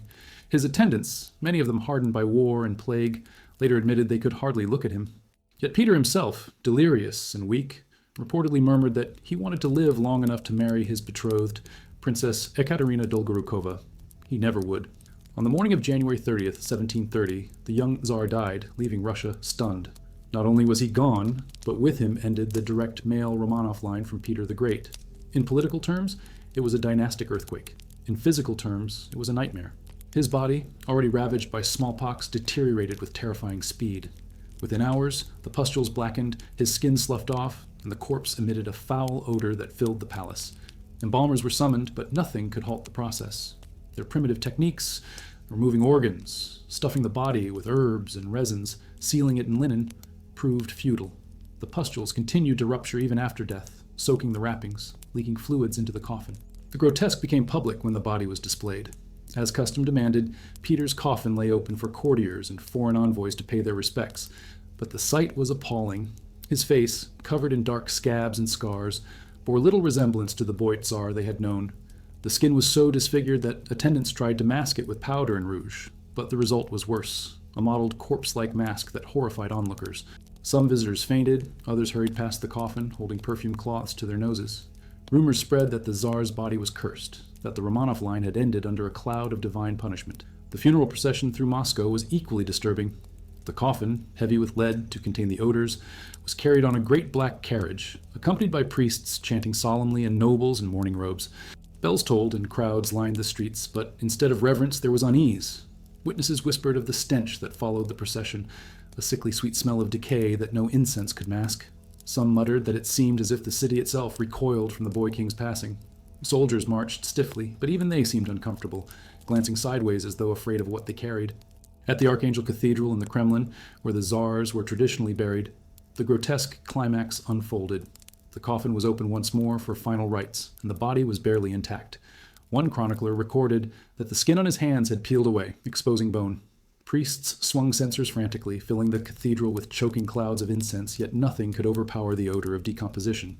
The liturgy echoed against the ancient walls, but the focus of the mourners was not the prayers. It was the corpse that seemed determined to defy sanctification. The Sun King's stench had once filled Versailles. Now the boy Tsar's rotting remains overwhelmed Moscow. The symbolism was stark. Peter II was the last of his line, the final male descendant of Peter the Great, and his grotesque funeral seemed to embody the collapse of a dynasty. His body, consumed by smallpox and decay, mirrored the fragility of the Romanov succession. Instead of inspiring loyalty, his funeral inspired dread, as though Russia itself had been left leaderless under an omen of rot. The contrast with his grandfather could not have been sharper. Peter the Great had died after reshaping Russia into an empire, his funeral a grand affair. Peter II left nothing but a decaying body and a kingdom thrown into crisis. There's a dark comedy in imagining the scene. Courtiers choking on incense, envoys writing disgusted reports back to Europe, priests chanting piously while servants discreetly wiped leaking fluids from the coffin. The boy who never ruled in his own right, who never commanded armies or built palaces, became in death the subject of one of the most unforgettable funerals in Russian history, not for glory, but for grotesquerie. And yet, the grotesque ensured that he was not entirely forgotten. Peter II's brief reign might have slipped into obscurity, but his funeral left an imprint on the memory of his age. The disfigured boy in the coffin, the stench in the cathedral, the whispered rumors of divine punishment, these became part of Russia's folklore of power and death. Visitors to the Archangel Cathedral may see his tomb today, serene and unremarkable in stone, but history whispers of the nightmare within, the boy Tsar whose final appearance was too horrific to be erased. Henry VIII of England, perhaps the most notorious monarch in European history, was a man who lived in excess and died in excess. He was once the handsome Renaissance prince, athletic, eloquent, and admired across Europe. Yet decades of indulgence, political paranoia, and the toll of disease transformed him into a monstrous figure, bloated, ulcerated, and consumed by pain. By the time he died in January 1547, the king who had once broken with Rome and married 6 wives was barely recognizable. His funeral, meant to glorify the founder of the Church of England, instead became one of the most grotesque spectacles in royal history. His body betrayed him, swelling, bursting, and horrifying those who had come to honor him. The great king, who demanded absolute control over every image of his life, could not control the last one, his corpse. The decline of Henry's health had been evident for years. After a jousting accident in 1536 left him with a severely injured leg, he could never again participate in the sports he loved. The wound never healed properly, and it turned into a chronic ulcer that oozed pus and left him in agony. As he grew older, he grew heavier, so heavy that he reportedly weighed close to 400 pounds at the end of his life. He had to be hauled upstairs with mechanical contraptions, his bedchamber stinking of infection. His courtiers feared his temper, which had grown more violent as his body decayed. He raged against servants, accused friends of treason, and seemed at times more tyrant than king. When death finally came at Whitehall Palace on January 28, 1547, it was as much a relief for his attendants as it was a tragedy for England. But the real nightmare began after his death. The embalming process was primitive by Tudor standards, and Henry's enormous body was almost impossible to manage. His abdomen was filled with gases, his skin already discolored and stretched tight from swelling. When the embalmers attempted to cut into him, the stench was overwhelming, described as unbearable even to hardened attendants. They packed his body with spices and sealed him in a heavy, lead-lined coffin, but nothing could truly contain the decomposition. The sheer size of his corpse made it a ticking bomb of decay. The grotesque climax came during the funeral procession. Henry's coffin was transported slowly from Whitehall to Windsor, a journey of several days. At one point, the cortege stopped at Sion Abbey overnight. It was here that the horror unfolded. By morning, attendants discovered that the coffin had cracked open under the pressure of gases inside. Fluids had seeped out onto the floor, and the smell was overwhelming. Chroniclers recorded the shocking scene, with one writing that dogs licked up the king's remains. Whether this detail was literal or symbolic, it burned itself into legend, a grotesque metaphor for the downfall of a monarch who had once claimed divine authority. The image of Henry, too massive to contain even in death, leaking onto the floor of a monastery, haunted the imagination of England. The procession eventually continued, but the damage was done. Nobles and priests walked alongside the hearse, whispering not about his greatness, but about the grotesque accident at Sion. The man who had executed wives, destroyed monasteries, and declared himself supreme head of the Church of England was being carried to burial with a reputation literally leaking out of his coffin. The irony was bitter. The man who had sought to control the very soul of England could not control the final performance of his own body. At Windsor, Henry was interred in St. George's Chapel, meant to rest beside Jane Seymour, the only one of his 6 wives he declared to have loved. The chapel echoed with solemn chants, banners waved, and trumpets blared. Yet even here, the shadow of the grotesque lingered. Some mourners could not help but remember the burst coffin, the leaking fluids, the dogs at Sion Abbey. The ritual grandeur could not erase the memory of decay. Henry was buried with pomp, but also with whispers that his fate was divine punishment for his tyranny and gluttony. The symbolism of his funeral was inescapable. Henry VIII had spent his life in excess of appetite, excess of power, excess of violence. In death, his body reflected that same excess, swollen to the point of rupture, grotesque in its corruption. His coffin's failure became a metaphor for his reign, powerful, imposing, but ultimately unsustainable, bursting apart under the weight of contradictions. The king, who had once seemed larger than life became, in death, almost too large for death itself to contain. There's a grim comedy in imagining the scene. Priests chanting about eternal rest while servants mopped the floor of a monastery, nobles turning pale as the odor of decomposition seeped through the seals of the coffin, commoners whispering that God himself had judged the king. The man who had married 6 times, who had ordered beheadings without hesitation, who had remade England in his own image, was remembered in his last moments not as a mighty monarch, but as a bloated corpse that burst apart. And yet, this grotesque farewell ensured Henry VIII's immortality in a different way. His funeral became one of the most infamous in European history, cited for centuries as proof of divine retribution. His swollen, leaking body stood as a cautionary tale. Even kings who claim the authority of heaven cannot escape the humiliations of flesh. Visitors to St. George's Chapel today see a simple slab marking his grave, but history whispers of the nightmare that preceded it, the dogs, the stench, the rupture. The Sun King may have rotted in Versailles, but Henry VIII exploded in Sion Abbey, leaving behind one of the most unforgettable royal burials of all time. Philip IV of Spain, remembered as the patron of Velasquez and the king under whose reign Spain's empire began its long decline, was a man of contradictions.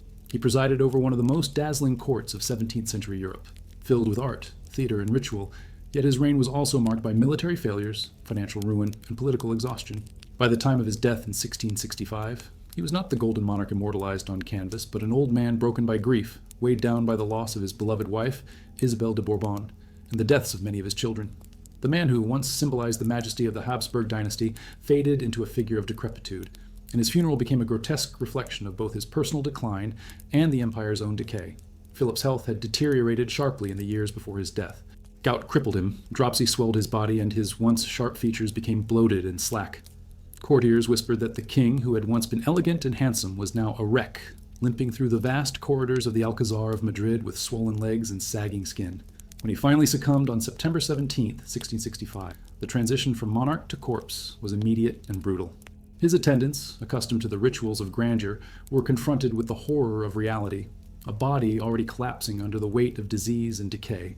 The embalming, an essential ritual for the Spanish monarchy, was where the grotesque truly began. Philip's abdomen was opened, his organs removed, and his body stuffed with aromatic herbs, spices, and straw to stave off putrefaction.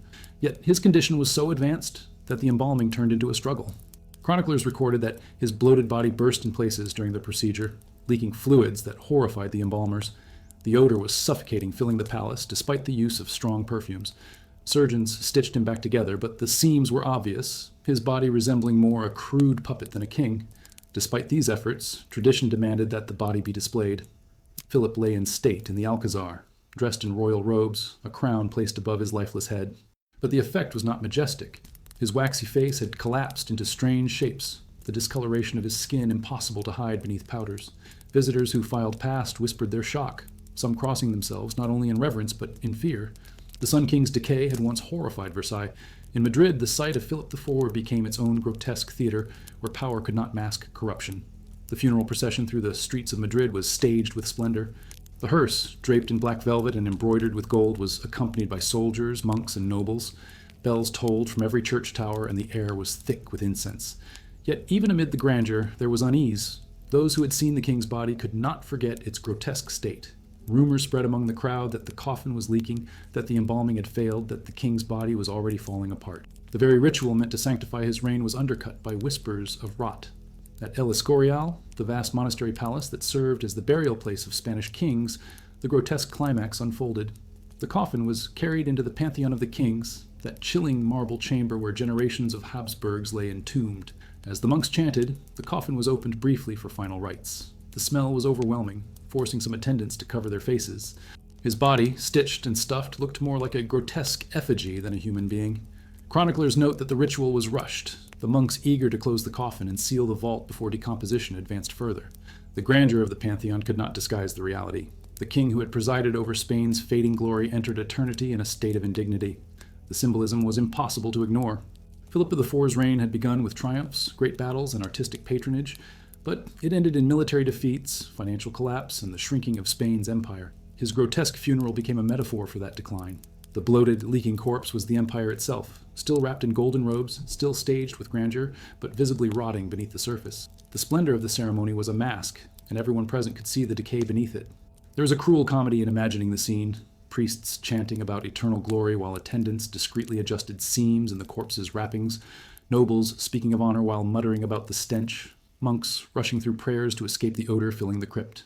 Philip IV, the man who had once ruled over vast continents, was remembered in his final moments not for Velázquez's masterpieces or the theaters of Madrid, but for the grotesque state of his corpse. And yet, that grotesque end ensured his place in memory. Without it, Philip IV might have been remembered only as a weak king presiding over decline. Instead, his funeral became one of the most infamous in Spanish history, a vivid image of grandeur undone by decay. Visitors to El Escorial today see the majestic marble Pantheon, serene in its silence. But behind the stone lies the memory of a bloated corpse stitched together, a king whose final act was to remind the world that even empires rot. Charles IX of France was one of the most tormented kings of the Valois dynasty, remembered less for his achievements and more for the horrors committed under his reign, most infamously the St. Bartholomew's Day massacre of 1572, when thousands of French Protestants were slaughtered in Paris and across the kingdom. He was only 22 at the time, manipulated by his mother, Catherine de' Medici, and overwhelmed by the chaos of religious civil war. The blood that flowed during his reign seemed to haunt him, and in a grotesque twist of fate, his own death would mirror the rivers of blood he had unleashed. By the time he died in 1574, Charles IX was only 23, his young body ravaged by tuberculosis. His funeral became one of the most disturbing in French history, marked by hemorrhages, leaking blood, and an atmosphere of dread that seemed almost divine retribution. The king's decline was agonizing. Tuberculosis consumed him slowly, leaving him pale, skeletal, and racked with coughing fits that ended in mouthfuls of blood. Eyewitnesses describe him as wasting away in his chambers at the Louvre, his eyes sunken, his skin yellow, his lips stained red.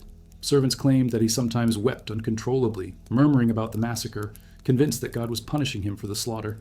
At night, he was said to hear phantom screams, unable to rest. In his final months, he could barely stand, his body so weak that he had to be carried. Every cough seemed to tear his lungs apart, and each one left blood on his sheets. When he died on May 30th, 1574, the grotesque began immediately. His body, filled with infection and fluids, continued to ooze blood after death. Courtiers who entered the chamber described a shocking sight. Crimson patches soaking through his linens, a steady seep of fluids staining the floor. One chronicler wrote that he seemed to bleed even in death, as though heaven demanded more. It was impossible not to see symbolism in the spectacle, the young king, haunted by massacre, leaving this world in a river of his own blood. The embalming was nearly impossible. When surgeons attempted to open the body, the putrefaction was advanced. His lungs were destroyed, his chest cavity filled with foul-smelling blood and pus. The odor was unbearable, forcing attendants to cover their faces with cloths soaked in vinegar. They tried to preserve him with spices and wine, but the blood kept seeping, soaking bandages and wrappings. Unlike other monarchs, who could at least be made presentable for viewing, Charles's body resisted every attempt at disguise. His youth, which should have preserved some dignity, instead made the horror more striking. A boy king turned into a leaking corpse. When the body was displayed for viewing, the grotesque became public. Nobles and ambassadors filed past the coffin, expecting to see the serene face of a young monarch. Instead, They saw a waxen face, twisted with the marks of illness, and beneath the wrappings, stains of blood continuing to spread. Priests swung censers furiously, filling the hall with smoke to mask the smell, but the sight was impossible to erase. Some visitors muttered that it was God's justice, that the massacre had returned upon the king himself. Others whispered in fear, wondering if his blood would curse those who came near. The funeral procession to Saint Denis was somber but unsettling. The coffin was carried on a richly decorated hearse, draped in black velvet embroidered with gold lilies, while soldiers and clerics marched in solemn lines. Bells tolled across Paris, but the air was heavy with unease. Rumors of the bleeding corpse spread among the crowds, and many crossed themselves nervously as the hearse passed. The grandeur of the procession could not erase the whispers. The young king was rotting already, his body rebelling against ceremony. At Saint Denis, the traditional burial place of French kings, the grotesque climax unfolded. As priests performed the final rites, attendants noticed new stains spreading on the wrappings inside the coffin. Some claimed they saw blood seeping through cracks, as though the corpse was still hemorrhaging in defiance of burial. The monks rushed to finish the liturgy, their chants rising faster, incense choking the air. One chronicler described the scene as terrifying. The body of the king, unable to rest, seemed to bleed before the altar. Whether literal or exaggerated, the story spread quickly, reinforcing the sense that Charles' theme had been marked by divine punishment. The symbolism was overwhelming. The young king who presided over one of the bloodiest massacres in French history was himself consumed by blood, his body leaking it even after death. His funeral became a grotesque allegory, the sins of his reign etched into his corpse. Instead of a serene farewell, his burial was a spectacle of horror, an image that clung to the memory of France, a boy who became king, a king who became a butcher, and a corpse that bled as if to confess guilt. There's a cruel comedy in imagining the scene. Solemn chants echoing in the great basilica, while servants discreetly replaced soaked linens, bishops preaching about eternal peace, while glancing nervously at the spreading stains, nobles bowing before a coffin they half believed was cursed. The entire ritual, meant to sanctify, only deepened the grotesque. Charles IX, the tragic boy king, was remembered not for his brief reign, but for his horrific end. And yet, in its grotesqueness, his funeral ensured he would never be forgotten. Without it, he might have been just another minor monarch in a doomed dynasty. Instead, he became a symbol of blood and guilt, his leaking body a warning written in flesh. Visitors to Saint Denis today see his tomb among the others of the Valois line, but history whispers of the nightmare that preceded it, the boy king who bled even in death, a funeral that turned into a final confession. Mary I of England, better remembered by the grim moniker Bloody Mary, was a queen who carried controversy like a crown. The daughter of Henry VIII and Catherine of Aragon, she ascended the throne in 1553 after years of humiliation, illegitimacy, and exile. For 5 short years, she tried to restore Catholicism in England, undoing her father's break with Rome. Yet history remembered her less for her devotion than for the burnings of nearly 300 Protestants, acts that branded her reign in fire and blood. By the time she died in 1558 at the age of 42, Mary was worn down by illness, disappointment, and despair. Her funeral, instead of sanctifying her legacy, turned into a grotesque display of bodily decay, political tension, and lingering dread. A final chapter that mirrored the dark shadow she cast over her kingdom. Her final illness was shrouded in both mystery and misery. For months, she had been suffering from fevers, dropsy, and stomach pains, compounded by depression after multiple false pregnancies that left her humiliated before her court. Some physicians suspected ovarian cancer, others tuberculosis, but to her attendants the signs were clear. Her body was failing. As her abdomen swelled and her limbs grew weak, she reportedly murmured prayers to the Virgin Mary and wept over her failures. She had lost Calais, the last English possession in France, just months earlier, and she told her servants that when she died, they would find Calais engraved on her heart. When death finally came on November 17, 1558, it was not triumphant but weary, as though the queen had been defeated not just politically but physically. What happened next was grotesque. The embalming of Mary's body proved a disaster. Her swollen abdomen, filled with fluids from dropsy, resisted incision and released a stench so overpowering that attendants nearly fainted. Chroniclers recorded that her body began to decompose rapidly, much faster than expected for a woman of her age. The embalming surgeons stuffed her corpse with spices and wrappings, but fluids continued to seep, staining the linens and darkening her skin. Her face collapsed into discolored patches, so that when she was finally dressed in royal robes, she looked less like a queen and more like a grotesque effigy. The problem became public during her lying in state at St. James Palace. According to reports, the stench in the chamber was so overwhelming that guards and visitors struggled to remain inside for long. Priests swung censers furiously, filling the room with smoke, but the odor clung to clothes and hair. Those who filed past whispered not prayers of reverence, but murmurs of fear. Mary's waxen, discolored face peered out from beneath a crown. but her body betrayed her. Some Protestants in the crowd even whispered that it was divine punishment, that the woman who had filled England with the smell of burning flesh was now herself a source of corruption and stench. The funeral procession through London carried the same air of unease. Her coffin, massive and lead-lined to contain the odor, was carried on a hearse draped in black velvet. Nobles and bishops marched solemnly while bells tolled across the city. Yet beneath the grandeur, the tension was palpable. Elizabeth, her half-sister and heir, was already queen, and many in the crowd looked forward more to Elizabeth's reign than to Mary's burial. The people bowed as the coffin passed, but their whispers betrayed their divided hearts. Some mourned sincerely, others muttered that England was finally free of her tyranny. The grandeur of the hearse could not disguise the feeling that Mary's coffin carried not just a body, but the lingering weight of dread. At Westminster Abbey, where she was to be buried, the grotesque climax came. The coffin was opened briefly for final rites, and attendants noted with horror that more fluids had seeped through the wrappings. The odor, even through incense and smoke, filled the abbey. Priests chanted solemnly, but some nobles covered their noses discreetly. Chroniclers describe the atmosphere as heavy not only with the smell, but with politics. The queen being buried was already overshadowed by the queen who would follow. Elizabeth did not attend the funeral, an absence that spoke volumes. While Mary's corpse rotted beneath golden drapes, Elizabeth's name was already on the lips of courtiers and commoners alike. The symbolism of the grotesque was clear. Mary had tried to burn heresy out of England, but in death, it was her own body that seemed consumed. Her rapid decomposition was read as divine judgment, her leaking corpse a metaphor for a reign that had bled England of stability and faith. Instead of sanctifying her memory, the funeral deepened her infamy. She became not the pious queen who restored Catholicism, but the grotesque figure remembered for fire, blood, and decay. And yet, there was an eerie irony to her burial. Mary had ordered that she be interred near her mother, Catherine of Aragon, at Peterborough. Instead, she was buried at Westminster Abbey, later directly beneath the same tomb slab as Elizabeth I, her half-sister and rival. The two queens, divided by faith and politics, now lie together in death. But the tomb tells only one story.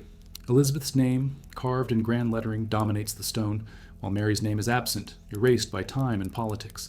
For visitors today, it is Elizabeth's glory that shines, while Mary remains the forgotten, grotesque shadow beneath her. There's a cruel comedy in imagining it.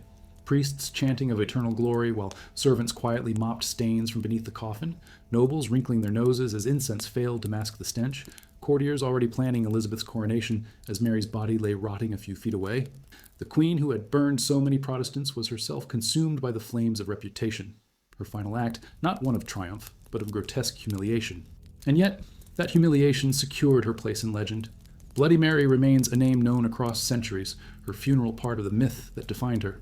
Visitors to Westminster Abbey today see the grand tomb of Elizabeth, but history whispers of the body that lies beneath her, a queen whose corpse rotted quickly, whose funeral was drenched in dread, whose legacy was sealed not in gold but in blood and decay. Charles II of Spain, known throughout history as El Hechizado, the Bewitched, was perhaps the most tragic king produced by the Habsburg dynasty, and his death in 1700 brought not only the end of his life, but also the collapse of his line. His reign was a long nightmare of decline, superstition, and physical torment. Born into a family poisoned by centuries of inbreeding, Charles was frail from the start, deformed jaw, stunted growth, epilepsy, and a mind clouded by constant illness. He became the living symbol of a dynasty in decay. Yet his funeral surpassed even the misery of his reign, for when his body was opened and displayed, what was revealed was so grotesque that it shocked even those accustomed to death. His burial became one of the most infamous spectacles in European history, a grotesque reflection of the empire's decline and a final humiliation for a king who had already been pitied and feared in equal measure.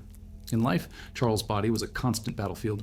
He could barely chew because of his massive Habsburg jaw, his tongue too large for his mouth. He drooled, his speech was slurred, and he struggled to digest food. He suffered convulsions, stomach pains, and frequent fevers. He was weak, infertile, and often bedridden. His court, deeply superstitious, believed he was cursed, bewitched by enemies, struck by sorcery, or punished by God. Priests performed exorcisms on him in his final years, chanting prayers while placing relics on his chest. The man who ruled the vast Spanish Empire was treated less like a king and more like a patient in a madhouse, a body racked by suffering and mystery. When death finally came on November 1st, 1700, at the age of 39, it was almost a relief. Chroniclers say he died in terrible agony, his body convulsing before collapsing into stillness. But the grotesque truly began when physicians performed the autopsy. The findings became legendary. His body was so emaciated that his heart was described as the size of a peppercorn. His lungs were corroded, his intestines gangrenous. His head was filled with water, his body crawling with worms. His testicles, the symbol of a dynastic continuity, were said to be as black as coal. The report spread quickly, shocking Europe. It seemed not just a medical description, but a metaphor. The king himself was a corpse even while alive, a vessel of rot, a dynasty collapsing in flesh. The embalming did little to improve the horror. Charles' frail, wasted body could not be preserved easily. His skin darkened rapidly, his features collapsed, and the odor of decay filled the palace. Spices and resins were packed inside him, but the smell lingered. When his corpse was dressed in royal robes and placed in a coffin, it looked less like a king and more like a grotesque puppet, his jaw slack, his limbs stiff. Those who filed past whispered in shock, some crossing themselves as though they were in the presence of a demon. For a court steeped in superstition, the grotesque body seemed like proof of curses long suspected. The lying in state in Madrid became a strange theater of pity and revulsion. Nobles, clerics, and foreign envoys entered the chamber to view the body of the last Spanish Habsburg. The atmosphere was heavy with incense, yet the stench of decay seeped through. His face, already disfigured in life, now appeared waxen and monstrous in death. Some visitors could not bear to look, turning their eyes away. Others lingered, fascinated, as though staring at the embodiment of a dynasty's doom. For centuries, Habsburg Spain had ruled the world from the Americas to the Philippines, but now its last king lay shriveled, worm-eaten, and barren, a corpse as ruined as the empire he left behind. The funeral procession to El Escorial carried all the grandeur of Spanish tradition. A massive hearse draped in black velvet wound its way through the streets, accompanied by soldiers, monks, and weeping commoners. Bells tolled, cannons fired, and banners fluttered. Yet the whispers never ceased. Everyone knew of the autopsy report, of the peppercorn heart, the coal-black testicles, the worms. The grandeur of the procession seemed almost absurd when paired with the grotesque details that had already entered legend. Spain buried its king with splendor, but in the minds of its people, he was already a cautionary tale. At El Escorial, the necropolis of Spanish monarchs, the grotesque climax unfolded. Charles was interred in the Pantheon of the Kings, that chilling chamber of black marble where generations of Habsburgs rested. Priests chanted, candles flickered, and the coffin was lowered into the vault. Yet the atmosphere was heavy, not with majesty, but with dread. Everyone present knew that this was not just a funeral. It was the burial of a dynasty. With Charles's death, the Spanish throne passed to the Bourbons, sparking the War of Spanish Succession. The grotesque details of his body became a metaphor for history itself. The Habsburg line was dead, consumed by its own corruption. The symbolism was brutal and unforgettable. Charles II, the king who was believed to be bewitched, ended as though he truly had been cursed. His autopsy report read like a medieval allegory. A hollow heart, blackened seed, worms crawling within. His body was not simply a corpse. It was a prophecy written in flesh. The grotesque funeral ensured that he would never be remembered as just another weak king. He became the ultimate symbol of dynastic rot. There's a cruel comedy in imagining the scene. Priests chanting of eternal salvation, while nobles whispered about coal-black testicles. Courtiers waving incense as if to exorcise not just the odor, but the curse itself. Foreign envoys writing reports that blended horror with political calculation. Charles II's funeral was not only a grotesque spectacle, but also a performance of history's cruelest irony. The king who embodied a generation ended his life as the most grotesque corpse of them all. And yet, in that grotesqueness lay his immortality. Charles II is remembered far more vividly than many stronger monarchs, not for victories or policies, but for his body, the twisted, broken, horrifying body that became the image of a dying dynasty. Visitors to El Escorial today see only a serene marble tomb, but behind that stone lies the memory of worms, blackened organs, and whispered curses. His funeral was not just the end of a king, it was the death mask of an empire. Oh, ChatGPT, DC, Charles V, Holy Roman Emperor and King of Spain, was perhaps the most powerful monarch of the 16th century, ruling an empire upon which the sun never set. From the Americas to the Philippines, from Naples to the Netherlands, his dominion was immense. Yet Charles was also a man plagued by contradictions, a devout Catholic who fought endless wars against Protestants, a ruler of vast lands who longed for simplicity, a man of enormous ambition whose body betrayed him with illness and deformity. His abdication in 1556 shocked Europe, for no emperor had voluntarily laid aside the crown in such dramatic fashion. He retired to the remote monastery of Yuste in Spain, where he lived like a penitent monk, consumed by prayer, ritual, and the torments of his failing body. When he died in 1558, the man who had once ruled half the world was reduced to a swollen, rotting corpse, and his funeral became the grotesque finale to a life of paradox. Charles's body had been failing for decades. Gout crippled him so severely that he could barely walk, his hands and feet twisted and swollen with pain. He was often carried in a chair, his diet restricted, yet still destructive, as he binged on meat and beer despite his condition. He suffered from fevers, ulcers, and kidney stones. His jaw, infamous as the Habsburg jaw, was so deformed that he could not chew properly, often choking on food. By the time he entered Yuste, he was more invalid than emperor, his days marked by endless prayers punctuated by agonizing spasms of pain. In one of the strangest episodes of royal obsession, he even staged a rehearsal for his own funeral at Yuste, lying in a coffin while monks prayed over him. It was as though he could not wait for death's theater. When death finally came on September 21st, 1558, it was slow and grotesque. Charles lay sweating and gasping, his swollen body oozing fluids, his legs ulcerated and dark.